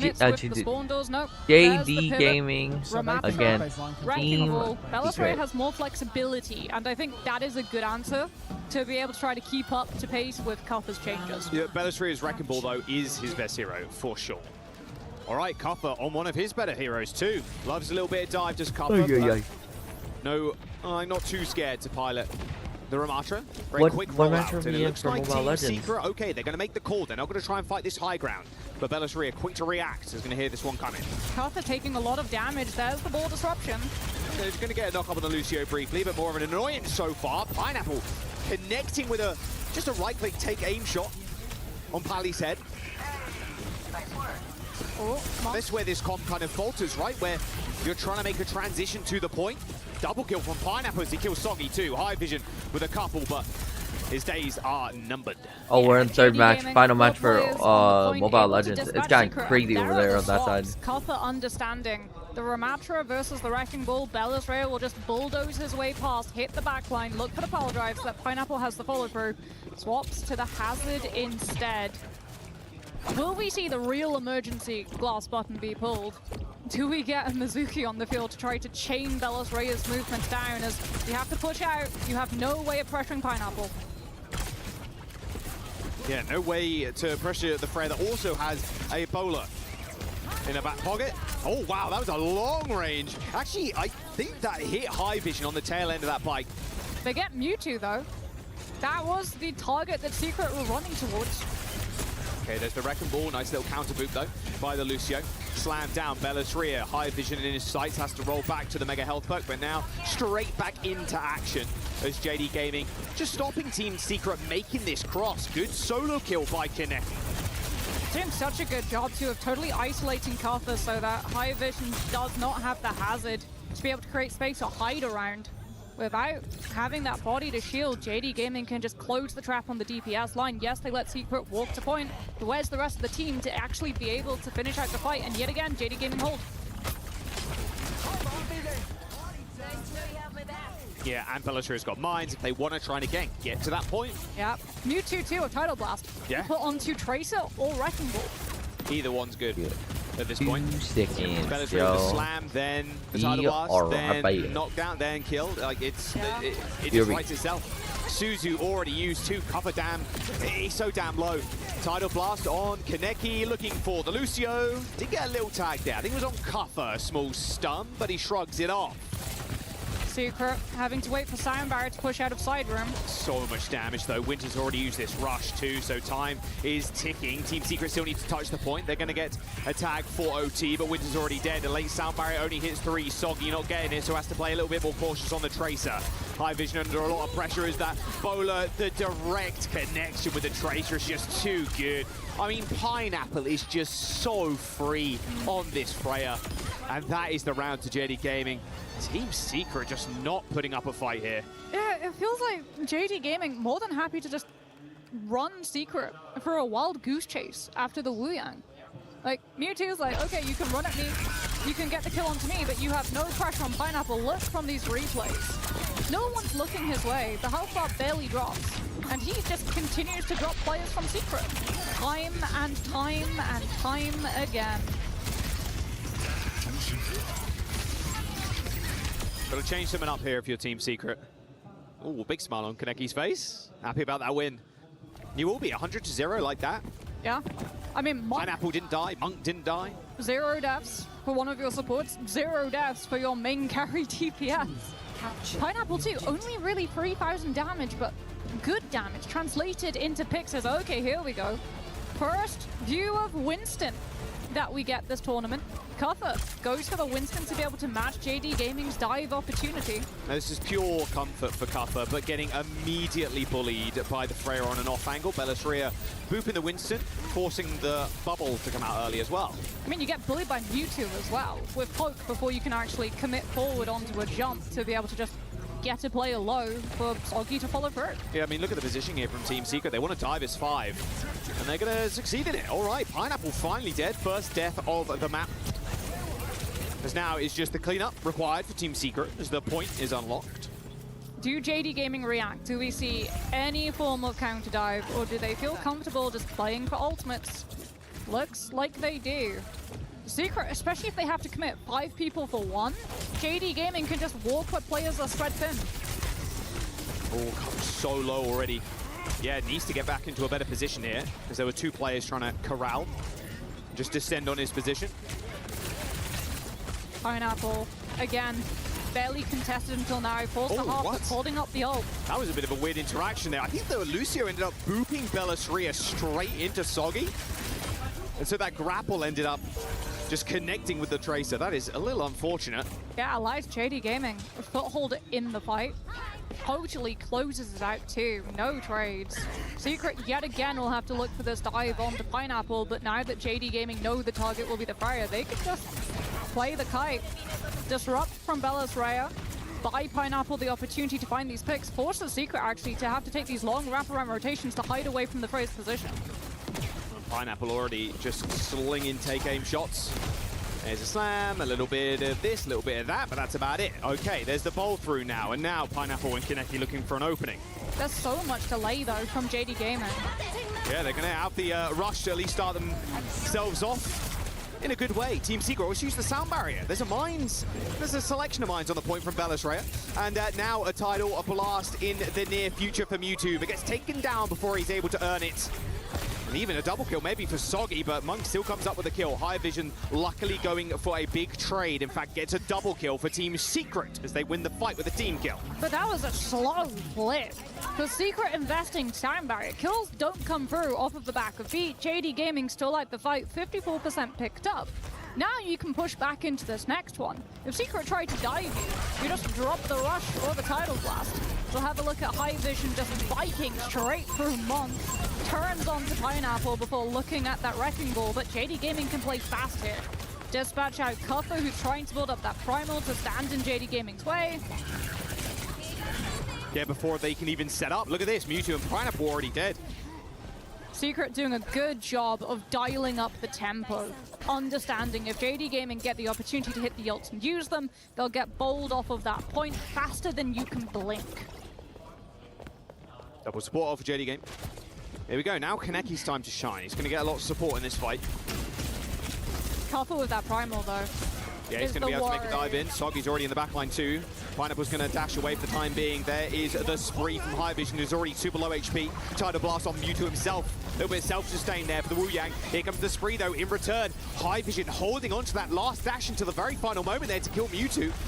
Primal Rage for Cuffer as well. A disruption, a big one in the front line. It's going to get booped around a little bit by Bellis Rhea, and now the pick comes through, and the flip for JD Gaming on top of that. Yeah, but map not done just yet.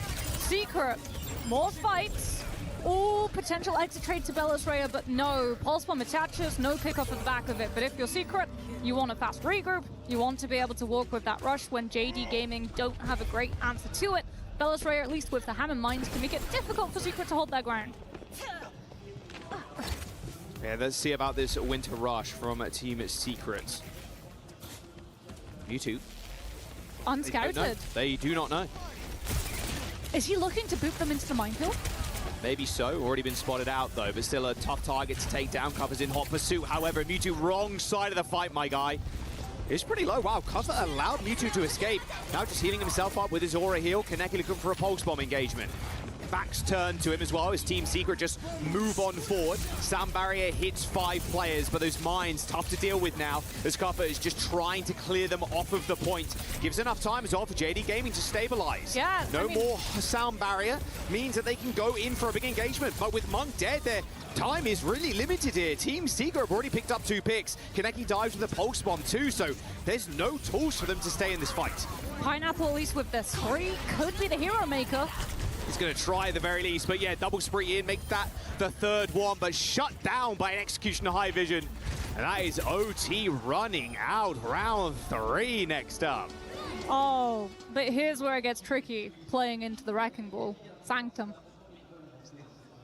Sanctum, the only sub-map left on the poll. I don't think we're going to play ball. True. We could just get to see Ramatra. Yeah. To run at these teams, especially because like JD Gaming, if they want to be able to shut down this dive, deal with the Winston, take away a lot of that mobility. Pineapple as well, like on Sanctum, if he can just play outside of the main fight itself, on the side lanes, he can get so much done.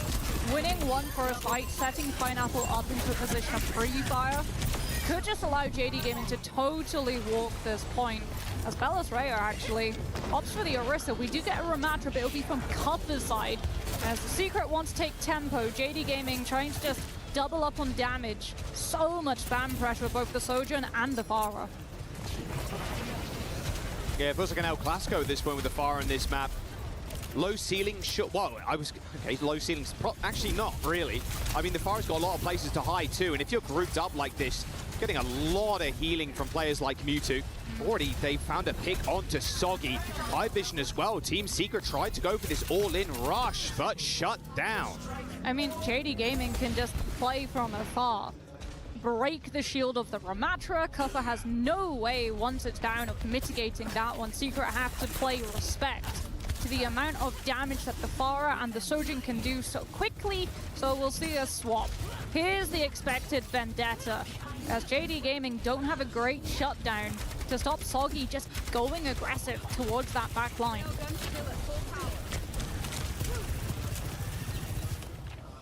Oh, Bellis Rhea.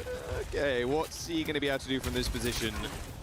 Oh, he's looking for that Javelin spin to push someone off. Oh, Cuffer 1 HP. Has to pop that Nemesis form too really early on from Cuffer. It's a big cooldown used. This is great for JD Gaming too. Like, they're so spooked about walking towards the Orisa with Bellis Rhea having full fortified Javelin spin. So much time. Yeah, he's going to back off though. They managed to get him out of that little corner he was in. But there's the fortified to keep him up. Winter with a 180 kunai shot, but gets deleted by Pineapple. Kaneki in the sky actually teleported to. Now High Vision in the 1v2. Monk shuts him down.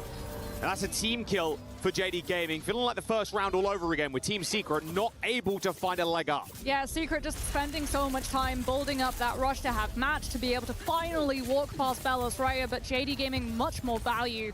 The potency of Pharah and Sojourn playing through the Kiriko rush totally shuts down Winters.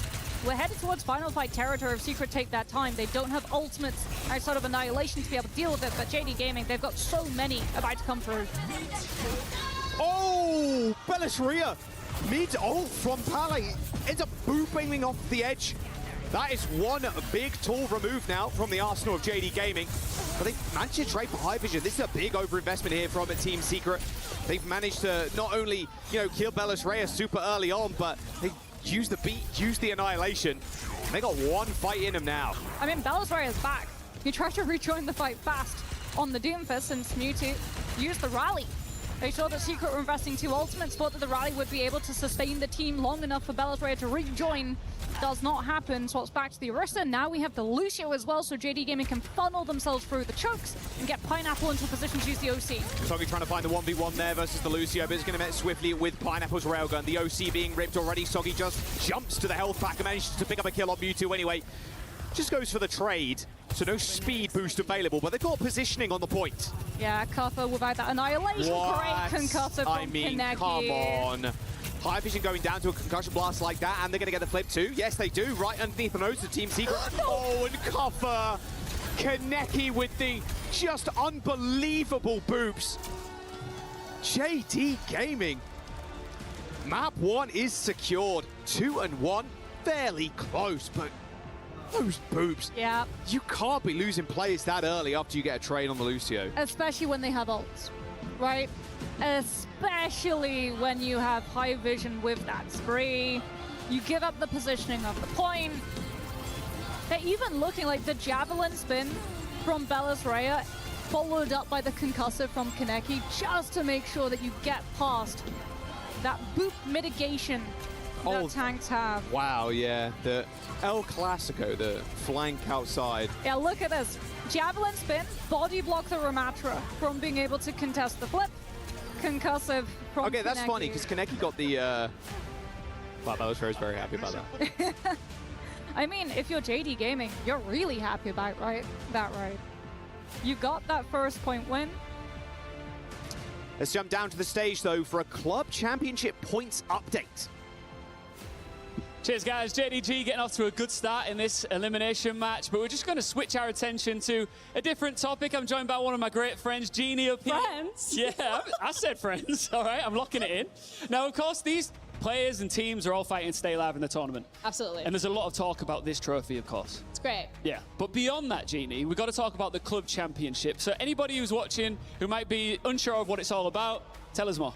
Yeah, I mean, this is the trophy that you, of course, get per title, but then there is the Club Championship trophy, which has a shared prize pool of $30 million.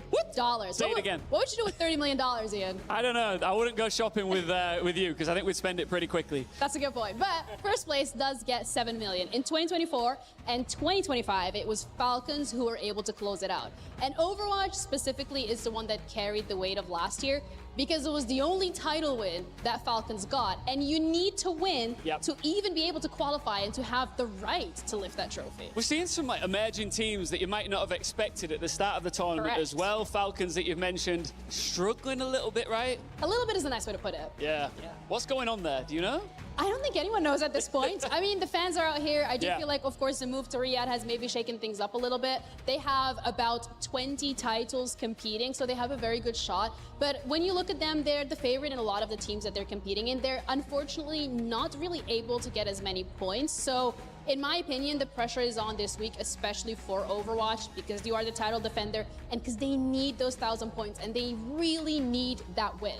I'm such a big fan of the Club Championship just because all of the teams that compete in their individual tournaments are so passionate about winning their trophies. But I think it does bring like another element of like playing for the badge. Yeah. You know? They do love their orgs. And are you seeing from the players that you speak to, they want to do it?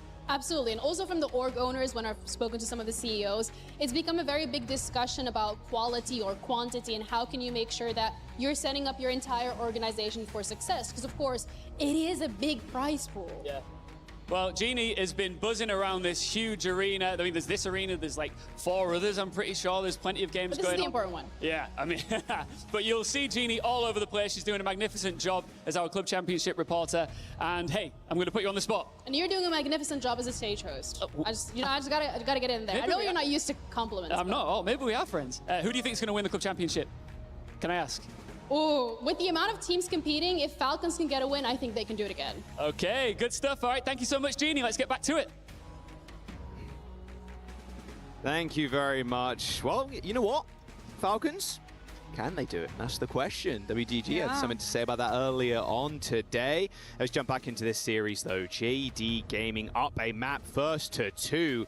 Final lifeline here, coming through. I mean, look, if you're Team Secret right now, you know that key is almost placed in that crusher already. Yeah, one map away from being sent out of the tournament and your key being crushed live on stage by your opponent.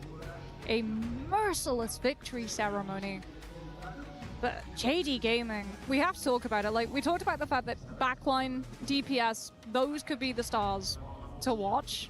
It's the flexibility of the tank line that really allowed them to start taking the lead on Nepal. I would imagine we won't see substitutions. I think keeping Belis Rhea in just allows JD Gaming to keep their options much more open.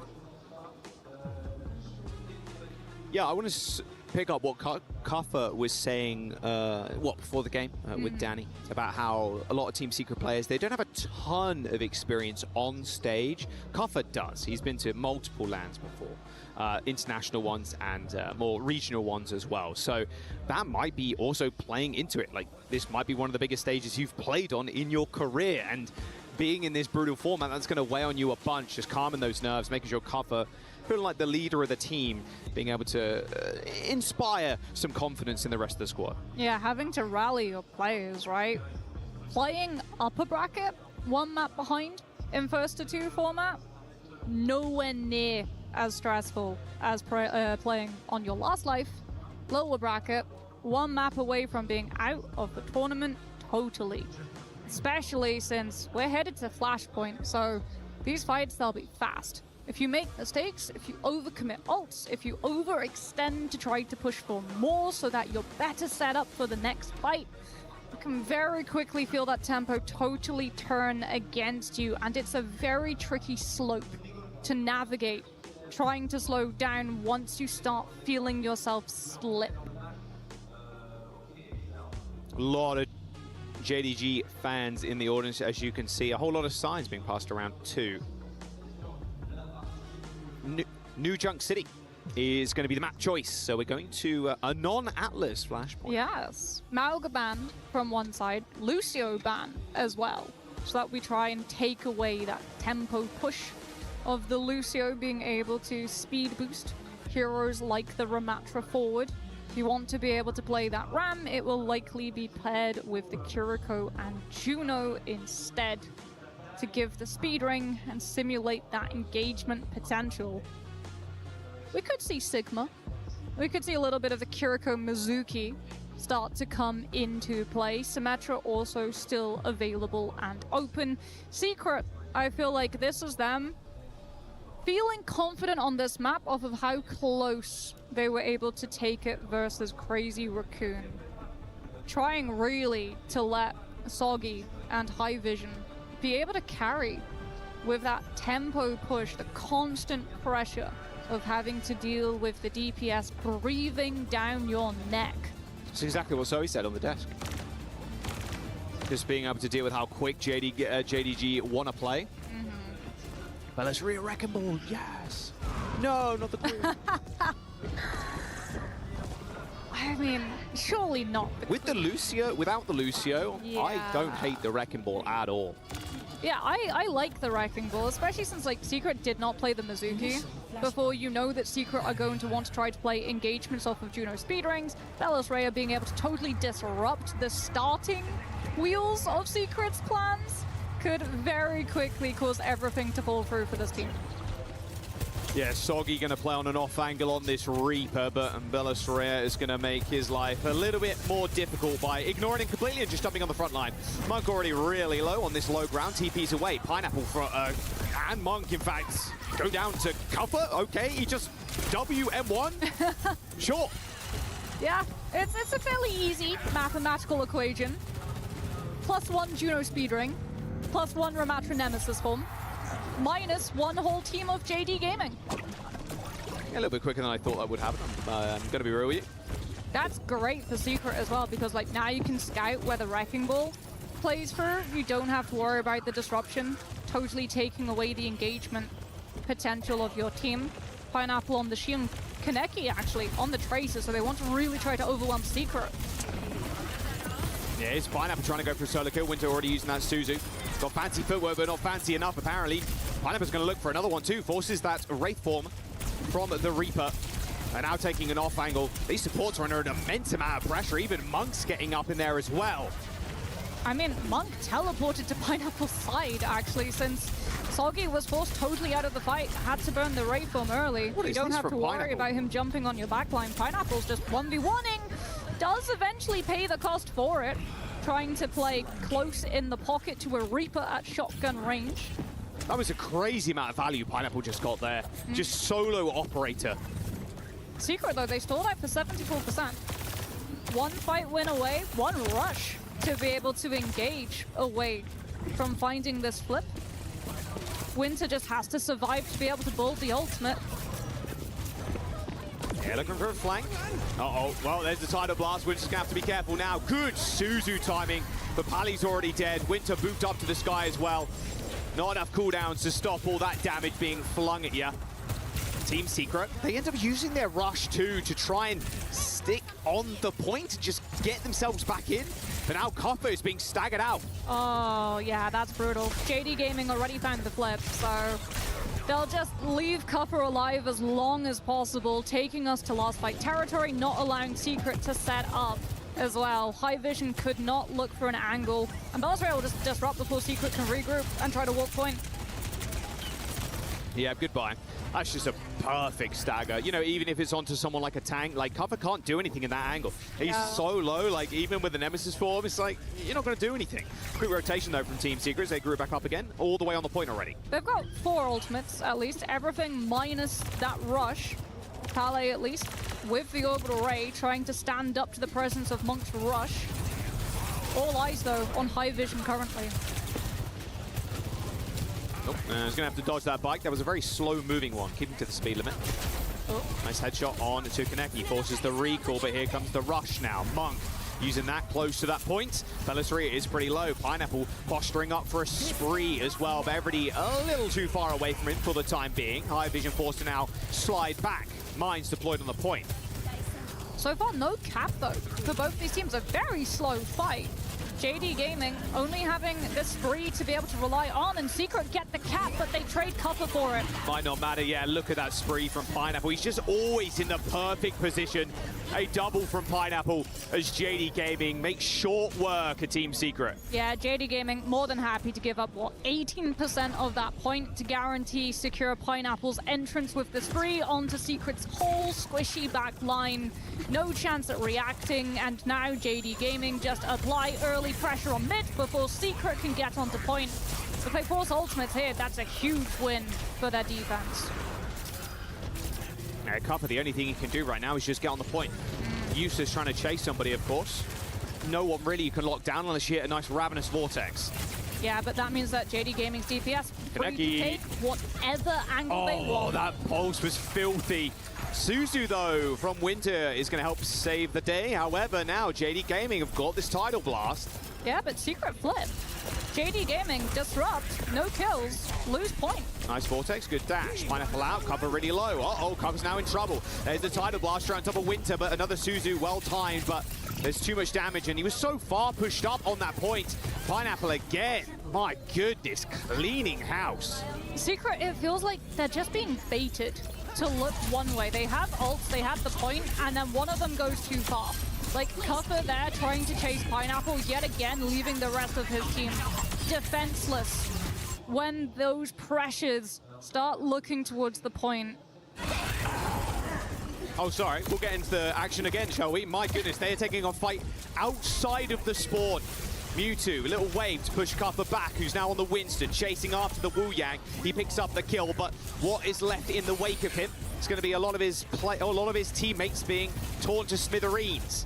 OT is here too, and they're not going to be able to touch it all. That's a 2-0 for JD Gaming now. Yeah, opening spree for this next fight as well for Pineapple. Secret, they have to find an answer, a response to be able to deal with JD Gaming's aggressive dive, and it will be a turn to Brig. Inspire, since you're going to be fighting so stacked up. Good bashes, whip shots to deny JD Gaming's entrance for that dive.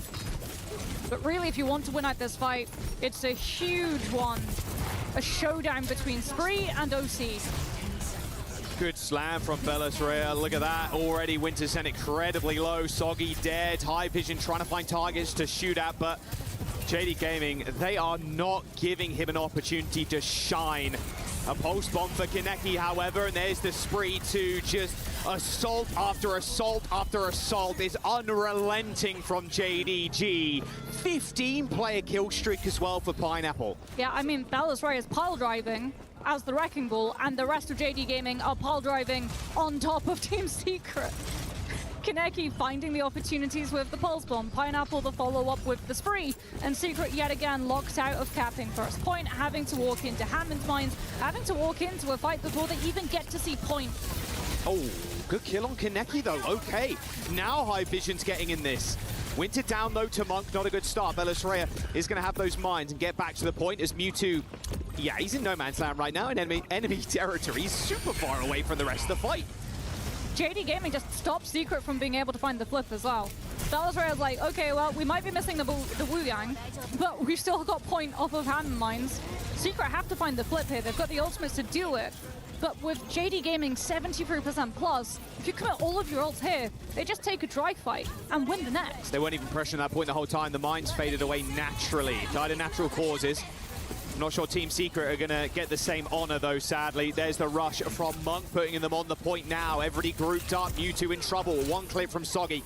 A blink smack. Pulse bomb in his back pocket. Forces the Suzu. High Vision across the map, though, is going to do a lot to the front line. Pineapple down. OT. Team Secret's hopes and dreams relying on this point being capped. Budget win, and that was required for Secret to be able to stay alive in this series.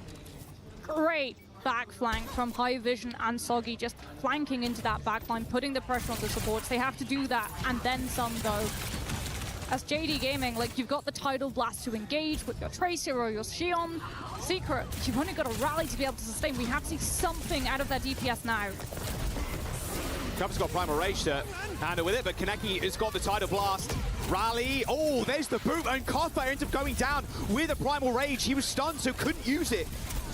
Belisrea's going to have mines too. It's all falling apart for Team Secret. A good stun bash from Pali, but is it actually going to be enough? Pineapple again separating the team with his spree and now hunting for more. Kaneki gets a couple. Winter trying to hold on to. Cover gets back with the Primal Rage, but it's all Pineapple here. JDG, they're crushing the hopes and dreams of Team Secret, and their key is not far behind. Chinese Overwatch. Jack, we might be oh so back here for 2026. JD Gaming survived the lower bracket run, and that dive, it looks so devastating. We're starting to see the discipline from Belisrea as well. In the past, he's been a very aggressive player, very easy to sort of like bait and punish when he's too far forward, taking down the tank, then turning your attention to the rest of his team. We're starting to see him holding back though, tempering that aggression, using it to set up the rest of his team, punishing the expectation as well. And then for New Junk City, the Wrecking Ball, immaculate. Yeah, it was just a dismantling of Team Secret, it felt like. JDG, second Chinese team here to win alongside WDG. Team Secret are going to go home, although, you know, showing up on an international stage like this takes guts, takes brawn, of course, but now their key is going to get crushed. This is going to be a time that JDG are going to remember. Let's jump down onto the stage, in fact, with Pineapple in here. Thanks very much, guys. JDG get the dub here. I'm standing by with Pineapple and our wonderful translator, Jin. Pineapple, you're still alive. JDG lives on. How did you recover from the loss to SSG yesterday? How did you regroup? 菠萝 JDG 又成功的活下了一天。你们昨天失利之后是如何调整回来，来应对今天的这场战斗的呢？我觉得昨天大伙都太紧张了吧，今天就比较放松，就打得比较正常一点。对。I'll say the main reason for our loss yesterday was that we were too tense, and that resulted in us just not performing as per normal. And today we are much more calm, much more relaxed, so we definitely played a lot better. When you saw Weibo Gaming advance to the playoffs earlier today, did that motivate you further to get the win here? 那今天上午我看到WG 他们成功晋级之后，是否这一点也给你们带来更多的动力去就是全力以赴呢？怎么说呢？当然，然后怎么说呢？我想说走好每一步吧，打好每一场。Absolutely, but for ourselves, we have to take every step as it comes and be able to do our best through every single step. Pineapple, you can see over your shoulder here that the key crusher is being revealed. Big smile on your face. Are you ready to crush a key? 现在我们后面这个碾压机已经露出来了，你准备好去碾碎对方的钥匙了吗？ Yes. Yes. No translation needed. Come with me, Pineapple. For the second time today here at the STC Arena, please go and join our key master here who will talk you through the process. And another team is about to exit the tournament. The Pacific Dream ends here. Team Secret carried a region to Paris, but the pressure was too much. Their key will be crushed as they are eliminated from the mid-season championship. Pineapple, I've just got one more question for you. You've got a lot of fans here, by the way. The fans are absolutely loving it. Let's stop here. Is Chinese Overwatch back? 最后一个问题，中国的守望先锋是否又崛起了呢？ Yes, we're going back. Yes, we're going back. JDG, congratulations on a big win. We'll see you as you continue that lower bracket run. We'll be back on stage shortly. Thank you.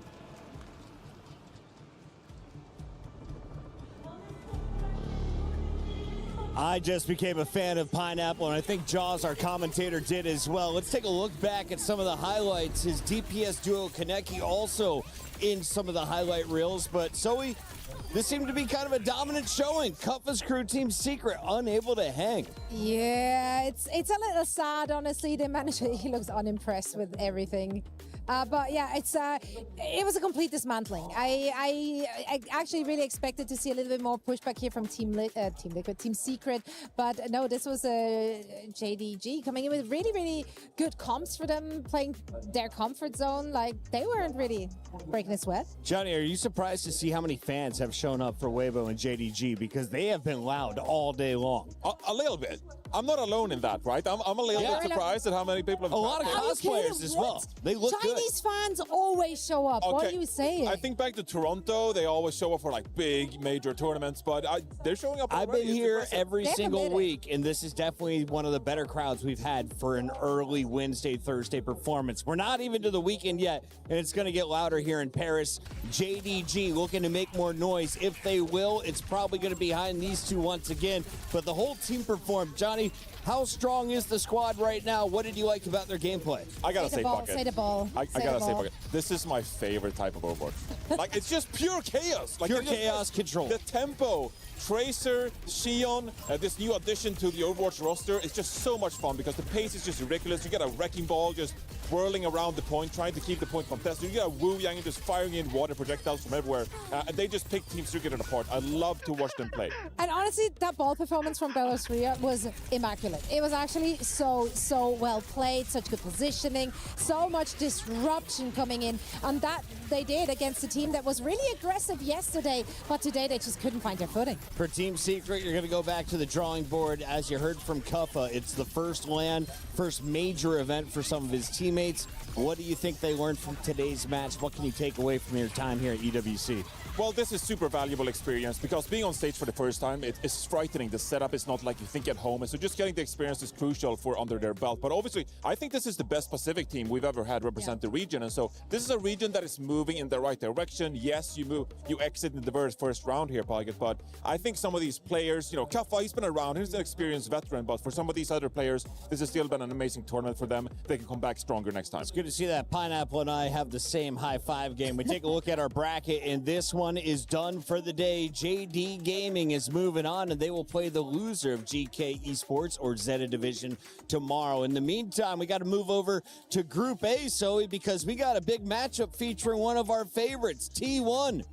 And our favorite Poco. Poco Bombs could be in the building today. Listen, the T1 has to advance for the stories, for the tea, for all the spicy stuff. For the Falcons T1 match. Yes, exactly. That's what I want to see. It's not going to happen. And no, not the Falcons T1. No, it will be. Okay, never mind. It will be happening in the decider. Because I just somehow in my brain expected Falcons to go through the upper bracket. No, Weibo kind of caused some problems earlier to start the day, Johnny. But yeah, it's going to be spicy in the lower bracket. T1 has to make it.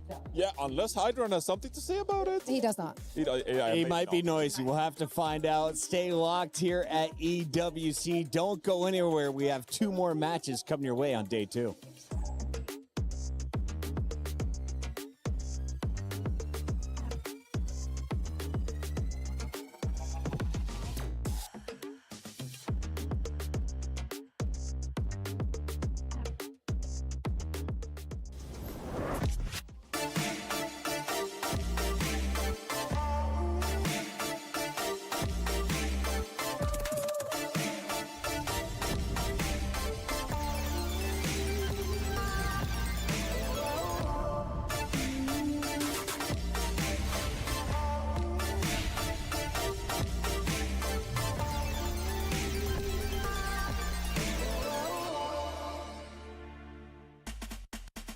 The Call of Duty Warzone competition is taking place here in the Korea City Grid, and we have the lovely Glitter to give us an update because this is day 1. Things are starting. Right, we literally just dove into the competition, and this is how it's going to work. We've got 2 days of group stage, then we go into survival stage, and then we have our match point finals. So pretty standard for Battle Royale, but this is going to be really exciting because for Warzone, CC teams are massive in this lobby. I think we have 8 different CC squads, but the ones that really matter when it comes to storylines, we've got defending champs and Twisted Minds, but they've been really inconsistent over the last few lands, so they might not be able to close this one out.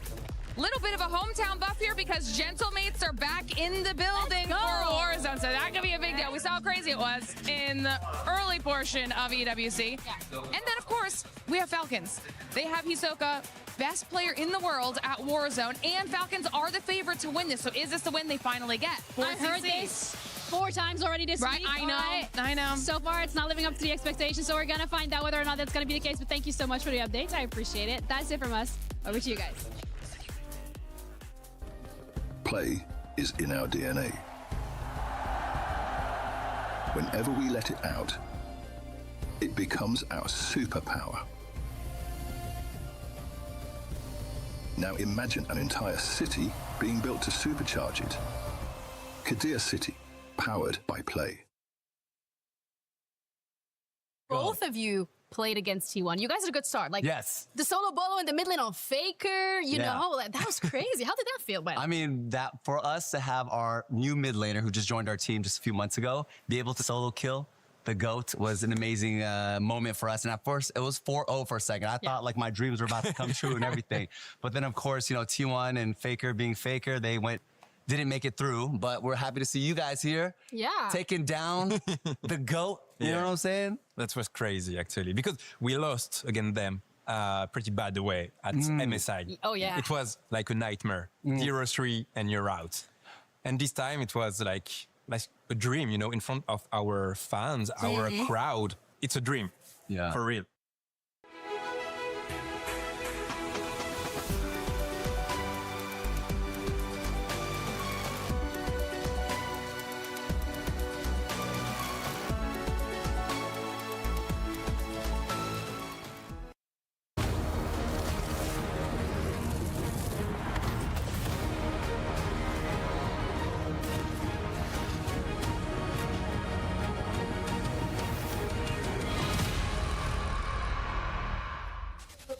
It's the mid-season championship here at the Esports World Cup. Overwatch players from around the globe all collecting here in Paris to find out who truly is the best. So far, we've crushed 2 keys and sent 2 teams packing. It's time to find out who is going home from Group A. This is an elimination battle featuring 9Z and T1. If you're just joining us, well, we started yesterday with a jam-packed 8-match day. Johnny, what did you learn about this group?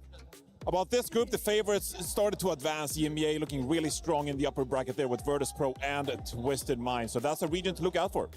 2 wins and you're through, 2 losses and you're done. You already hold 1 L if you're 9Z and T1. Let's take a look here at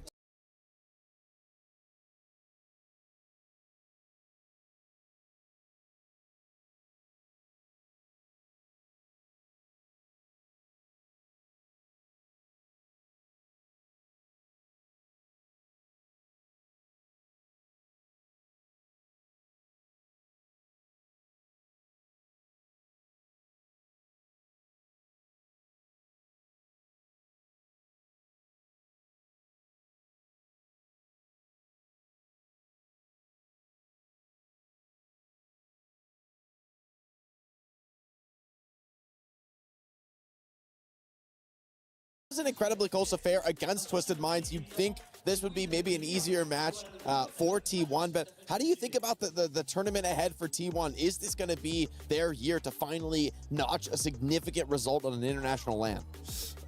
Yeah, I think so, but I mean, against Twisted Mind it was really close. It's always a very difficult opponent, but yeah, I think they're gonna go through the lower bracket pretty easily now.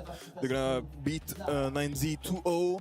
And then Falcon is going to be a bit tougher, but hey, I believe in T1. They have to make it. It's their land, and T1 fighting. Poco, what's the pep talk like? You know, the players are preparing ahead of the game. Do you barge in there and give them a pep talk? Like, how does that get established? Oh, Coach hell Poco. no, hell no, hell no. That's not my job at all. I just do first team. I just do fun French joke and stuff. I let the player, I let the coaches. They're very smart, very talented. I don't do anything about it. Just you guys, you do you, and no pep talk needed. Speaking of me doing you, I want to do the Poco style with some Poco bombs we saw yesterday. I can do that in game. But if I want to eat like Poco in Paris, where do I go if I want to learn from the French? Just go anywhere. Like a little French boulangerie, you get a little bread, a little croissant, and everything is going to be good. You can't go wrong in France. The food is amazing. The people are lovely. Maybe not in Paris, but they're lovely if you try. And, yeah. Poco, final opportunity to give a shout out to anyone who's been supporting you. I loved watching you as a player. It's great to see you thriving in 2026 as a co-streamer. Yeah, I mean, of course, shout out to T1 for bringing me again in the family. And shout out to the French audience. There are so many people. I'm very excited for this weekend. And shout out to you guys. You are doing an amazing job, keeping the hype. And yeah, thank you for everybody watching. It's great to see you. The male model doing his thing. That is Poco. You can watch his stream. In the meantime, we got to take a look at his team. It's T1. They're here in the elimination bracket. And Jake, this is a tough spot to be for one of the favorites in the tournament. At least if you're looking at EWC and across the board, T1 are some of the big hitters here to win a club championship. Yeah, this would be a huge opportunity for them to do it in Overwatch, to notch a significant placement. But this team has kind of been on the outside looking in. They haven't been able to really broach those top spots, and they find themselves now in the lower bracket. That being said, this match against 9Z should be a bit of an opportunity to catch their breath, get their feet back under them after what was a tough loss to Twisted Minds. I mean, I don't think that limits their potential in this tournament. TM is one of those squads that very well could win it all, so losing to them isn't necessarily a death sentence, but I want to see a very strong and decisive victory over 9Z. I don't want to see them pulling their punches, firing on all cylinders. Exactly. They should make this one quick and solid because, frankly, 9Z, I really don't think that they have the caliber of players to keep up. Let's be honest, they're at the bottom tier of our competition board. Johnny, where do you have T1 right now? T1, I still think they're really competitive. Like at some point, Poisson is going to come home to roost for this team because we keep talking about their potential. That joke went right over your head, Bucket. But we've been talking about their potential for so long now that you're just kind of like waiting. Okay, Proud, like, when are you going to show up and just dominate on the world stage? T1, they haven't done that yet. Well, speaking of Proud, he showed up backstage with Danny Lim. Here's what he had to say. Thanks, guys. I'm here joined by Proud from T1 just before heading into his match. Proud, let's start off with yesterday's match. You guys went up against Twisted Minds. It was a very close match, but you guys did lose to them. How's the team feeling right now before going into the match? 자, 일단 어제 트마의 경기가 굉장히 접전이었는데 아쉽게도 패배를 하셨는데 지금 현 상태 지금 T1은 지금 분위기가 좀 어떠신가요? 일단 오히려 유아프레스 한 번 더 할 수 있다는 생각에 나머지 다 이기고 올라가자 느낌인 것 같고요. 분위기 괜찮습니다. Overall, the vibe is actually not that bad. It's another opportunity for us to prove ourselves and take another step, just win this one and take it step by step. We have another step in front of us, but if we win that and we could just continue on. So the whole vibe right now for the team isn't that bad at all. Talking about your match that is coming up very, very soon. You guys are going up against 9Z. How do you view 9Z as a team? 자, 다음 질문 이제 곧 있을 경기 9Z와의 경기가 있습니다. 좀 9Z는 좀 개인적으로 파라 선수가 보셨을 때 좀 어떤 팀인 것 같으신가요? 일단 어제 봤을 때는 뭔가 퀸도 쓰고 라마도 쓰고 와우 쓰고 약간 저희랑 느낌이 비슷한 것 같은데 그래도 저희가 좀 많이 상위호환이지 않나 그래서 아마 쉽게 이길 거라 생각하고 있습니다. I feel like they're sort of a similar team to us T1 because we use similar comps such as Romatra and so on and so forth. But I feel like we are the better version of the two. So I feel like it is going to be a pretty easy win for T1. All right, that is it for the interview, Proud. Thank you so much. Good luck. Proud's ready to flex on him, and if he can, he will make the fans proud. Let's take a look at our fan base poll. 95% of them have faith in T1. Johnny, this is the most lopsided we've seen yet. Yeah, it's going to be pretty one-sided as well, unless Hydron can do something about it. The one thing I'll say about Hydron is just gonna keep making plays. Always stays aggressive, always go for the big flanks. Okay. So I'm hoping to see he can do something about it. So he's just got to take out the support line and they can win. Yeah, just run him down. Kill both just run him down. It'll be fine. Kill 5, and that might set them up for a team fight victory. Honestly, I think 95-5 maybe understates how dominant this is going to be for T1. I mean, they almost got it done over Twisted Minds, who put incredible pressure on every team they face up against the Sim. I think Proud is going to be pretty happy to have a much more stable match on his hands and something where he can really sink his teeth into and show what he can do on land. I think this is one of the more exciting up-and-coming hit scans. We got to throw it to the stage as we do. Who wore it best, me, Johnny, or Ian Chambers?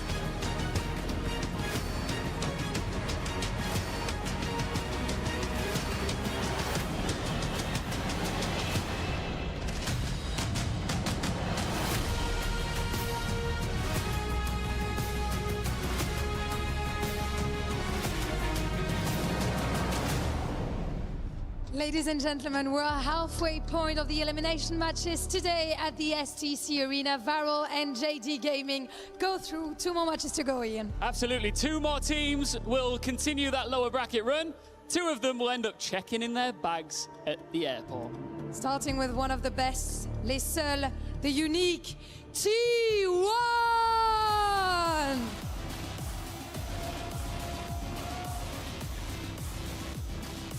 Le club de légende, one of esports defining organizations. Their domestic pedigree isn't questioned, but now they are leaning against the wall. Can they do it, or will they be flying home tomorrow? That's the question we're all asking us.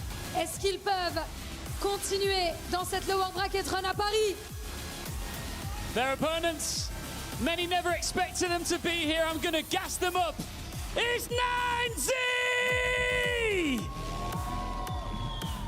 Latin America's representatives were not handed a place on this stage. They fought through the Face It League to earn it. Yesterday, let's be honest, it brought a difficult opening defeat, but underdogs are defined by what they do when the path becomes its hardest. Today, 9Z faced the biggest opportunity in their Overwatch history. Eliminate T1 and create one of the stories of the tournament. Go on, lads. The underdogs versus some of the Koreans' favorites. It starts now. One team is trying to keep a championship dream alive, and the other is trying to create a moment its region will never forget. The opportunities for South America in Overwatch to put themselves on the international stage are few and far between. And if things don't go right, this might be their last chance here in Paris. It would be a moment everybody doesn't forget, not just their region. I mean, this would be just an underdog story here, like that we have never seen if 9Z is able to pull it off. But T1 come in, most certainly the heavy favorite. For T1, I think they're still probably stewing a little bit on yesterday's result, frustrated about it. But yesterday's frustration is today's fuel. This is a match for T1 about confidence, polish, and cleaning up the mess from yesterday. They are representing a proud region. It doesn't matter if they're the 3rd seed. Yeah. They're from South Korea. They're expected to go deep. We heard from Poco, right? They're expected to go through this lower bracket. Their opponents in winning here against 9Z would be Falcons, which is always a fun matchup against a team who is struggling. But we focus on this one because 9Z didn't come to participate. They didn't come to collect their $200 pass go. They came to compete. And this is about as good as an opportunity. This is competition now. Yep. Yeah, exactly. I feel for T1 in the sense that even if you win this, it doesn't really do anything much in terms of the fan or the public perception eyes, right? Like, this is to be expected. Like, T1, we expect them to contend for the championship here and at internationals, right? This is just a prerequisite of that. As Hydron, good to see him back on the stage here with 9Z. You know, as the desk was talking about, you're going to need you know, what is even beyond heroics, right, from Hydron to really make this a game. We've witnessed many moments like this where on paper we have these very David versus Goliath-esque matches, and there are moments in games of Overwatch where you can overcome experience, regional strength, land pedigree, but not for the whole course of the series. That's the concern here. We need to see 9Z come out and show us something that we've never seen from their region before. Now, obviously, this is a roster that is very much bolstered by Hydron and Clear. That's land experience. These guys have been around for a long, long time. It's going to have to do some Olympia-level lifting against a squad as well-drilled, as long-lasting, right? T1 has this longevity in their core, and they get frequent practice reps against the best teams in the world. It's like also you kind of you're riding this belief in the core of T1, and eventually that belief, you know, if you don't get these results at internationals, then within your region, it's going to erode, right? And gonna kind of seep into the players and the team. So for their sake, you hope they kind of escape this one. I know, kind of getting through the series pretty comfortably, and then can go prove themselves against bigger teams. And of course, it is a key crush game and a 1st to 2, so the margin of error is pretty darn slim. T1 are a proud org with a lot of fans all around the world. And like Matt kind of succinctly put it, excellence is not simply, you know, desired. T1 doesn't get into games to participate, right? I mean, they get into games to be the best, to win. You know, legendary organization, you know, finishing 9th doesn't help them, right? So it is an organization that expects to get by teams like this. Is Clear kind of showing off his mouse. Is the 9Z guy is pretty comfortable there on the stage. Yeah, I mean, that's good. You want to bring that energy. That's something that Hydron for me has always been able to do, is bring a sense of levity into teams that he plays with. He competes at an extremely high level, of course. Remember that, you know, early OWCS era, right? I mean, this guy was certainly someone we all had our eyes on. Had the ability to take over games on the hit scan role pretty frequently. Sojourn was a great fit. I was going to say, Sojourn is like kind of the one here you really think of Hydron, like his ability with like overclocks and just, you know, raw damage output, right? To be able to really, I know, put together some good games. I would be worried, like, if you're T1 and they win this series, like, Proud doesn't, like, dominate, right? I mean, Proud should dominate this series. Yeah, I also kind of liked what we saw from T1 at times, where Zest was able to pick up some of those sort of off picks, go for a Vendetta, for example. I think T1 would benefit from trying to play up tempo in a matchup like this and dictate the pace, because 9Z would, you know, need to build their sea legs. I don't know if they felt like they got a huge amount of exposure to competition up against Virtus Pro. I mean, they definitely had exposure to a top team, but time on that stage, time to settle in, time to get comfortable. That time may well be running out.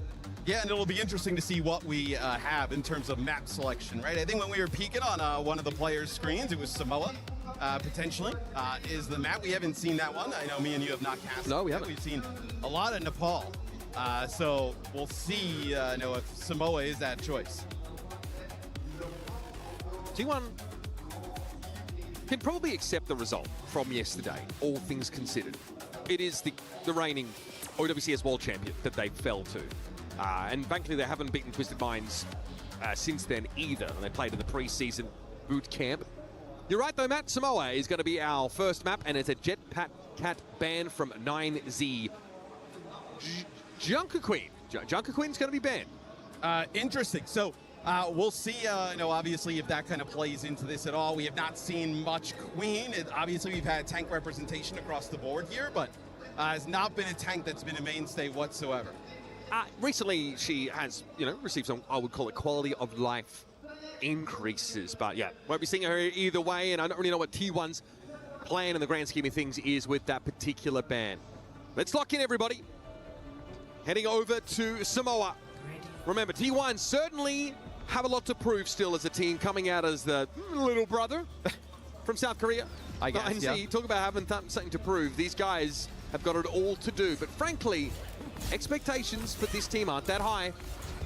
Feel like being the underdog, it feels nice. And I think if you're T1, this simple path here is to just play aggressive, run on through them, right? I know you're able to play some of these Vendetta comps. Donghack, we can see him play the fall. We saw some Doomfist the other day. And really just kind of bulldoze through 9Z. So they come out Maga, Vendetta, Xion, a really high octane comp. I love the tempo that T1 are at least signaling here. Already, yep, there's the dive, looking for lights. And there he goes. There he goes. Yeah, Zest able to charge on in there with Donghack. It's a very high mobility composition. Obviously proud as well for Joyride to be wherever he needs to. The first test for 9Z is going to be one of composure. Can they deal with this style of play, this dive? Can they make the adequate responses? And I mean, dude, Vendetta is so difficult to deal with, right? We say that, and you're also dealing with the Maga. The slash that follows up that stomp as this is going to be T1 pushing in to the 9Z spawn. It is actually Light who actually got a flank. Yeah, Light and Clear who do get a back half here. It'll be short-lived percentage for 9Z. Just going to flip that one back pretty quickly. T1 this round so far has been a series of relatively well-coordinated dives onto one of the softer parts of 9Z's lineup. Wed certainly has to have his wits about him. Hydron usually will be able to keep his distance from this dive, but the rest of his teammates you've got to be concerned about. T1 also draw the line of scrimmage pretty darn deep and uses to break up line of sight, but there's Light finding Proud. That knocks T1 down to 4 players. Donghack having to soak this damage from Hydron though, and the hit scan from 9Z needs to put himself in a more impactful position.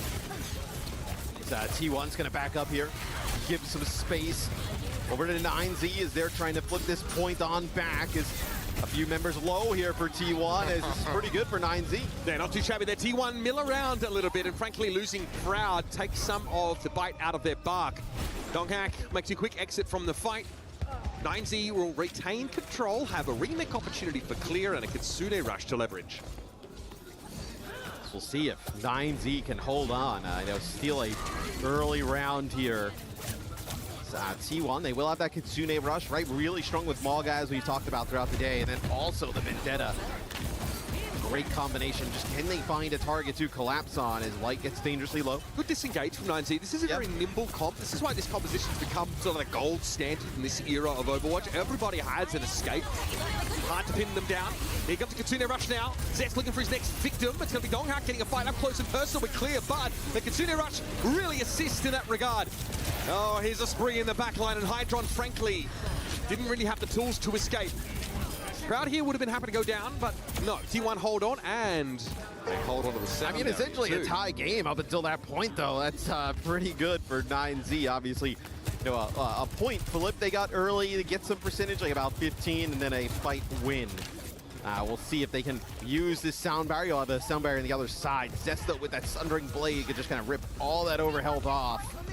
Just kind of make it all good for nothing. Light is putting some pressure on the point with Clear there, just trying to draw T1 back a little bit. I got to reiterate, this match for T1 today is about polish. It's about being clean.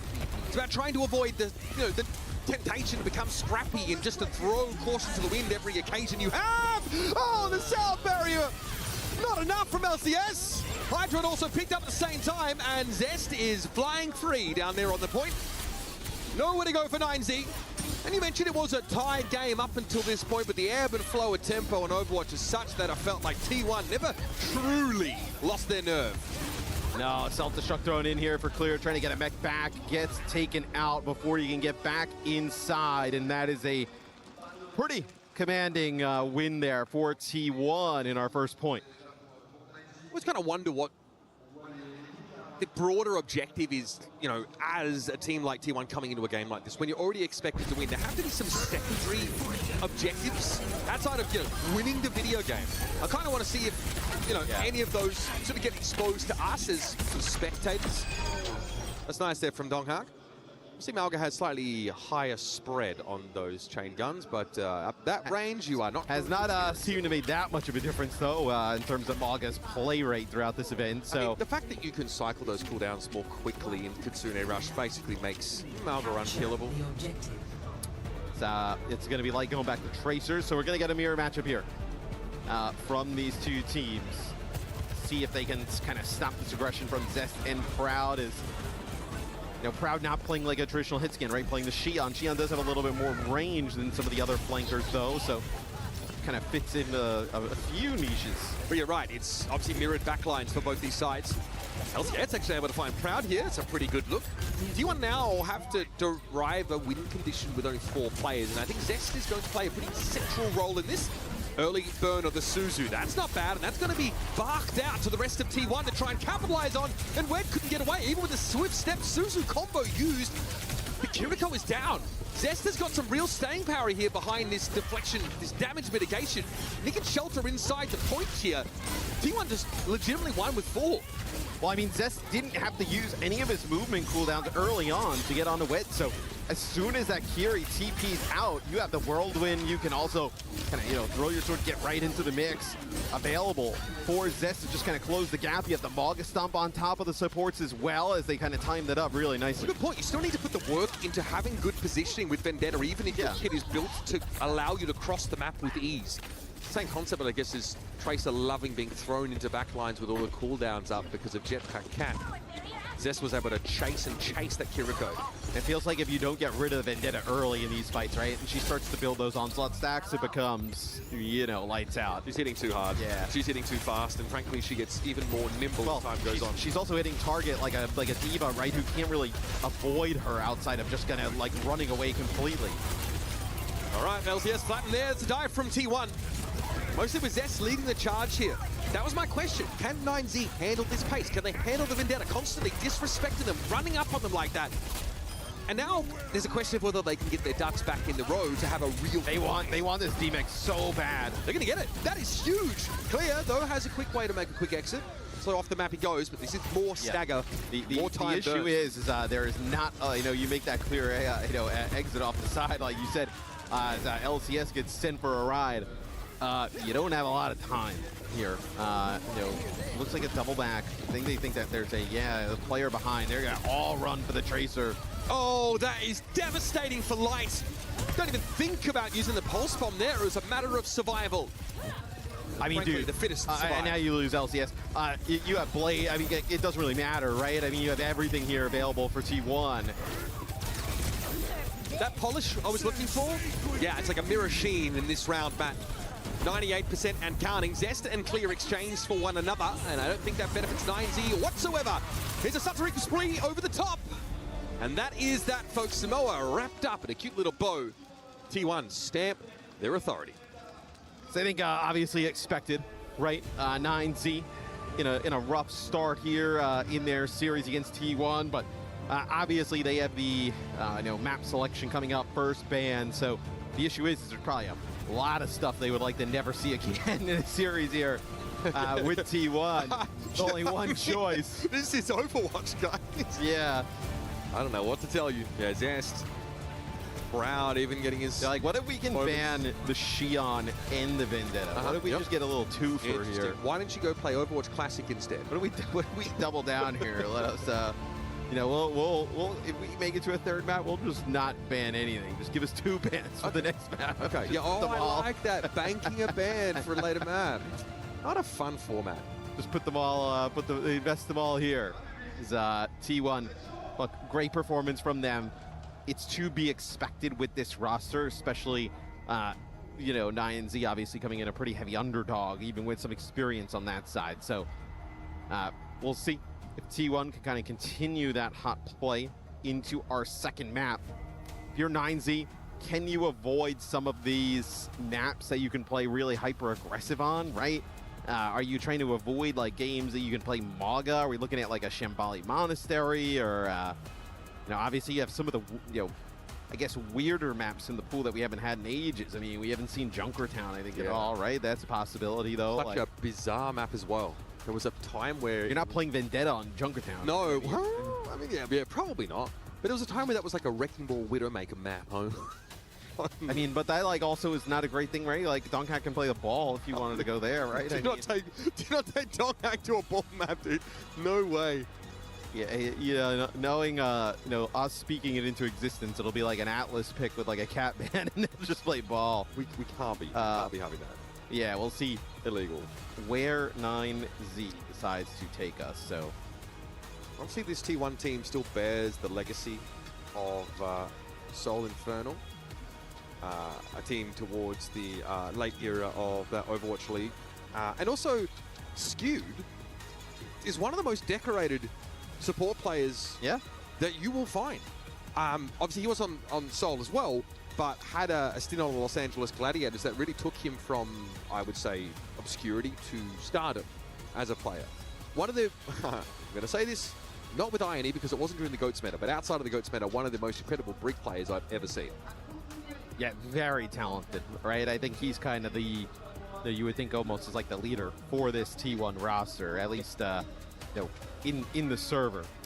They kept it in-house a lot, this team. For example, like Zest played for T1 before Soul Infernal. And then went back to T1. This isn't what I like about that. It reminds me of like SK Gaming in Europe and how they handled their teams, as well as that these guys really entrust their faith in a core. Well, T1 and their parent org in Overwatch has always had like, you know, a pro team, then like a tier 2 team, right? At times, right now, obviously, kind of coming into one. New Junk City is the map selection. What do they ban? So they ban the Vendetta. I mean, yeah, look, that thing is nasty to deal with. And then it's the ever thrown in Mercy ban here for T1. So big respect to Hydron Farah. Okay. Or they just need to ban something. Donghack with the glow up. I'm just going to put it out there. Yeah. I remember when he was a fresh-faced youngster on Atlanta Reign. And yeah, didn't really find a lot of success there, honestly. And was, how do I put this? Subject to some extremely high expectations by his teammates on that roster. Had some huge shoes to fill. With the Vendetta gone, they can maybe play some Sim if they would like.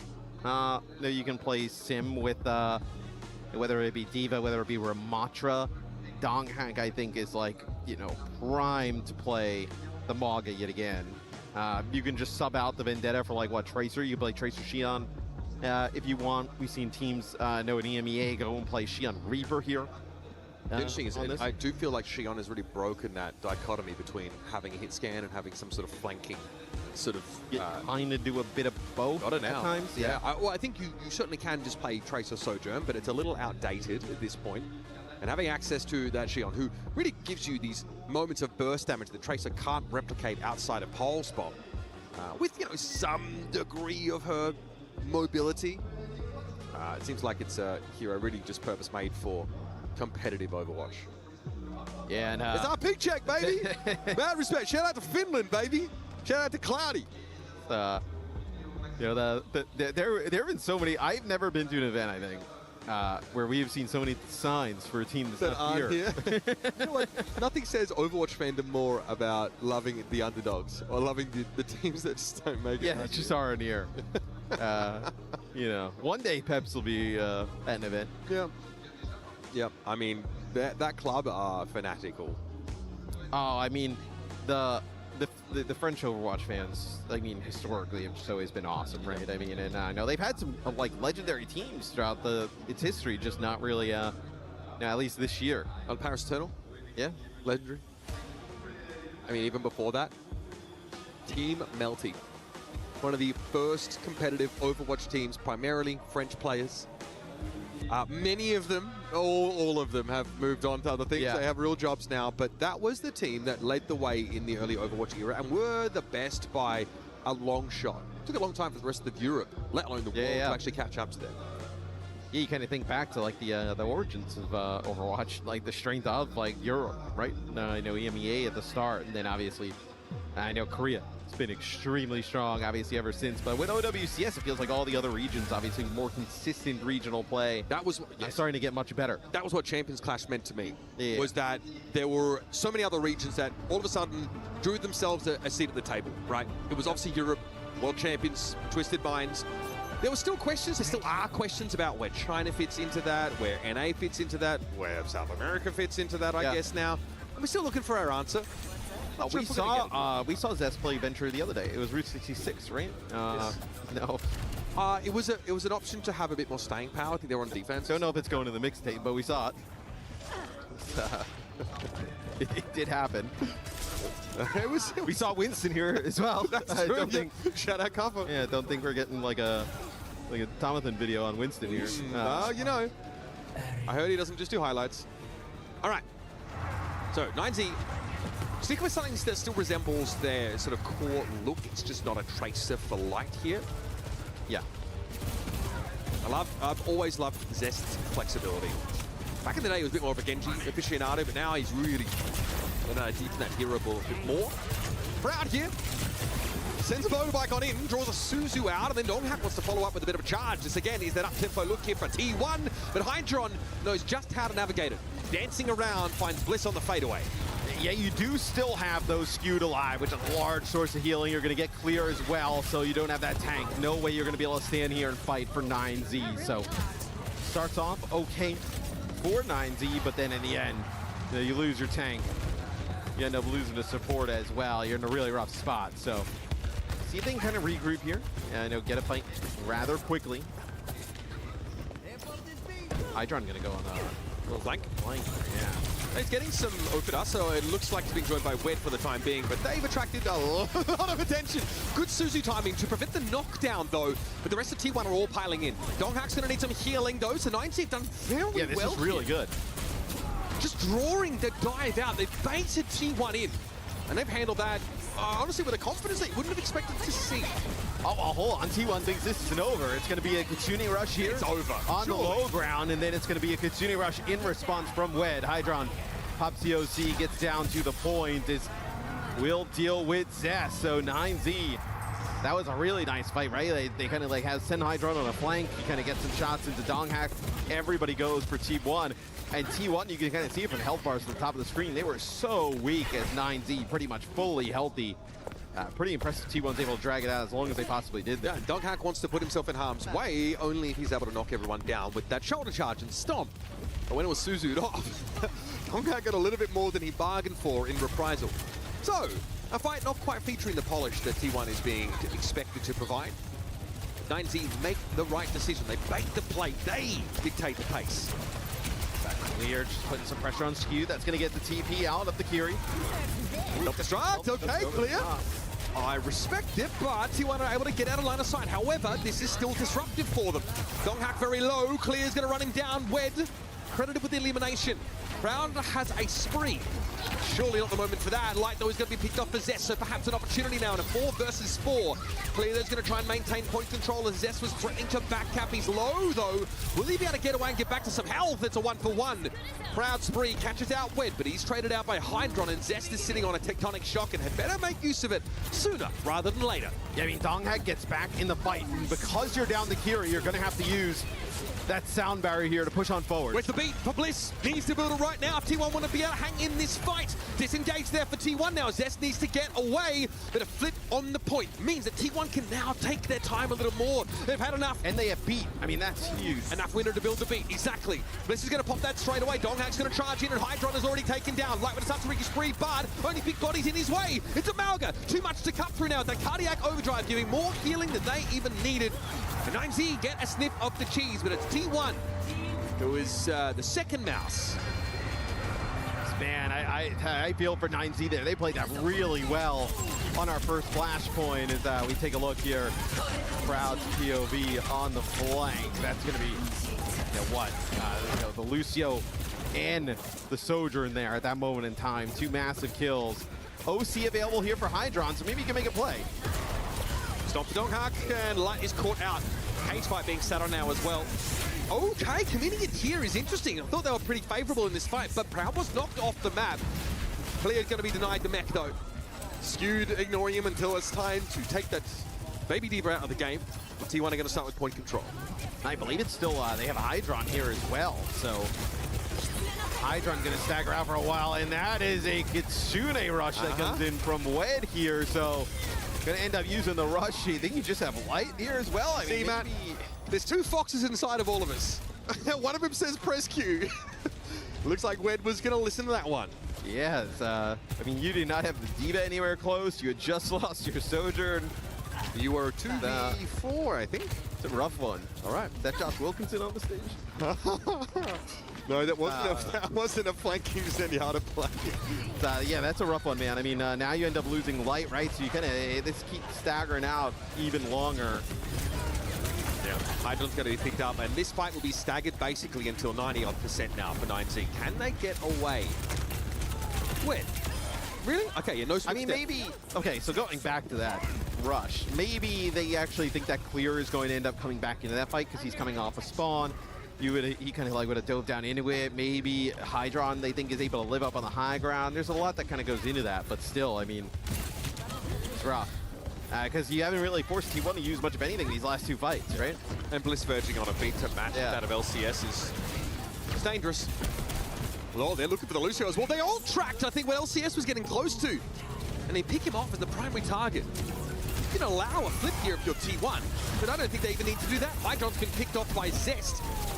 Donghak is going to be charging for the fences. Again, Wed just uses a swift step probably to get close to his Diva and doesn't have an escape mechanism at his disposal. 9Z flattened on a second consecutive flashpoint. So one more chance here for 9Z.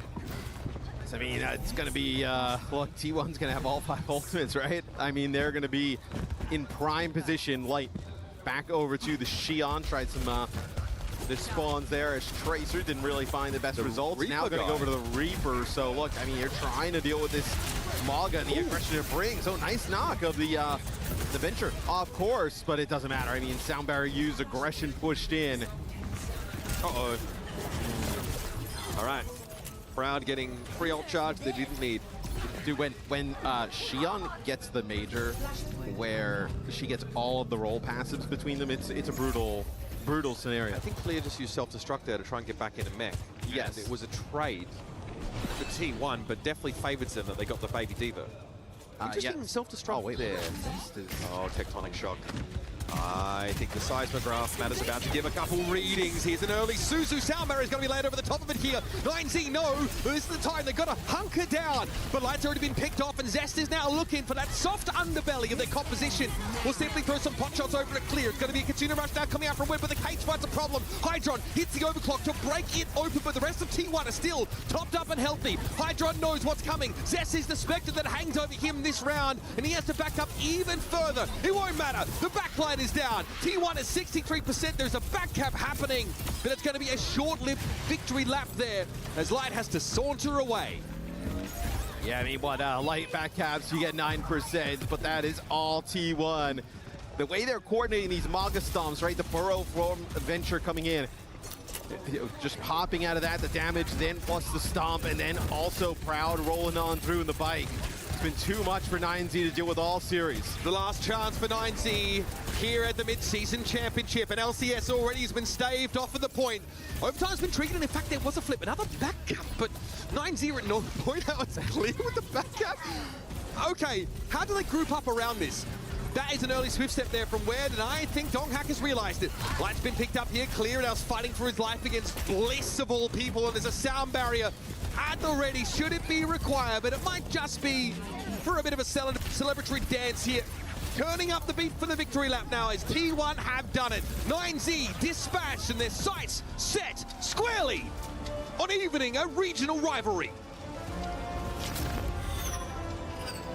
What a dominant showing there from T1. 9Z, great story, right? You know, qualifying in. It's just not what in the world. I mean, I don't know if I've... So unserious. I don't know if I've seen that one. It's, Hydron takes a little bit of a He's just trying to rinse the stink off that game off of me. He felt it right away. Do you think any of T1 is going to get close to you now that you're saturated? I would love to know what the T1 guys think. Like, is he just been sweating that much on the side of the stage? What is going on? Did he lose a bet? Yeah. No, look, obviously rough go for 9Z, but I think T1 just shows you the level of play they can get to. Yeah, and again, I asked them for polish, to clean up after yesterday, to shrug off the frustration of a loss to your current world champions. And it looks like they have been able to do that. Big shout out to AlphaCast, by the way, personal friend of mine. It's been a while since I've seen him. Too busy playing Warhammer Online. What bro is up to these days? He's keeping himself busy. Again, T1 now know who waits for them. It's going to be Falcons, but I'm curious to hear their thoughts out of this match. Let's head down and hear from Skewed. Me too, guys. Thank you very much. T1, stay alive. Skewed is standing by alongside Maddox as well, our translator. Skewed, I'm sure that was a series that you expected to win, but with this being an elimination match, did you feel nerves when you woke up this morning? 네, 스키드 선수 승리 축하드리고요. 일단 이 매치가 그래도 좀 T1에게 우세한 매치였음에도 불구하고 그래도 이제 탈락전이었기 때문에 혹시라도 긴장이 되지 않으셨는지 일단 궁금합니다. 이제 목숨이 하나 남은 시점이어서 좀 살짝 떨리긴 했지만 그래도 하던 걸 하면 되겠다 싶었습니다. 이번 경기는. Yeah, there's no second chances, the life on the line. But that being said, we just stick to our plays and we just stick to what we do, then we'll be fine. So that's just what we did. Thank you. We're playing past the mic up here. Now, when you say you stick to what you do, the loss yesterday did not go to plan against Twisted Minds. What did you change coming into today? Come here, Maddox. Let's try again. Sorry about this. Come on here, Maddox. You can just share this with me. 이제 사실 트마전 때는 좀 원래 이제 원래 계획했던 그런 부분들이 좀 먹히지 않으면서 좀 아쉽게 패배하게 되셨는데 그런 점에 있어서 좀 트위스티드 마인전 때 좀 어떤 점을 배우셨고 그리고 이번 나인제트전 때는 좀 어떻게 좀 극복을 하셨는지 궁금합니다. 일단 실수한 부분에 대해서 팀원들이랑 정확히 짚고 넘어갔고 그 실수한 부분들만 좀 고치면 앞으로 경기가 좀 쉬울 것 같다라고 서로 그냥 얘기했던 것 같아요. Yeah, so we just tried to fix our mistakes in the last game, and this time I think we just have mend our mistakes and then mend what we lacked of in the last game. So I think that suited us well in this game, and I think we'll work on that as well. Absolutely. Let's do some business back here. Can you see the Key Crusher revealing behind us? Should we go crush? 뒤에 이제 여 프레스가 기다리고 있는데 키를 부수실 시간입니다. 준비되셨나요? 네. Okay, let's do this. Let's go and crush another key here on day 2 of Overwatch at the Esports World Cup. Please join our key master over here, Skewed. It's part of the territory of being a winner here at the Esports World Cup. And of course, a loser too, because that marks the end of the road for 9Z. They represented an entire region on the world stage here in Paris, but today, that run will come to an end at the hands of T1. A little jump there from Skewed. It can make a big loud noise, and that was an explosive key crush. I've just got one more question for you, and it's about mentality, because you are now deep in a lower bracket run. You need to have a strong mentality to continue through it, and your next opponent will be Team Falcons. How do you feel about them? 이제 마지막으로 사실 이제 무어버켓이 있기 때문에 계속해서 이제 힘든 길을 걸어 나가셔야 될 텐데 마침 다음 상대가 이제 팔컨입니다. 그래서 팔컨전 앞두고 좀 어떻게 임하실지 궁금합니다. 딱히 무슨 다짐을 한 건 아니고 그냥 일단 재밌을 것 같아요. 좀 도파민이 좀 터질 것 같습니다, 그냥. Honestly, I'm not gonna say much about anything, but that being said, I mean it's gonna be a full dopamine rush. I'm really excited for it. Full dopamine rush. I love that. All right, Paris, make some noise for our winners here, T1. T1. Skew, congratulations. Maddox, I'll get you a mic next time. You have my word. Thank you very much. We continue through the process. One more to go.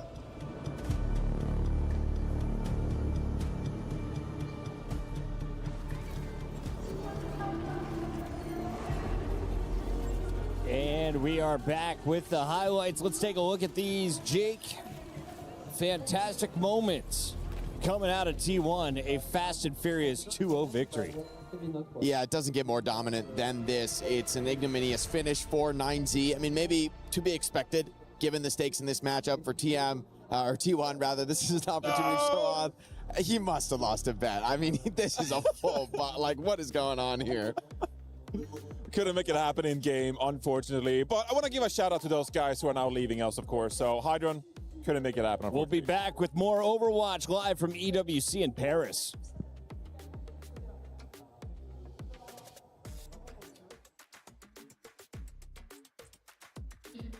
As promised, a little Street Fighter update as things progress, because Falcons seems to be knocked out, but DT is joining us to tell us exactly what's going on, because there's another Falcons win. Yeah, so Falconers have just won in the upper bracket. It was Mickey this time who's managed to get to the next phase, obviously the upper brackets in the groups. But the big story was that Zhao Hai, last time you guys were over here, was playing. Yeah. And now he's no longer in the competition. And that's the winner from 24 and 25 in Street Fighter. So that's a big, big storyline. Team Falcons losing one of their main players, which is a big issue for them, considering they really need to recoup some points at the moment. All right, well, thank you so much for that update. That is a little bit unfortunate for Falcons, but that's just how things roll. We'll keep you updated, of course, as things progress.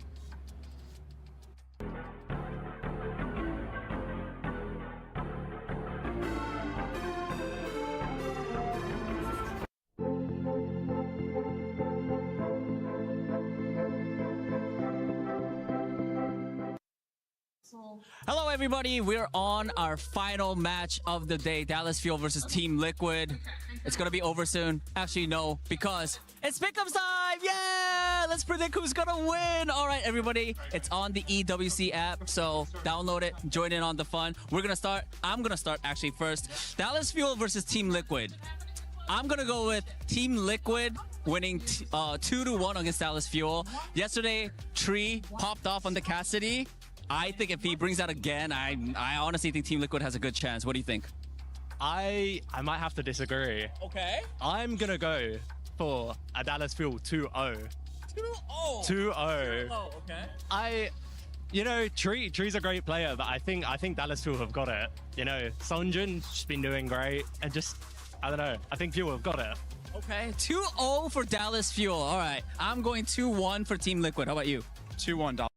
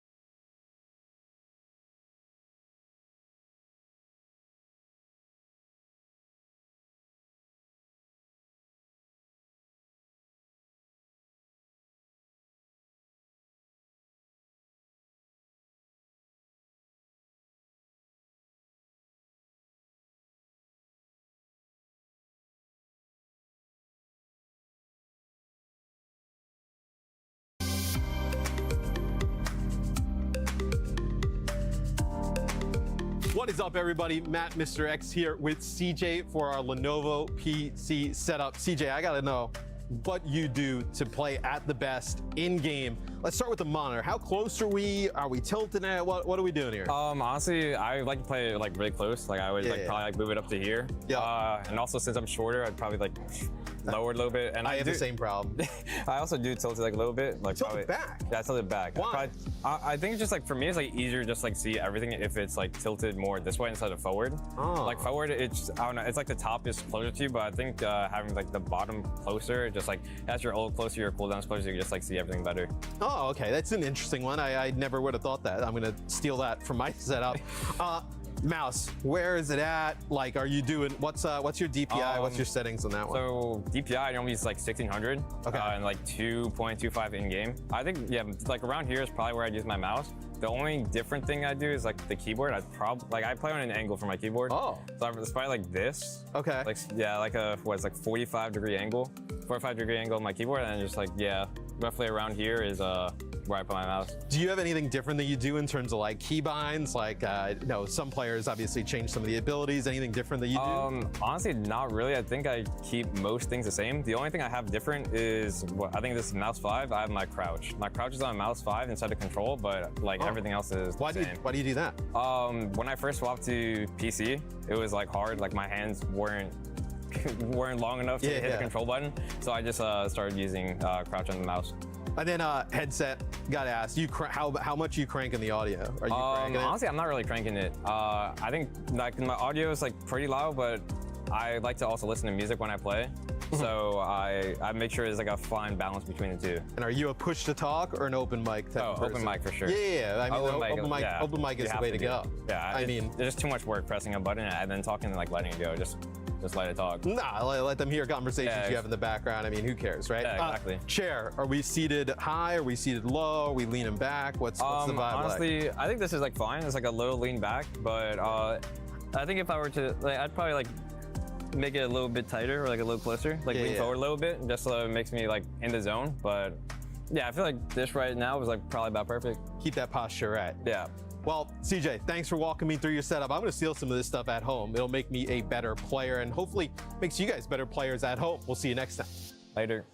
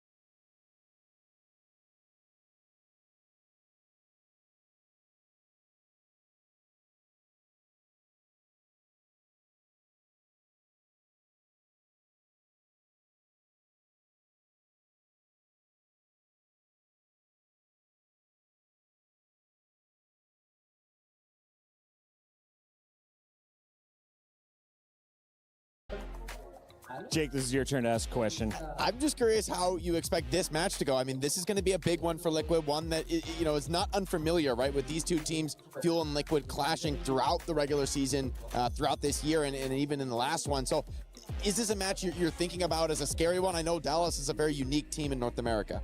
I mean, we have butt heads a lot with them. As you know, like every single stage, we go head to head with them. But we did see them lose to Falcons recently, which did lose to Weibo. So I think by some type of osmosis, us losing to Weibo, we got that win. So when you look at these two teams' play styles, I think Liquid, you know, like to play some of the brawl compositions. But then you look at a team like Dallas Fuel, and regionally at least, they like to play around their opponent, kind of like pick them apart. They're a little bit of a different style. How do you think those two playstyles translate to LAN? I think definitely having a strong suit like Dallas, it is really hard to play around because they keep throwing curveballs and curveballs and curveballs. But we have buckled down. I mean, we're in the Netherlands for a few weeks, boot camping. All our Koreans are doing a lot of like English lessons, and they're getting like really synergized as a team, and they look really good. I love how much work you guys are putting in as a team. Can you tell me a little bit about the fan base, though? Because I saw a number of ladies rocking Team Liquid jerseys here in the venue. Are there some moms supporting the players? Who's all here in Paris? Yeah, so we got actually a huge group of moms. So we got my mom, we have Vega's mom and dad, Infected's mom and dad, Kisoris, our coach's mom and dad, We got a huge group. Vegas, I mean, yeah, we got a lot of moms in here. I love it. There's a whole bunch of families out here supporting their players, and what a great city to do it here in Paris. Let's talk about the match in particular, though. If we're going to see Team Liquid take down Dallas Fuel, who has the most pressure on them today? Which role do you have the microscope on? Honestly, I'd probably put the most pressure onto the DPS. I mean, everyone knows them. Tree and Zera are just, they've been dominating. They're on Team USA. You know, they took out Chronic, but Chronic he's been popping off like a lot recently, so. Chronic has definitely been a player to watch. On the other side of this matchup, we have Dallas Fuel, and Jake, we have to talk a little bit about the team that used to be one of the favorites in the Overwatch League. What have the Fuel shown you lately, and who do they bring to play in Paris? You know, I think a player for me to watch is really CJ on this team. You know, he is the one who's often put in the position to get away with some of these really greedy flex supports, make a lot of those individual player to watch. You know, his history in the game really rising now to among the top players in North America. So for me, it's the support line of Dallas Fuel that puts the pressure on, that plays these unique styles. The question is, can they get away with those plays against the Liquid DPS, who are going to be bringing the pressure on them? I'd actually love to ask Ragattack about this, because Luke Mino struggled yesterday, the support players for Dallas Fuel. And, you know, we hide the Team Liquid logo here for a little bit. Put yourself, you know, support player in the shoes of someone like Luke Mino, who plays more flex kind of like support heroes. Can you make that work at a LAN like this, or should you just play the hits, play the more comfort, regular kind of heroes? I mean, for him, you do see like the off meta. We just see the Alari, a lot of things you don't usually hit on, but that's his strong suit. I remember watching a game and I was like, this is like a really random character, but I was like, I'd love to see Luke Mino go Moira. He went Moira, instantly won the game. Like, he's a type of guy to pull anything out and make it work. We're going to talk more about the match in just a moment, but first, let's hear from the players. We've got one behind the scenes before this match kicks off. Thanks, guys. I'm here with Sunjun from Dallas Fuel. He is getting ready for the final match of the day, Dallas Fuel versus Team Liquid. Now, Sunjun, you had a pretty difficult match yesterday against Falcons. For now, though, how is the team doing? 자, 어제 좀 어려운 팔콘과 경기가 있었죠. 끝나서 지금 경기 들어가기 전에 지금 현 상태 팀 분위기는 전체적으로 좀 어떠신지? 팔콘전 진 건 아쉽긴 한데 해다도 잘 준비해서 올라가자고. 분위기는 괜찮긴 해요. I think we're mostly doing pretty fine. It is a bummer that we did lose to Falcons, but we just have to do better in the lower bracket and then bring in results. All right, talking about bringing in results, you guys are going up against Team Liquid. You guys have fought them many times during the stage as well. How confident are you going into today's match? 자, 방금 이제 프레저에서 잘하면 된다라고 말씀하셨는데 그 첫 번째 계단이 아무래도 팀 리퀴드가 될 것 같습니다. 이번에 리퀴드가 뭐 항상 많은 이제 경기를 치렀는데 오늘은 좀 이길 수 있다는 자신감 있으신지? 항상 자신감은 있고 리퀴드 한국 애들은 저희 한국 애들보다 못하기 때문에 잘 이길 수 있을 것 같다고 생각합니다. I am always confident. I feel like all of our teammates are always confident. I do want to say the Koreans on that team are worse than the Koreans on Dallas Fuel. I love that answer. I love that confidence. Sunjun, thank you so much. Best of luck. Fighting. Calling out the former Korean teammates, now opponents in this matchup. Let's talk a little bit about your Team Liquid squad and the expectations against Dallas Fuel. We got 45 seconds before we get to stage. So how many maps does this go, Rack, and who wins it? It's got to go map 3. I think super good opponent from Dallas Fuel, but we got to take the win. Liquid 2-1. Johnny? Look, Dallas Fuel should be favored, but I've been a Team Liquid apologist all of stage 2, and so I got to ride with them. I got to stick with it. Jake, 27 seconds to the stage. Who wins this one? Who are your players to watch? I'm kind of feeling Team Liquid right now. You know, the Dallas, they fell flat yesterday, and in some of these tricky styles, I feel like they can kind of be a struggle on land under huge pressure, and I think Team Liquid are going to be putting on that pressure today. Well, Ragattack, we have an awesome group of fans, some incredible production crew, and they brought over this fantastic sign for your mom. Bring this over to Mama Rack as we send it down to the stage. It's the final match of the day.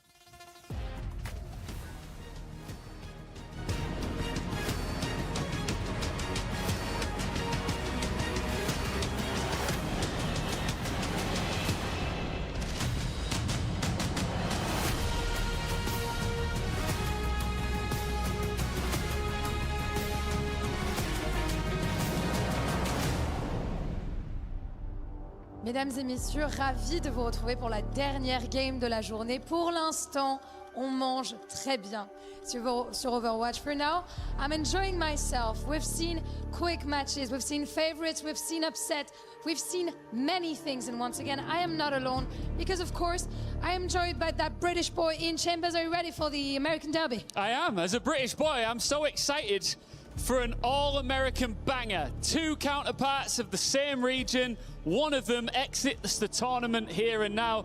The other keeps their hopes and dreams of lifting this bad boy high in the air, alive and well. And who better than a young British boy to welcome the American team? Shall you go? Absolutely. Please welcome Dallas Fuel!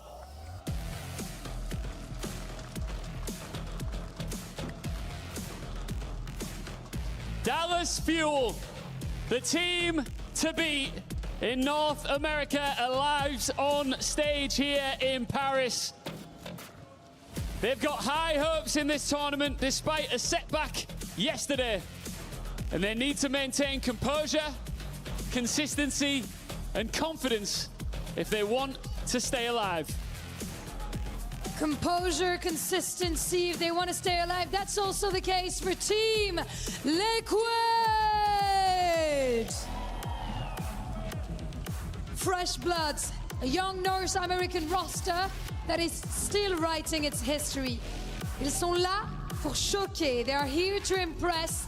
And it's a great mix of American and Korean talents capable of high-level upsets. One team lives to fight another day. The other watches their key crushed. It's all NA, and it's the final match of the day.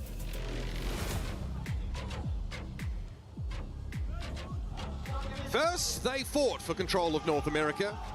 Now, they're fighting for the right to keep representing it. North America's, one of their most compelling domestic rivalries at least, has followed us to Paris, and now one of their flagship teams will be going home. Oh, and you know, these two teams are rivals, right? I mean, like in North America, if one of these teams won the event, the other one's key would be in the trophy crushed, right? And, somebody is going to get it to do it to the other on day 2 here at EWC. Dallas obviously comes in with a lot of hype, been really good in North America this year. It's been great to kind of have them back in the scene. But Liquid, very tough opponent. I mean, these two teams, they have not been hiding anything from each other. They know exactly what's going to be on the other side. Yeah, all from the world. Liquid probably came out of day 1 frustrated by how close they came in that Weibo matchup. Dallas left day 1 looking for evidence that they'd even arrived. I mean, that showing against Falcons, I think, was vastly below expectations. They got taken to task, and now they may have one more chance to show their quality and show what took them to that top spot in North America. Liquid forced them to evolve in the NA Stage 2 playoffs. They came back for the rematch and dominated after getting 3-0 swept. Who do you think feels better coming into today after yesterday's results between these two? I mean, for me, it's Liquid. I just don't think, like, you know Falcons are a quality team, but you also know that they've been getting beat up by everybody else. Right.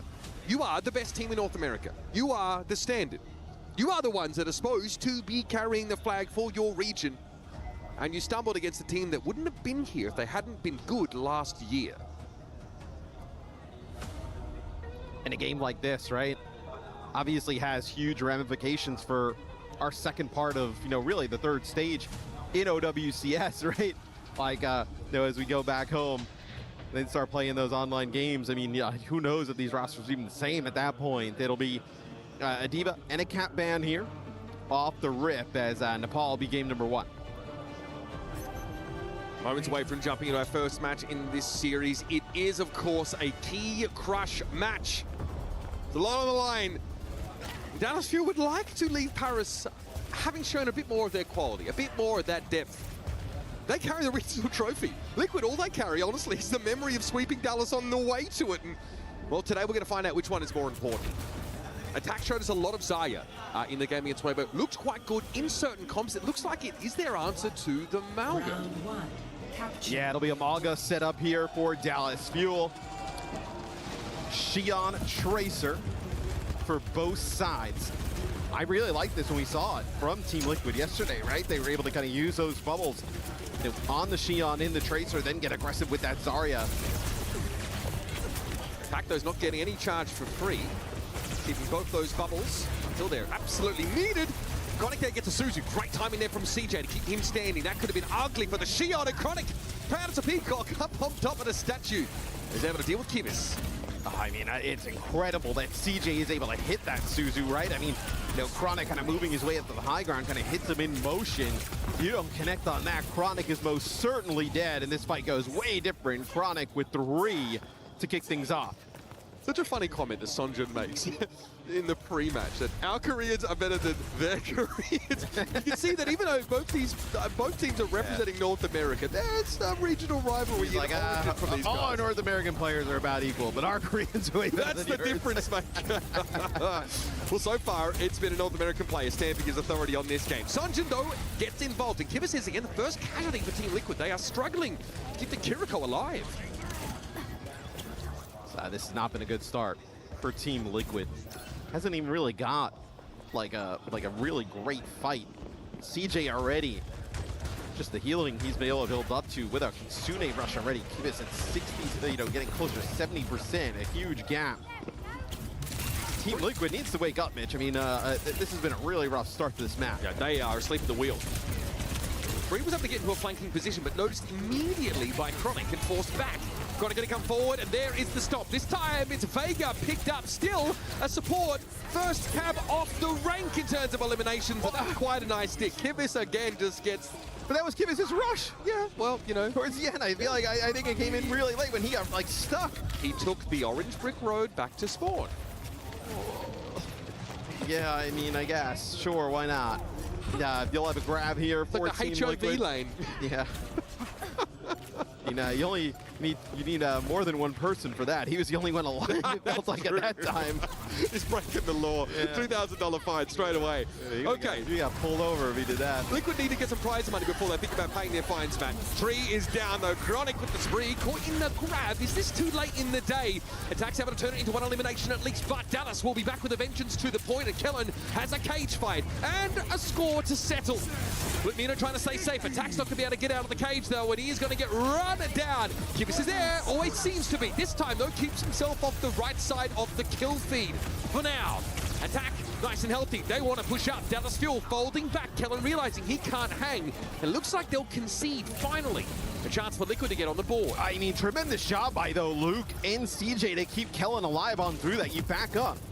You're going to be able to get another Kitsune rush here rather fast from CJ.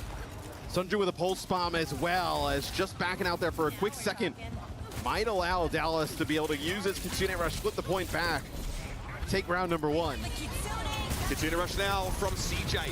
Kellen really is going to revel in the cooldown reduction that he's going to get. Attack stopped, clearly not a bubble available for him. Got the Suzu, and a bubble comes belatedly, but early enough to keep him alive.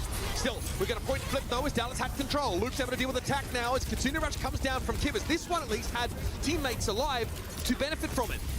Luke Mino taken down by Tree, who is on a logging spree. A massive comeback there for TL.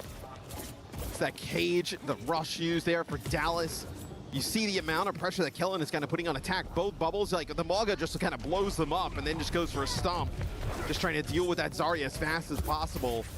Though he does end up getting attacked, but ends up at what cost? Cost him his life. Another grab for attack. Yeah, pulse bomb as well.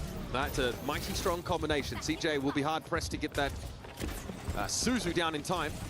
Attack might be trying to play around that cooldown as well. We'll see.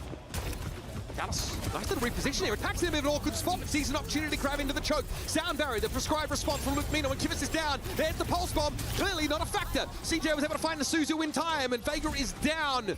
Disaster for Team Liquid. Completely outmaneuvered by Dallas, and Attack went for a panic grab that just didn't stick. Yeah, I mean, Kellen just pushes right on through it, right? He ends up getting Kivas in Tree. Finds a third in the fight as well. No, 65% there for Team Liquid, but it does feel a little bit more lopsided than that in favor of the Dallas Fuel. That first frag, that opening passage of play. Oh my goodness. I'm not even blaming Kivas for that. No. What do you do? I mean, right? It's a low light reel for Kivas. That is diabolical. Zarya offers the same value proposition as she does in ranked games. Obviously, she offers some bubble utility. She has high damage for a tank. However, when your opponents are coordinated and they can use their sound barrier and protection Suzu on the right timings, the Graviton Surge is hard to force through as a win condition. And Maga is not as threatened by the high energy Zarya as maybe some other tanks, right? I know with how good Maga is and the damage output of Maga just in general, right? So just kind of breaks the bubbles and doesn't even, you know, not even phase. Stomp coming on in, Joyride right after it. Suzu used there, so everybody on Team Liquid, you know, kind of keeps their health bars, you know, fully stocked up there and healthy. Okay, Tak has to bubble himself there. Kellen just forces that bubble out, and now he doesn't have one to work with. That is so elegantly navigated by Dallas. Kellen is traded out for it, though. So tank for tank.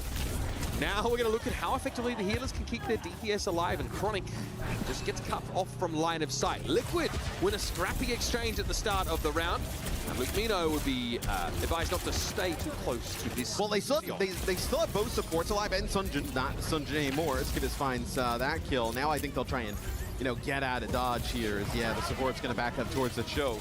Looked like they would have tried to maybe contest that, keep it going a little bit. Players coming off a spawn for Dallas, but now Team Liquid able to control high ground. As Skibis builds up to a Kitsune Rush in just that one fight. Crazy fight for him. Dallas probably want to play on this point as much as they possibly can. Give limited opportunities for energy generation for attack. Try and make sure they don't get poked down as they make their way to the objective. Skibis has a Kitsune Rush, he's going to let it go straight away. That's his privilege for winning the first fight. Almost dropped, so that was a little bit dangerous. Tree looking for a way to wrap around here, but all of Dallas have kept themselves at a healthy distance with the exception of Chronic, as Zera bears down upon him with the pulse pistols. Sonjin's got to blink away. Yeah, recall used there for Sunjin. He ends up using a pulse bomb, tries to maybe catch somebody coming out of that animation, but this has been a great start for Team Liquid. They end up using that Kitsune Rush. Everybody on Dallas separates. They kind of isolate a target there, which is Chronic, not able to get out with his legs. So now it's aggression from Team Liquid. Tree with the Joyride right around the corner. Oh, that slick little slider. Now they're going to try and compound issues for Dallas. Sound barrier deployed. Luke hasn't quite been able to build his yet. Team Liquid don't turn it necessarily into a kill opportunity, though, as Dallas has fallen back, and Kellen's got a cage fight. He wants to fight on the point, but the rest of his opponents refuse to acquiesce. There's Luke now down to the spree. Inside the cage we go, but Tree only has eyes for CJ. Dangling like forbidden fruit. He'll deal with him, then send a message. It's a cage fight used there. Kitsune Rush as well. But Team Liquid, I mean, Tree does a nice job with the spree, right? Just going in, getting one.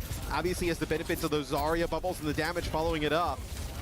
Lucamino with a sound barrier, but this round completely dominated by TL. Nice job getting the beat off in time. Yeah, interesting grab. It didn't hit anyone initially. I think that Luke actually charged into it, just needed to get that beat off, probably for Kellen's sake, if anyone else's. Liquid though not able to turn that into an elimination, so Dallas are on the point. Dangerous game Luke is playing there with that boop around the corner and always gets punished for it, but now Chronic has a spree coming up very shortly. May not need to use it though. Suzu does get deployed. Chronic's happy to take a back seat here, but they can't allow for a flip in Liquid's favor. That would be devastating. Pulse from Sunjin finds Tree and guarantees the fight win. Sunjin is low, gonna use the recall, not gonna end up taking that fight there against Zera at that moment in time, but finally Dallas, they're able to get a hold of the point. They get control of some high ground here. I think this is a massive fight, Mitch, coming up. Dallas, they have their spree, they have their Kitsune Rush, will be matched on the other side. Can they hold on? Attack already very charged up. Ooh, I like the mechanics there from Attack. Trying to close the gap quickly. Luke down first. Tree's able to find that elimination. Surely the Kitsune Rush is going to follow, but CJ can't keep Kellen alive. Oh, you're committing to this? No way, Chronic. He's got to go for it. Liquid, of course, will take the round if this is not a Dallas Fuel fight win. Unfortunately, it's just too little. Doesn't come at the right time. Chronic holds on to that ultimate until his teammates are already fallen. How about them apples, folks? We got a really competitive map one. Man, I mean, I know, what, round one, kind of pretty comfortable in favor of Dallas. Round two, the complete opposite direction in favor of Team Liquid. So yeah, Chronic has to use that ultimate there towards the end. Yep. Has to make something happen.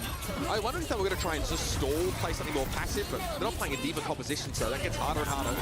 It would have been very difficult. I mean, and also you're Xion with the supports. You don't have, like, if it's Tracer kind of darting in and out, maybe. But Xion doesn't have that level of mobility and survivability, so see if there's any huge changes here. Going into our next round, you see that Zarya damage really ramping up there for attack, and Dallas, they'll ditch that Malga. They're going to play some Sig here. Lucamino on the Wuyang for a little bit more poke. Yeah, Luke sort of teased at this in an interview recently with OWTV, says, I really love Wuyang, it's one of my favorites, and we're a team that likes to play some unconventional styles. So it's quite a poke composition on a control map, which has only really been a recent development in competitive Overwatch, but we've seen the Sigma, we've seen the Domina on occasion. That's the issue though with like Wuyang. Like the damage is really good from Wuyang with the poke, but it's only really good at range. Like up close, the damage is like pretty like it's kind of funky to land shots with the weapon. I also feel like you want your minor perk online as early as possible because that healing increase to your sort of nominated target off of the back of you doing damage is really important. Well, the damage also doesn't really start to ramp up until you get the major with the 3 orbs, right? Yeah, the triple orb. That's true. So it takes time. Like at this range though, like this is where obviously Lucamino can really be effective. It's just like if Tree and Zera get close to him, that's going to be tough. Constant poke damage though is a bit of a problem for Zarya. Yeah, she has 2 bubbles that she doesn't want to use too frivolously. They don't last forever. She doesn't have a static shield that she can use to close the gap. So for Zarya to take space, she has to use those very valuable cooldowns, and a poke comp could really punish her in doing so. Oh, Winton. No, Winton Overwatch. I was going to say, I would really like the Diva potential switch here, you know, for attack, but let's see some Winton Overwatches. That accretion clearly not meant for attack. He drops on in. Kellen obviously the beneficiary of that amped healing from the slam of Lucamino. Winston used to be obviously the go-to tank, really, in just about every situation. It'll be a Tidal Blast used here on the Sunjin. Okay, chasing down the Xion. Tree knocked down, but on a high ground perch that can't be punished. Somehow is able to stay alive. Attack, though, has fallen. Tree still alive, but Chronic was dealt with by Zero, who follows up with a sick pulse bomb. Sunjin, the ultimate flex as a Tracer player, sticking another Tracer. Turns that into an even fight. Kellen's going to drop down on the point now, going to be relying on Sonjum to do some work. The Tree is aware of where the Tracer's coming from, and Liquid prevail in a very scrappy affair. I mean, Tree being able to live there is massive, right? The Tidal Blast comes in, but he's on the high ground. You actually can't get that line of sight. Lucamino now going to go over to Brig with that Winston in play. Yes, Winston, let's go. Watch out for the whip shots, though. Yeah, we'll see now if you decide to kind of play the choke here if you're Team Liquid. Obviously not an easy dive target now, right? Like it was the Wuyang before. Brig, not exactly one you want to kind of jump on into. We can't play a poke comp against the dive comp, man. Everybody knows that. It's Overwatch 101.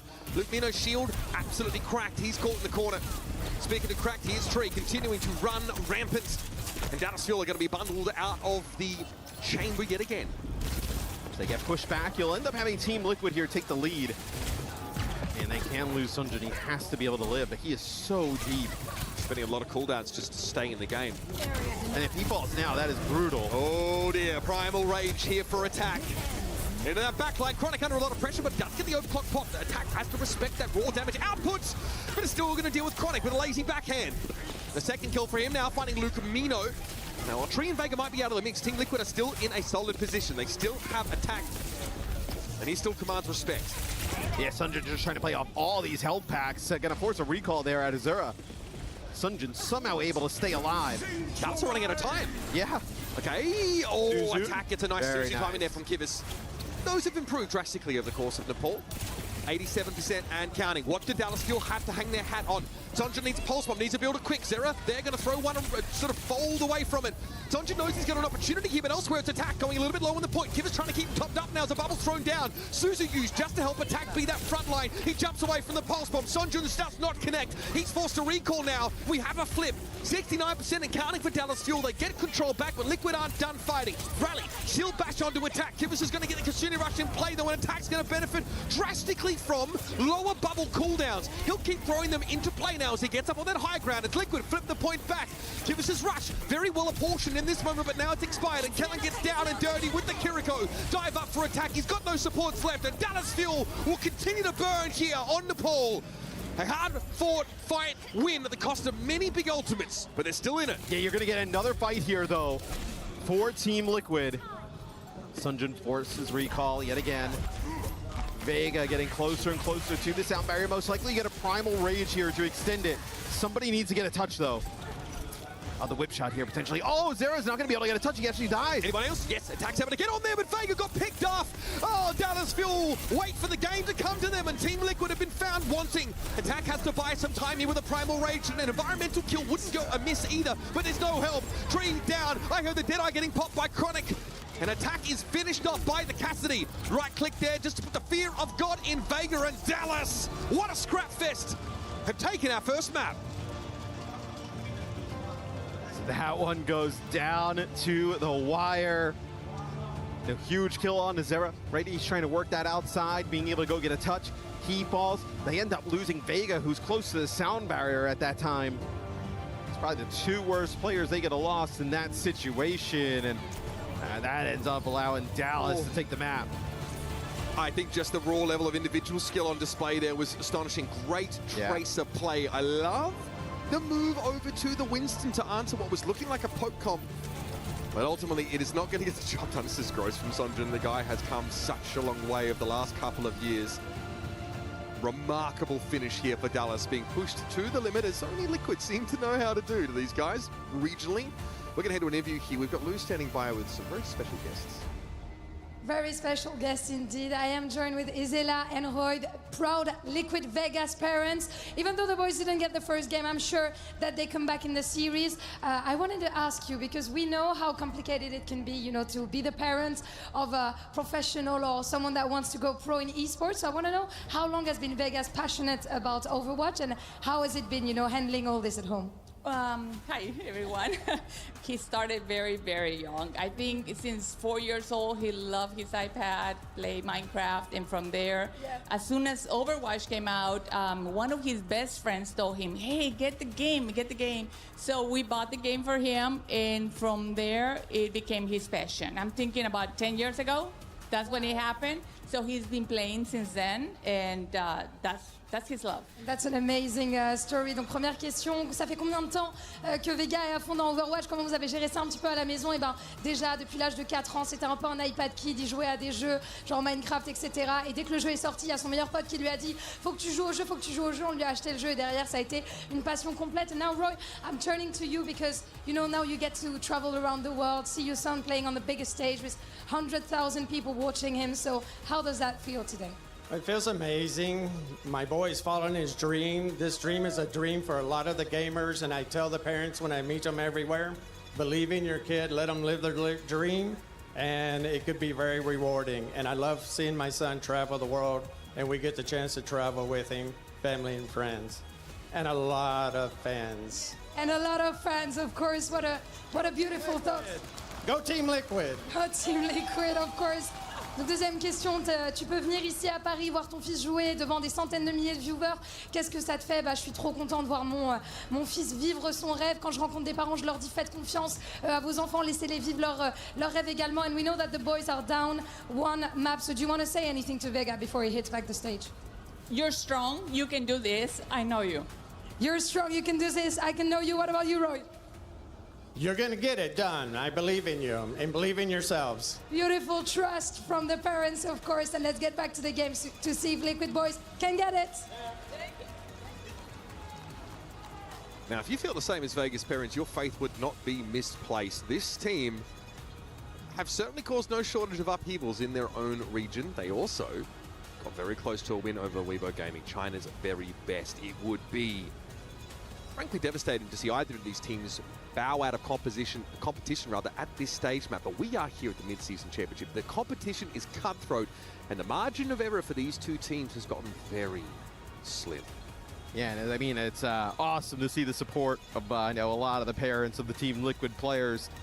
But they wanna be here in the venue for a little bit longer, right? They don't want to be kind of wandering around exploring the town with their players. I know the rest of the week. They want to see them compete at the highest level and see a little bit of a run back here in this series. I thought they were pretty good at map number 1, right? I thought it was like pretty competitive back and forth.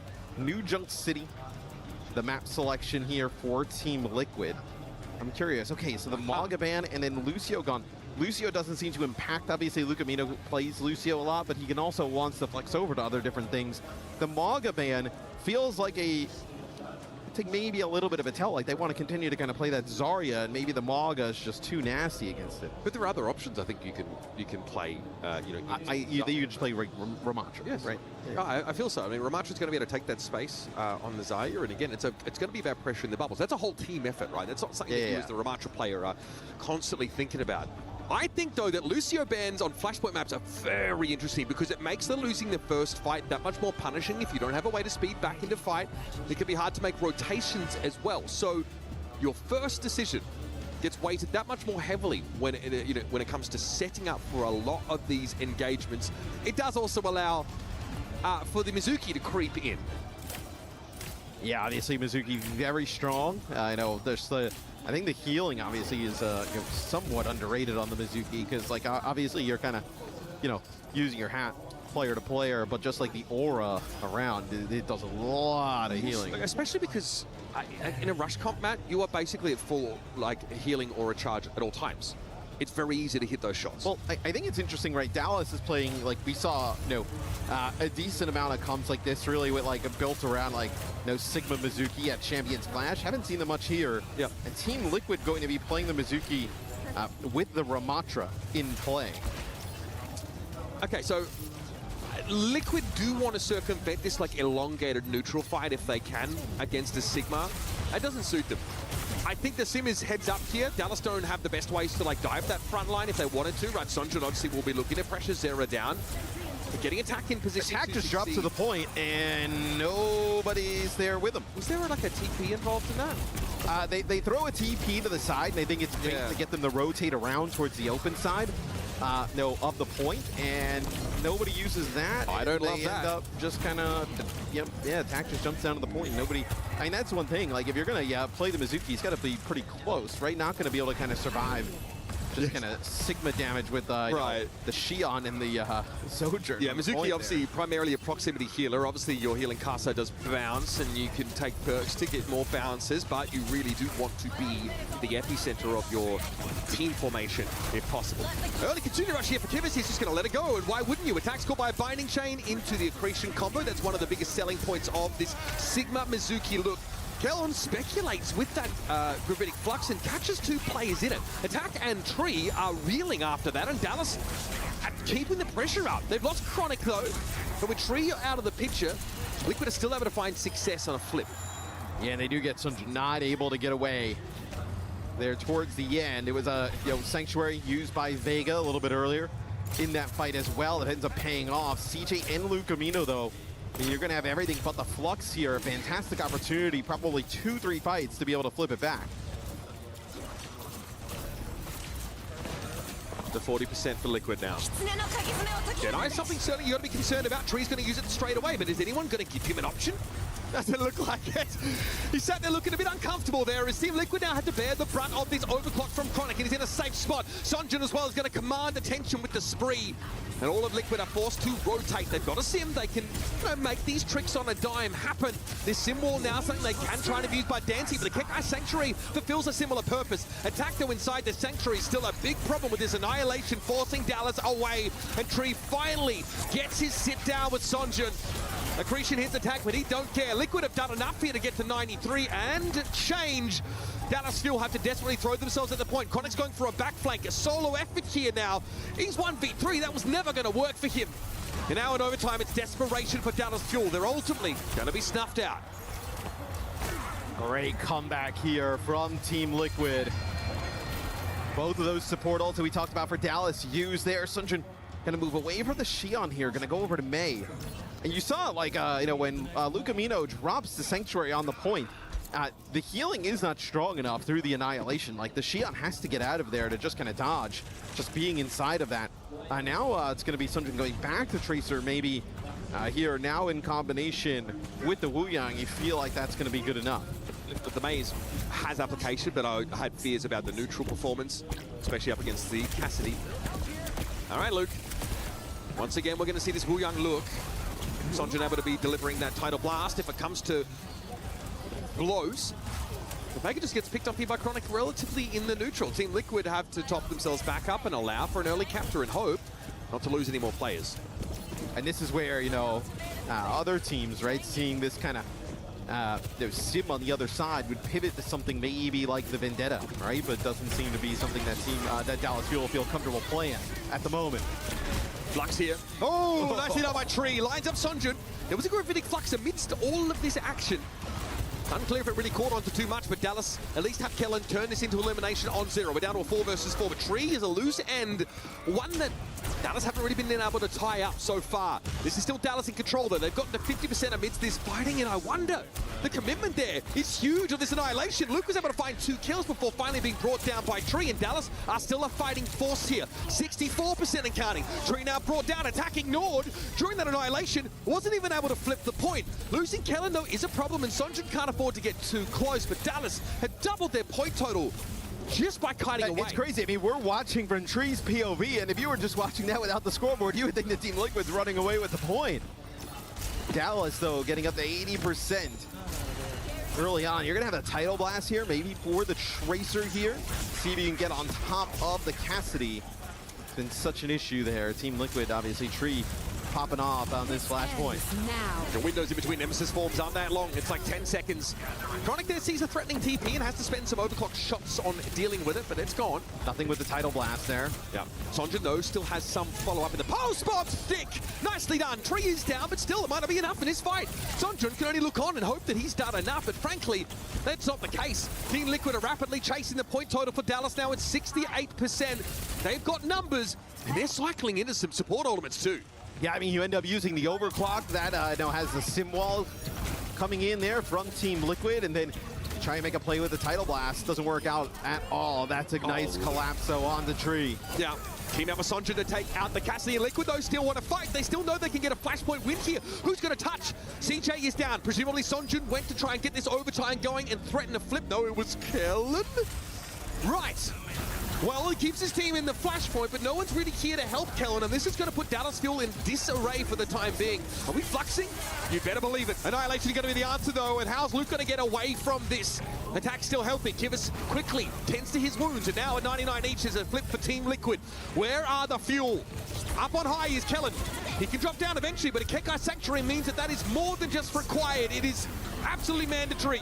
There's Tree, nice little double off the Deadeye, and that'll be all she wrote. Team Liquid bounce back late in the fight to take their second flashpoint, and they are keeping this series interesting. Yeah, they look awesome here, ramping the pace against the Dallas Fuel. As Dallas, they get rid of the Lucio, and it's kind of almost even unlocked this kind of composition here from Team Liquid playing this Mizuki with the Kiri, and then also just kind of protecting Tree at all costs, giving the Cassidy the mobility around the map. Nice chain there from Vega. Connects, and they actually deal with Chronic with it. Yeah, Liquid here. See the Ramacha switch into them. They must be satisfied about that. Feels like a concession from Dallas, who haven't been able to make any of these other comps work. Attack here now realizes there's no fight to be won, so we'd like it to be over. That's why he steps ahead of his shield instead of continuing to dance it. And Dallas will get to start on Labs. Yeah, with the point.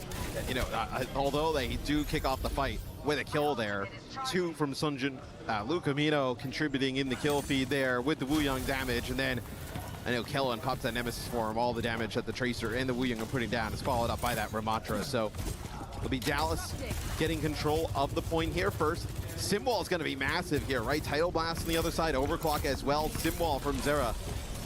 Obviously, no support ultimates to work with, and this time could be quite huge. Title Blast, watch out for this one. Sonjun is amidst everybody. Blast comes down, knocks Kivas low, but Sonjun is chained and dealt with. Not a good look to start this fight for Dallas, but again, they already got to 50% after staggering Team Liquid out. So a good start, it gives them some buffer, but now it's a matter of landing the plane and staying alive. In Flashpoint, what a shot! Zera didn't know what hit him, and Tree the next to fall. Timber yells Chronic and finds 2 of the most important picks you could ask for. Dallas could actually take the Flashpoint here, but they've got to contend now with this annihilation from Attack. He's used it to get Kellen off the table, and he'll be chasing some more of these eliminations. Dallas get to 90% and still counting. Attack stuck with a bomb, but he's able to mitigate some of the damage by putting up the Dukes. Chronic poking at him constantly, but Liquid will be allowed to flip. Bro, those shots from Chronic were nasty. I mean, you could just see that, like a little dot of Zera, his head on the objective, and he just rips it right off, and then connects with Tree on the side, and yeah, not enough in the end. All right, nice little disengage away. It's Vortex disrupt the shot. A lot of AoE being thrown at Dallas. Here comes Vega, charging forward. Chain already used. They are going to shove them on out if they can help it. Kellner with the Annihilation now. That's a little bit scary. Dallas looking to reclaim what was there. The Deadeye attempted by Tree, but shut down, cut off, interrupted, and otherwise unable to complete it. Dallas now will be still tall on this point, and they finally get a foothold in the map. Liquid kind of, in that previous fight, the one that we just watched, we'll talk about it in a second as we take a look at the end of it, where the Annihilation from Kellen is just too much, right? Just really kind of plows through the entire time. Liquid ends up using the Kitsune Rush, like, basically with the Sanctuary right on top of it. And then that's where Dallas, like, Kellen just backs up, puts the Dukes up, and then, ends up popping that Annihilation, seals the deal for that flashpoint. All right, look, Mino chained up by Vega. Not the start for Dallas Fuel that they were looking for. Not exactly how they want to continue to build momentum into a reverse sweep of this map.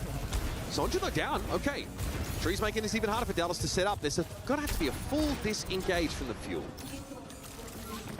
It's good for Team Liquid is going to build up to maybe even 50% of the objective here, right, with Annihilation Sim Wall coming online.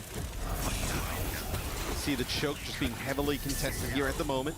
Lucamino's trying to find these off angles, Mitch, right? It's going to be the Tidal Blast here. We'll see if he can find anything. Just getting right on top. Oh, that's nice. Surf's up, buddies. Right on top of Tree, and then I also think the blast from the Tidal Blast actually took out Kibis there as well. So a little bit of a 2-for-1 there with that Wuyong ultimate. Love to see that. That's one way for Dallas to break back into the game. 50% is all that stands between Team Liquid, though, and an equalizer. These picks from Luke, though, I mean, right, it's very difficult to kind of play this hero, especially with the aggression, the mobility that Sim provides on the other team. Is be the overclock here. Doesn't really get anything as Team Liquid. They kite it. They're going to rotate back, try and make their way towards the objective. Sim wall here is pretty big. Chronic's going to have his impact drastically limited, but look at him playing this off angle here. Look at that! Liquid held in the choke, nowhere to get through, and Chronic just pounds them. Zera and Tree, Kivas all picked up for a Chronic with a 4K. Yo, he's chilling in that window. Bro, he's absolutely hanging out with the boys. Look at this positioning. Yeah. Oh, little collat there. Yeah, people forget that those rails do penetrate. Yeah. Merit showed us that on Colosseo with that 3K a couple years back. Chronic pretty healthy the entire time on through that, not taking any serious pressure or damage. We're chilling? They are not going to make it, and even worse, they've kind of moved up, used some cooldowns to try and make it. Now they're kind of stuck here. Team Liquid, surely this isn't where it ends. Dallas have really woken up in this map. After switching to Liquid's comp, adopting the Ramattra. Five ultimates, though, for Team Liquid to open up our final flashpoint. Tournament lives on the line for TL. Oh, it doesn't matter! Oh. It just doesn't matter. What a pulse bomb there. Yeah, Liquid are going to hit Q, you better believe it. But how are you going to come back from this? First it was Chronic, then it was Sonjun. Individual DPS players taking these fights over, and Liquid are gagged. Sanctuary, Sim Wall, and Kitsune Rush used there. Rush obviously used from CJ to match that rush on the other side. Pulse Bomb just, yeah, fine. It's good. Sonjun with 2. That just kind of ruins anything that Team Liquid was trying to do there with that bank of ultimates. Zero now over to the Tracer here. Trying to mark Sonjun, maybe also put a little bit more pressure on the Luke, right? Kind of close the gap with that Wuyong. The Annihilations, though, always add an element of volatility to these fights. Okay, Tidal Blast to start things off. Tree respects it. Sonjun dives in, and there goes Tree. Respect it as much as you like. It's going to come for you either way. Deer in the headlights was Tree, and he's brought down, and Sonjun, man, he's on a running riot. Straight after Zera he goes. Chronic with the KS. Good morning, Lauren. I mean, you end up using your Annihilation there. Kibis is going to have to jump off the side. This is so bad for Team Liquid at the moment. Vega going to go over to the Cat. Probably just even try and get close to get a touch, right? I mean, oh, this is brutal here. Oh, how do you dance this Tree? Tree has to be so careful. Stay alive. Some help from attack. Tree literally 1 HP, nobody on the chase. Here comes Vega. Okay, Salvation comes on 4 paws, apparently. Tree was still able to find a kill on Sonjun, by the way. They end up eliminating each other, but we need a touch. Liquid have to go for it. Their last chance, and so far they've been frozen stiff. Vega picked off as he tried to come in and salvage the fight, and now Liquid are on their last dregs. Can they get in onto this point? Can they find elimination? Chronic is comfortable sitting back and not being pressured whatsoever by attack. He's been forced out of the affair. Zero now trying to stay alive, but Dallas Fuel will keep the flame alive for North America. An unfortunate team kill, but also a reminder. This region belongs to us. TL got to a hot start in that final map, but some great adjustments from the Dallas Fuel. Sunjin's so good, right? Getting massive value on the Tracer, those title blasts constantly on top of Tree. Chronic when they needed him the most. OC's overclocks. Railgun shots coming in massive. It's a tough way to go out there for TL, right? Almost battle back in map number 2. Map number 1 pretty competitive as well. I gotta say, it probably feels pretty bad to also lose to a team from your own region, right? But Team Liquid were just going to grab the whole trophy. Give me the trophy. We won, right? Yeah, let's just do it. Sorry, guys. It's more than just NA at this event. Team Liquid forced the Dallas Fuel to evolve. They asked them some uncomfortable questions in the NA playoffs, and Dallas searched and searched for the answers. But that was more than just an answer. It was a revelation for this team, catapulting them to dominance in their region. Bear in mind, they're still not the best performing NA team here. We see SSG currently still in that upper bracket, so I'm quite sure there's a chip on the shoulder. But you know what else is about to come, Chips? Team Liquid's key. Yeah, Team Liquid, off to a rough start, I would say, in this season for the OWCS. Obviously, roster changes, different things going on here, but Dallas Fuel, they look great. Let's head to the stage to hear from Luke Amino of the Fuel. Thank you very much, guys. The winners of the American Derby today are Dallas Fuel. Congratulations, Luke Amino, of course. I wanted to ask you, because you are used to facing these boys domestically, so I want to know if you feel like something changes when you guys are on the international stage, whether it's the crowd, whether it's like within the gameplay and stuff. Does it feel different? There's definitely a lot more pressure on us. You know, we can see the crowd, we feel the energy, so. You also feel like you have to win because, you know, like you're the champions in America. Yeah, I mean, we definitely have something to prove, especially after that Falcons loss. So. I mean, I was about to tell you about this. Donc, la première question, vous vous affrontez souvent avec Team Liquid, vu que vous êtes dans la même région. Est-ce que tu as l'impression qu'il y a quelque chose qui change quand vous êtes sur la grande scène internationale comme ça? Bah, effectivement, moi, je sens qu'on a beaucoup de pression sur les épaules parce qu'il y a les fans aussi qui sont là. Et on a évidemment quelque chose à prouver après cette défaite contre Falcons. Talking about that loss against Falcons yesterday, it was looking pretty worrying. And I mean, pretty much everyone, the analysts, etc., were arguing that it was not normal that you guys didn't maybe win or weren't that good on that game. So I want to know, like, how did you manage to recover? Because today was quite with a fashion. So did you get yelled at by the coach, or what happened? I think we definitely talked with each other a lot. We needed to figure out our comps, because also yesterday was definitely a lot on me because I wasn't sure what we wanted to play. But today we really locked it down. So. I mean, yeah, props to you and your team, of course. Congratulations. Donc ouais, hier, défaite contre Falcons, un peu inquiétant. Tout le monde se disait, mince, c'est pas forcément normal. Comment vous avez réussi à revenir? Et bah honnêtement, la défaite d'hier, elle est pour moi. J'avoue que j'étais pas très confiant sur ce que j'allais jouer, etc. Donc aujourd'hui, j'ai lock-in et voilà, on a réussi à aller chercher la victoire. So it's gonna be your first key crush, Luke Amino. I'm gonna bring you to the key crusher. You're gonna get to smash the key from Team Liquid. How are we feeling about this? Excited. I've never crushed a key before. It's your first key crush? Let's get going. Our lovely Wojtek is gonna help you and walk you through that EWC epic moment, crushing your opponent's key. And how could it feel better than a regional opponent, someone that you used to face, you're used to beat? This is Team Liquid's key getting crushed here in Paris. Wow. Wow, that was Hughes' first ever key crush. Crazy. Wow. Look at me now, I'm gonna bring you back towards the Active stage. He would be proud. For a first key crush, that was pretty solid, I'm not gonna lie. You know that a lot of teams are gonna have their eyes on you regarding the following of the tournament. Who do you feel could be a big threat for you in that tourney? Not sure. My team said that we should be more scared of TM, or more scared of VP, but I don't know. I think I want to play versus VP tomorrow, so we'll see. There's a little bit of the debate within the team, but you'd say VP? Yeah, I want to play versus VP. Fair enough, and we'll see, of course, if you manage to do that. Donc ouais, contre qui t'as envie de jouer, ou en tout cas, quelles équipes pourraient être des menaces pour toi? Ben, on n'est pas forcément tous d'accord dans l'équipe, mais moi, j'ai vraiment envie de me frotter à Virtus Pro. Thank you very much for joining me. Let me know. Congratulations again on the win. And that's it for us on the stage for today. Thank you for following us once again, and we'll see you tomorrow for some bigger matches. À demain.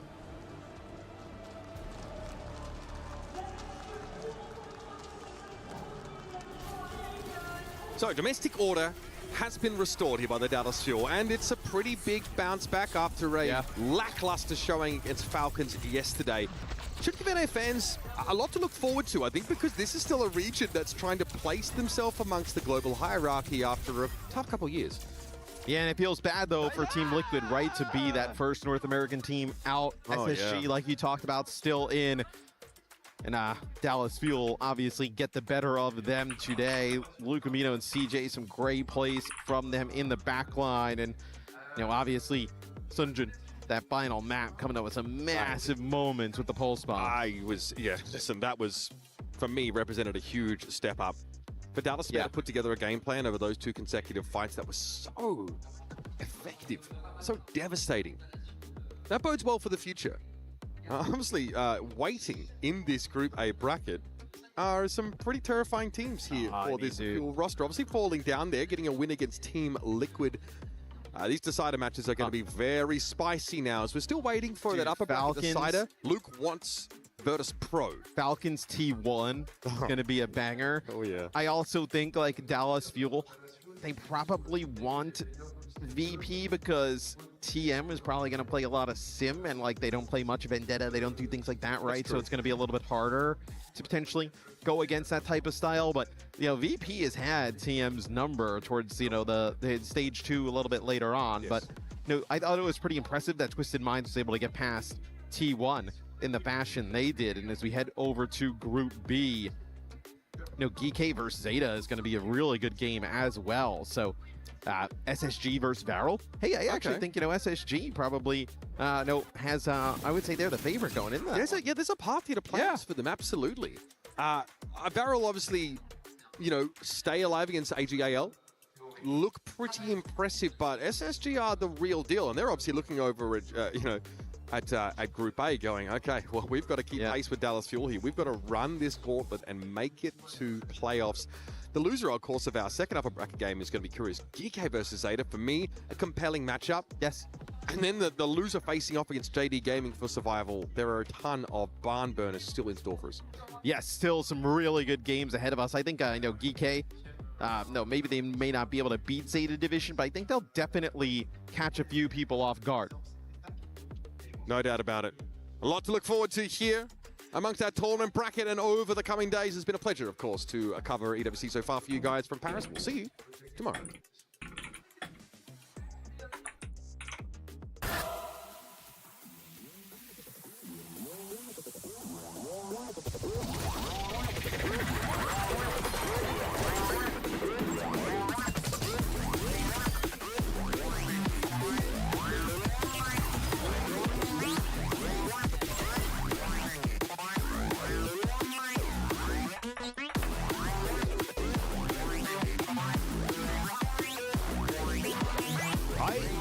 You to look at the player cam. As soon as we swap over to a Merrick POV, he feels like he doesn't even blink. He's a machine.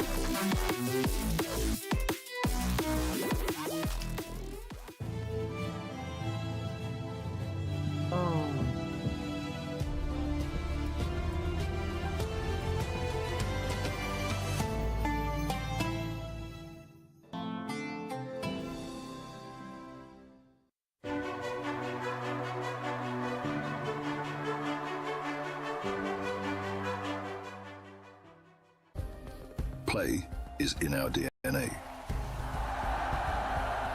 Whenever we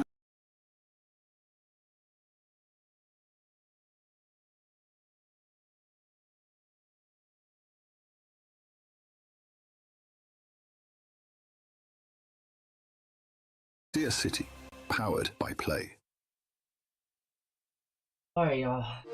We will be doing a class session time. For every click, every clutch. Very amazing every games respawn. today. We were there for the years of grind, and we're here. Now, I was the watching. proud founding partner of EWC, powering the biggest event in gaming, shoulder to shoulder with the world's best, making history. Greatness deserves a stage. Lenovo Legion, reach your impossible.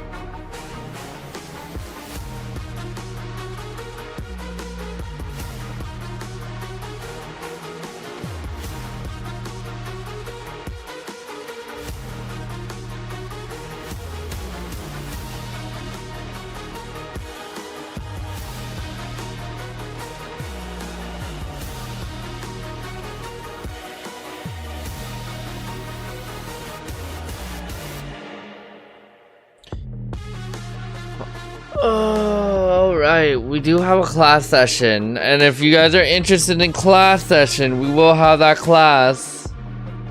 We have more teams coming out too for the Esports World Cup as well. I don't think Heiko and team, are they on the same?